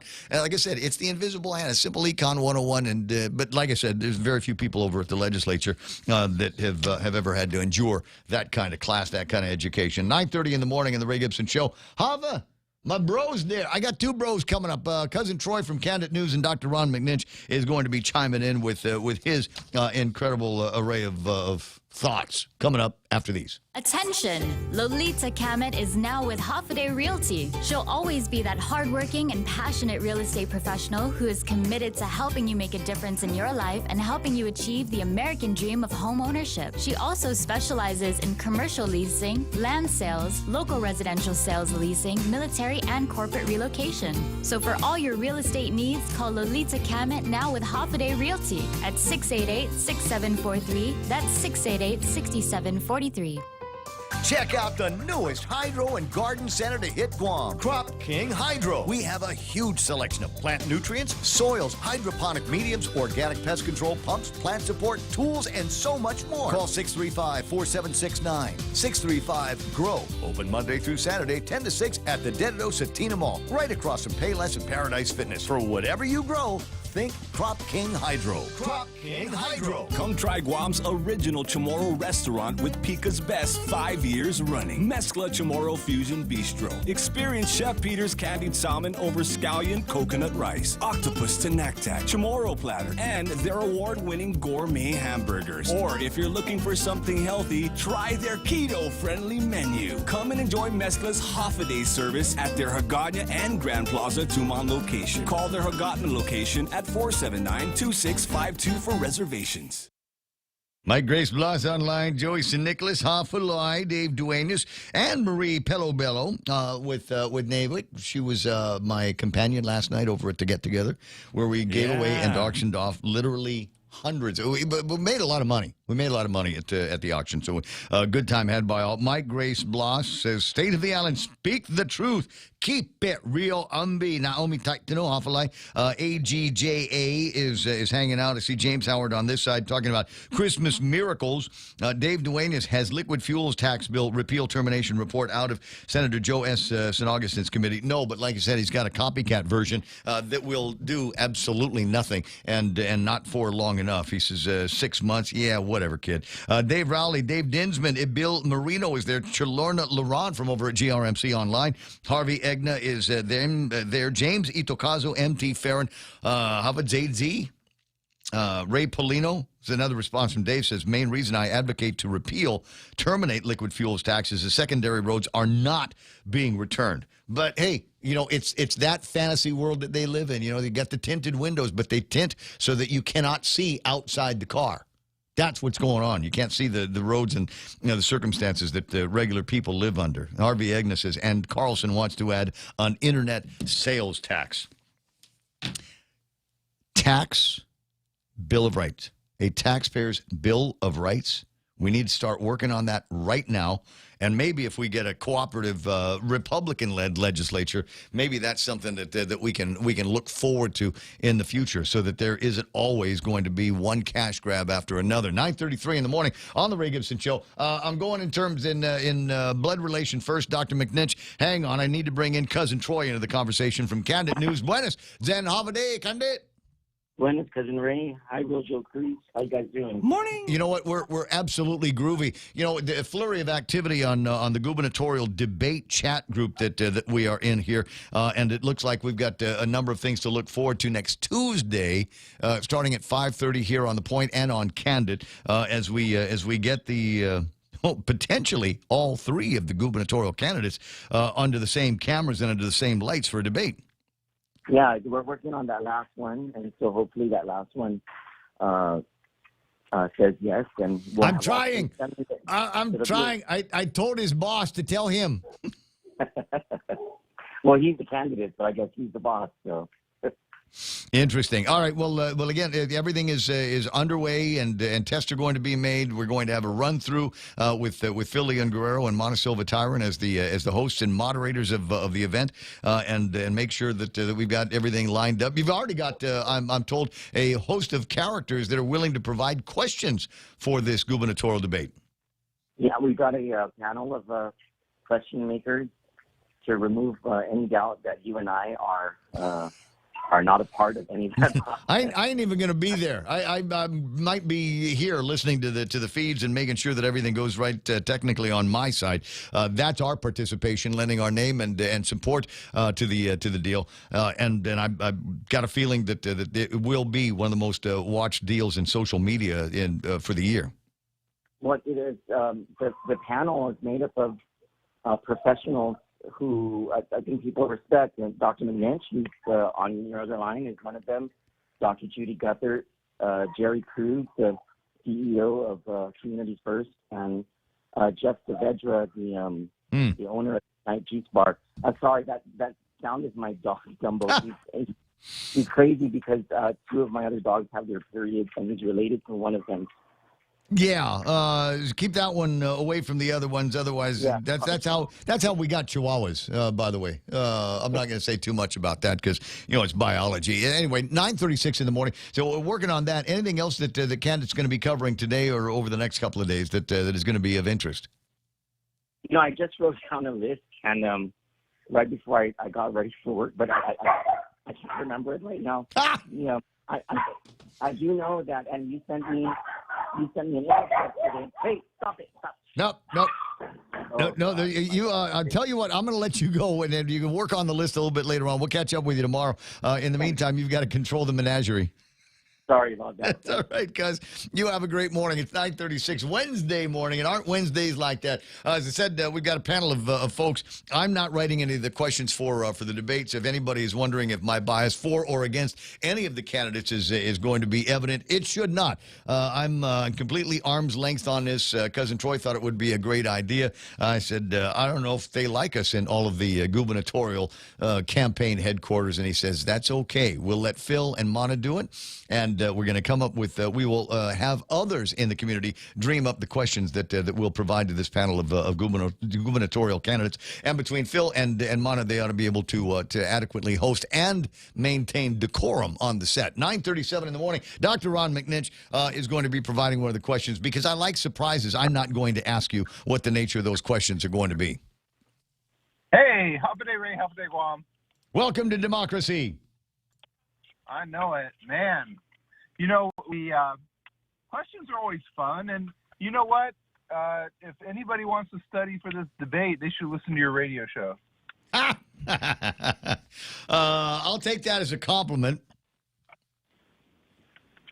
Yeah, in general, debates really don't have any surprises as long as people pay attention to the public, but not all of our leaders pay attention. So it'll be interesting to see, where things will go. Don't disagree. There just seems to be a whole lot. I would like to, though. I mean, if I can offer you my thoughts on this, is we've got an incumbent, and we've got somebody who used to be governor and somebody who is in Congress right now. And it would be very, very easy to say, tell me about this historical event. Tell me about this that happened in your administration. Why did you this? Why did you do that? Why did you do the other? Whether it was in Congress or this recent administration, and I in my mind, I would like it to be a little bit more prospective. I'd like to know about concrete plans. I've seen campaign platforms and they're all interesting reads, but at the end of it, it's all academic and none of that crap ever gets done. Always feels like as Sandra Regis points out, it's just a lot of pillow talk. But at the end of it all, we still have the same dark roadways at night, not enough reflective lights out there. We've still got problems at the hospital. And I got this in the gizmo here in the meme machine. You're not watching, so I'll describe it to you. This is a Korean Airlines blanket. If you were riding, I guess, business or first class at Korean Airlines, they would hand you a blanket to keep you warm on the flights when you're up at 50,000 feet. And it is hanging in a bathroom at one of the schools. They don't have a door in this stall, so they've jury-rigged a mechanism using somebody's blanket that they've got on a Korean Air flight, and that's supposed to provide the privacy to whoever it is that's going to be using that particular lavatory in the school. And, I say what you want to, but it seems to me that that's not indicative of a healthy school, and it's not indicative of a healthy government that is supposed to be providing for the students. Yeah, education is one thing, but sanitation is another thing, and being able to protect somebody's privacy while they're in there doing their business ought to be considered a priority as well. And this is what we allow it to get to. So this is one of those things like, I'm tired of pillow talk. Can we get a little bit more substantive effort? And the reason why they're not going to be able to change that, put a door on that, is because any money that we would be able to spend on maintenance at the schools is going to go to pay raises. Ba-dum-bum. Right. I haven't seen the picture of the Korean airline blanket yet. Do you know how long it's been up and how long they've had to do it? No, I don't know that. I don't know. Even if it's one day. But what do you suppose? I mean, you're in education. You understand the concepts. I'll send it to you because you are a member of the Board of Education, and maybe it's something that should be addressed. Right, but there are several angles to that. First, has it been reported? You know, what is the status of the reporting? How long has it been reported? So there are several little questions I think that are important. But you mentioned Korean Airlines. Do you remember a few years ago, one of the princesses of Korean Airlines, her dad owned the company. She flipped out on all the flight attendants because they gave her a bag of peanuts rather than giving her peanuts in a dish. I do recall that. I think she even got indicted and prosecuted for it. Just incredible. But that's what I thought you were going to say something about. No, I appreciate you bringing it up. I don't know. Maybe we ought to put a picture of her in that particular stall. This is how developed this thing is. It looks like they might have even done some sewing on it, so it looks like like you could hang it through a rod or something like that. But there's no rod. There's just a piece of string tied on one end and tied off on the other, so that when you go in there to do your business, it looks like it's handicapped kind of accessible stall that they've got there. It looks like it's one of those kinds of things where you got enough room to scoot your way in, and then you got to close the thing. But still, in all, that would be like last resort for me. That would be last resort for me. I'd want to get in the car and drive home before I use that particular one. Just saying. It's indicative of all of the promises that we've been made about taking care of the school. The children are our future. If you don't mind taking a poop behind Korean Airlines blanket instead of a door. Yeah, and I would want more facts on that, and I would want to know if they've made a request to have it repaired or corrected. What's the status of it? How long has it taken to get it corrected? To me, I just don't have the facts I would need to really make a call on it.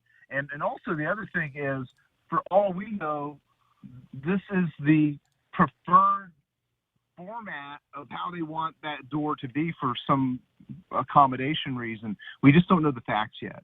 And in my opinion, because there may be an accommodation theory behind doing it that way that we just don't know yet. And that's what I would want to know is.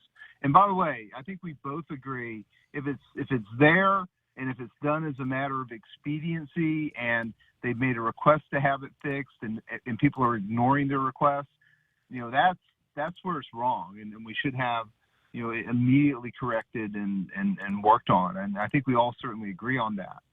But I think also, come on, Ron, don't let it slide. Somebody's neck needs grabbing here. I'll send you the pictures, and then you can circulate it in the schools. I'll try to find out from my supplier if he can get me more information on it. It just says female student restroom.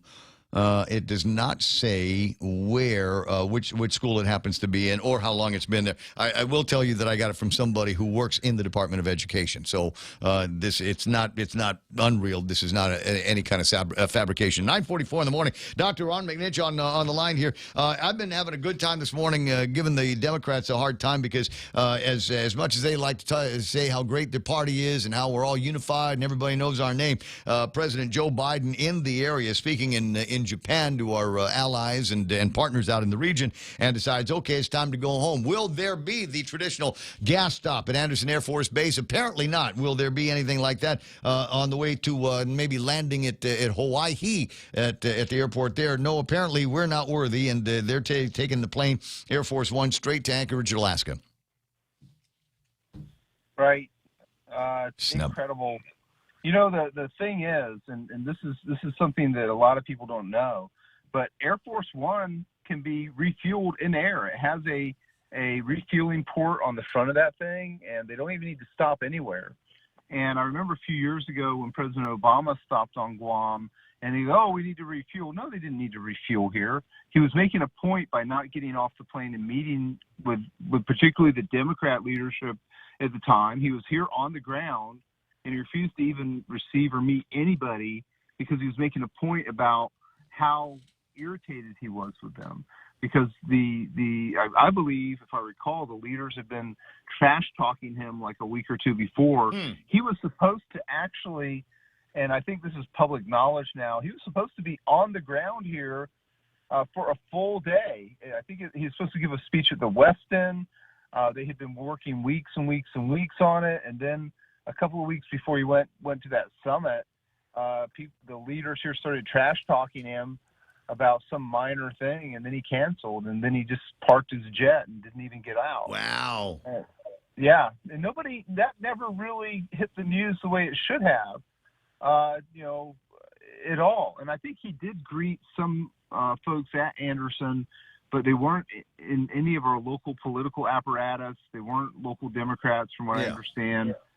And to be blunt, most presidents, like, for example, when Trump flew through here, while he couldn't do a tour, he at least met with Governor Calvo and met on the plane. Oh, it's the middle of the night, and I want to say that there was some degree of miscommunication between the governor's office at the time and the White House, because preparations were not made, and I think it flew in at dark 30 or something like that, and had to wake up Eddie Calvo and say, "Put on your clothes, boy, you got to go meet the president." But there was a great picture, and it's a wonderful photo opportunity of Governor Eddie Calvo in the flying Oval Office, but nothing like that, and so we're wondering, and the Republican Party of Guam is asking out loud, did anybody at the governor's office reach out to anybody over at the White House and say, hey, maybe stop by? And if they did, and they got a negative response, what does that say about the relationship between our governor, Democrat, and the Democrat president of the United States of America,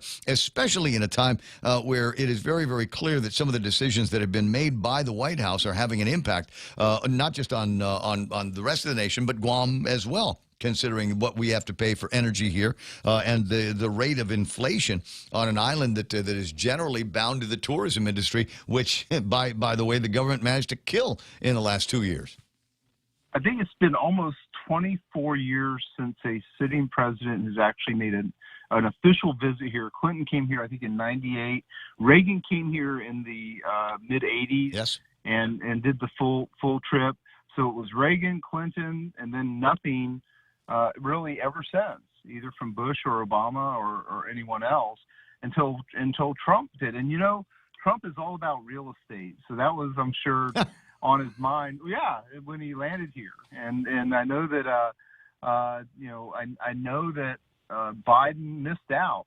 The thing is, the vice president's office in the White House is called the Guam office.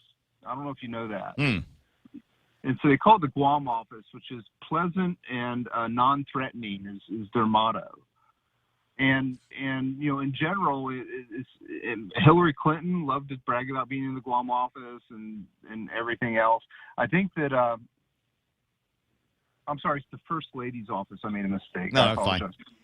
So it's the First Lady's office they call the Guam office. And so, it's not as if Guam is off of the radar of these folks.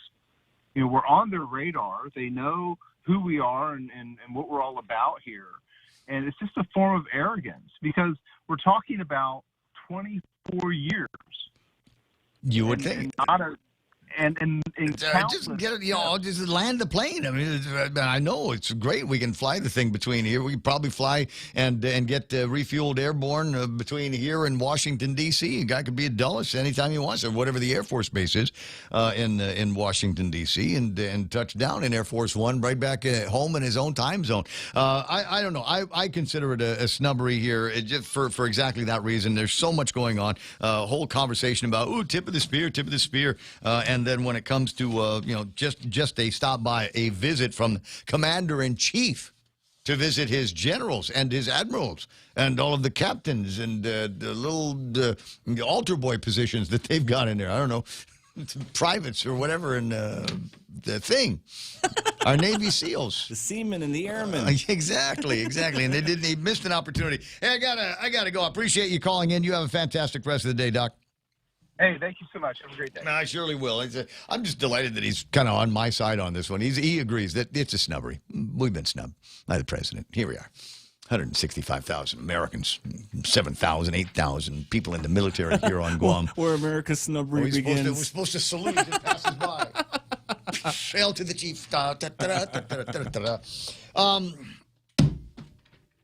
This is the last. I'm trying to think about whether this is going to be appropriate, and I don't know how many bachelors, single men, are listening to the broadcast right now. I will assume that there's more than one or two that are listening. Maybe one or two that maybe are thinking about dating. Maybe thinking about, well, you know what? I've been working out. I've been going to the gym. I have an ab. I have just one ab. You can see it. It looks like. But anyway, so I'm maybe now's the time to start dating. Hit that Tinder. What else is out there? Didn't there one looks like a bee connection thing? Yeah. Facebook's got a dating app that that only the truly most desperate people in the world have done it. Shoot your shot. Exactly. So the question is, at some point, you might be fortunate enough to have her swing by the house, maybe on a visit, maybe, nothing, just Netflix and chill is what we're going to do. Guys, there's been a significant amount of research done on this, and I have the latest and greatest of the information on what women look for when they visit your house. Number one, how clean is it? Now, it doesn't have to be spotless, but it should look like there's a place for everything and everything is in its place. It ought to look like somebody has swept or vacuumed recently. It ought to look like somebody is straightened out. So, straighten out. It doesn't need to look like the lobby at the Hyatt or the Ducet or whatever. It just needs to look like somebody's paying attention and keeping the place policed. And number two, your bathroom. Now, I have a rule. When I have people come over to the house, I'm sorry, the bathroom's broken.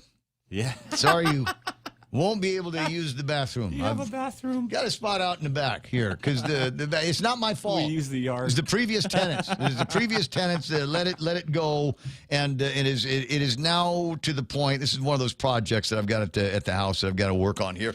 It is now at the point where I cannot afford the chemicals that will be required to bring this bathroom back to looking like it did. Muriatic acid. Oh my God, muriatic acid.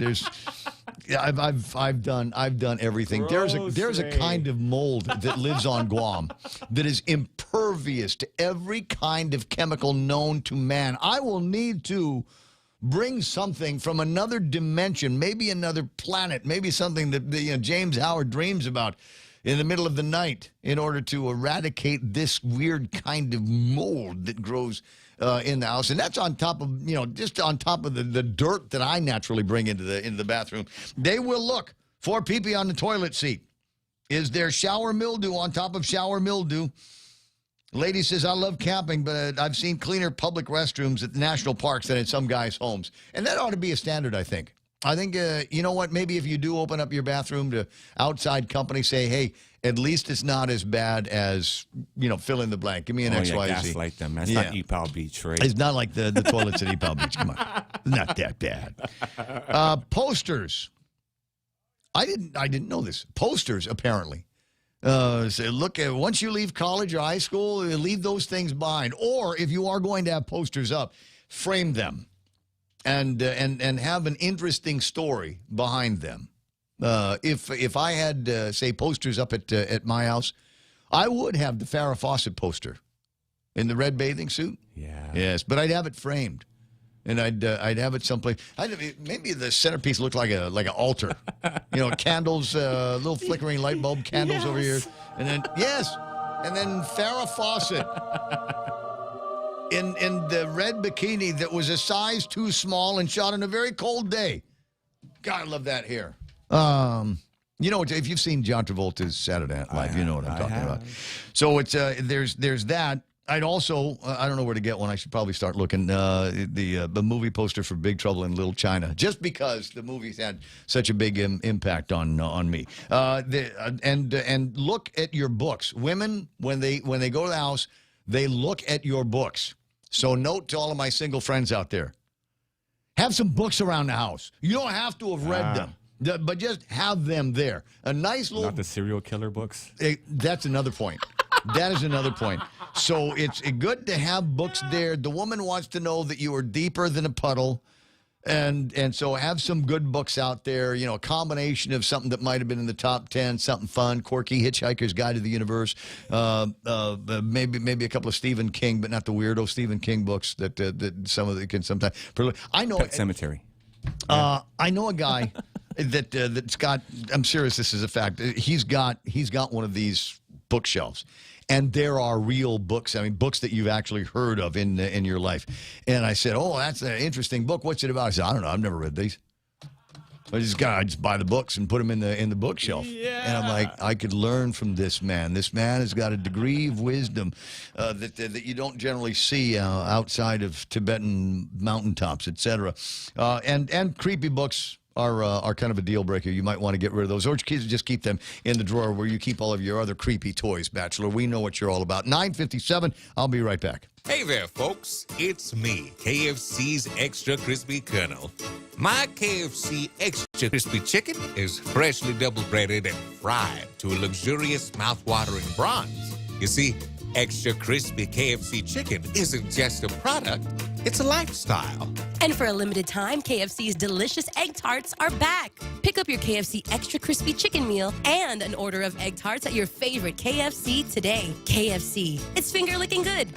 We're already Pika's best radio station, but we're always looking for ways to be even better. Announcing The Point on Alexa. In addition to our FM and HD radio feeds, our incredible app, informative website, Facebook Live, and YouTube Live, you can now tell Alexa to stream The Point. And your smart speaker will start playing whatever we're saying. News and views 24/7 with your 4-word command. Alexa, stream The Point.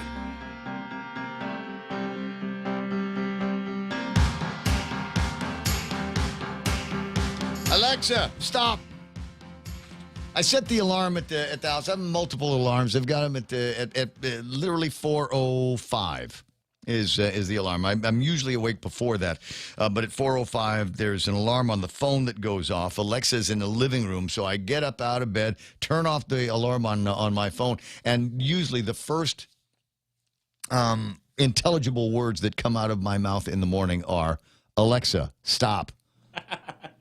And I don't, I hope that doesn't have an effect on my relationship with Alexa. I'm worried that they're going to be, because I've talked to her like I talked to the cat. Knock it off. Stop that right now. I don't want to hear that. And could you turn on the stream? That's the important thing. 9:58 and change here. And I think we're just about, are we done with the program? This is it, right? Okay, last couple of minutes of the program. So I want to welcome all of the kids on Guam that might happen to be listening by accident to this FM radio station. They go, where's Kyle? Where'd that guy go? Who is this guy? He's got a big mouth, but he's funny.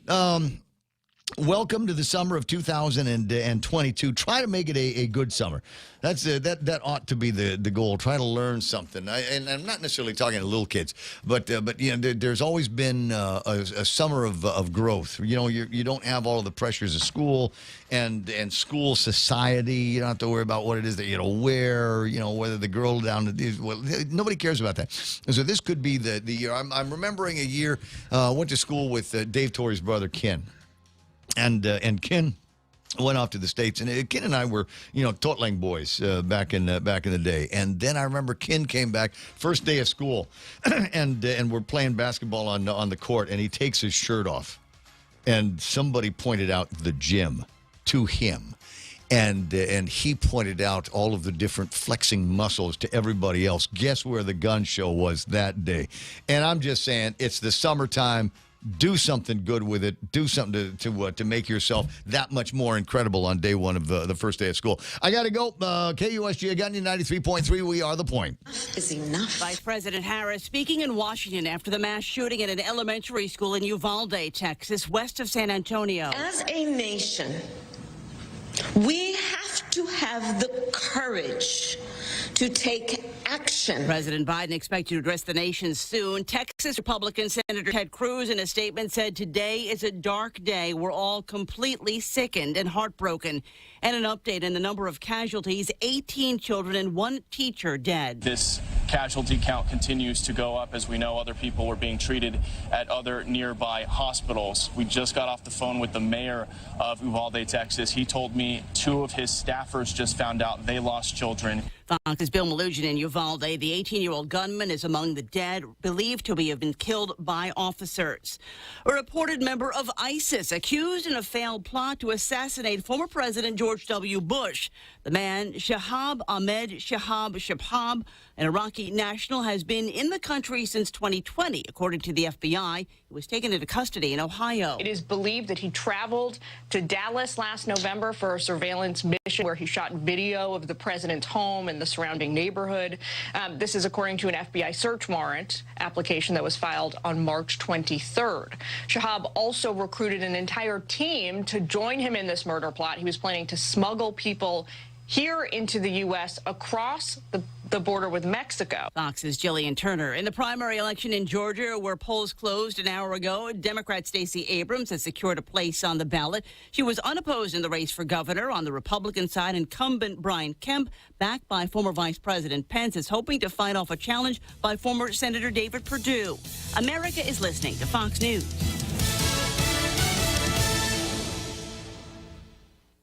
Get all of your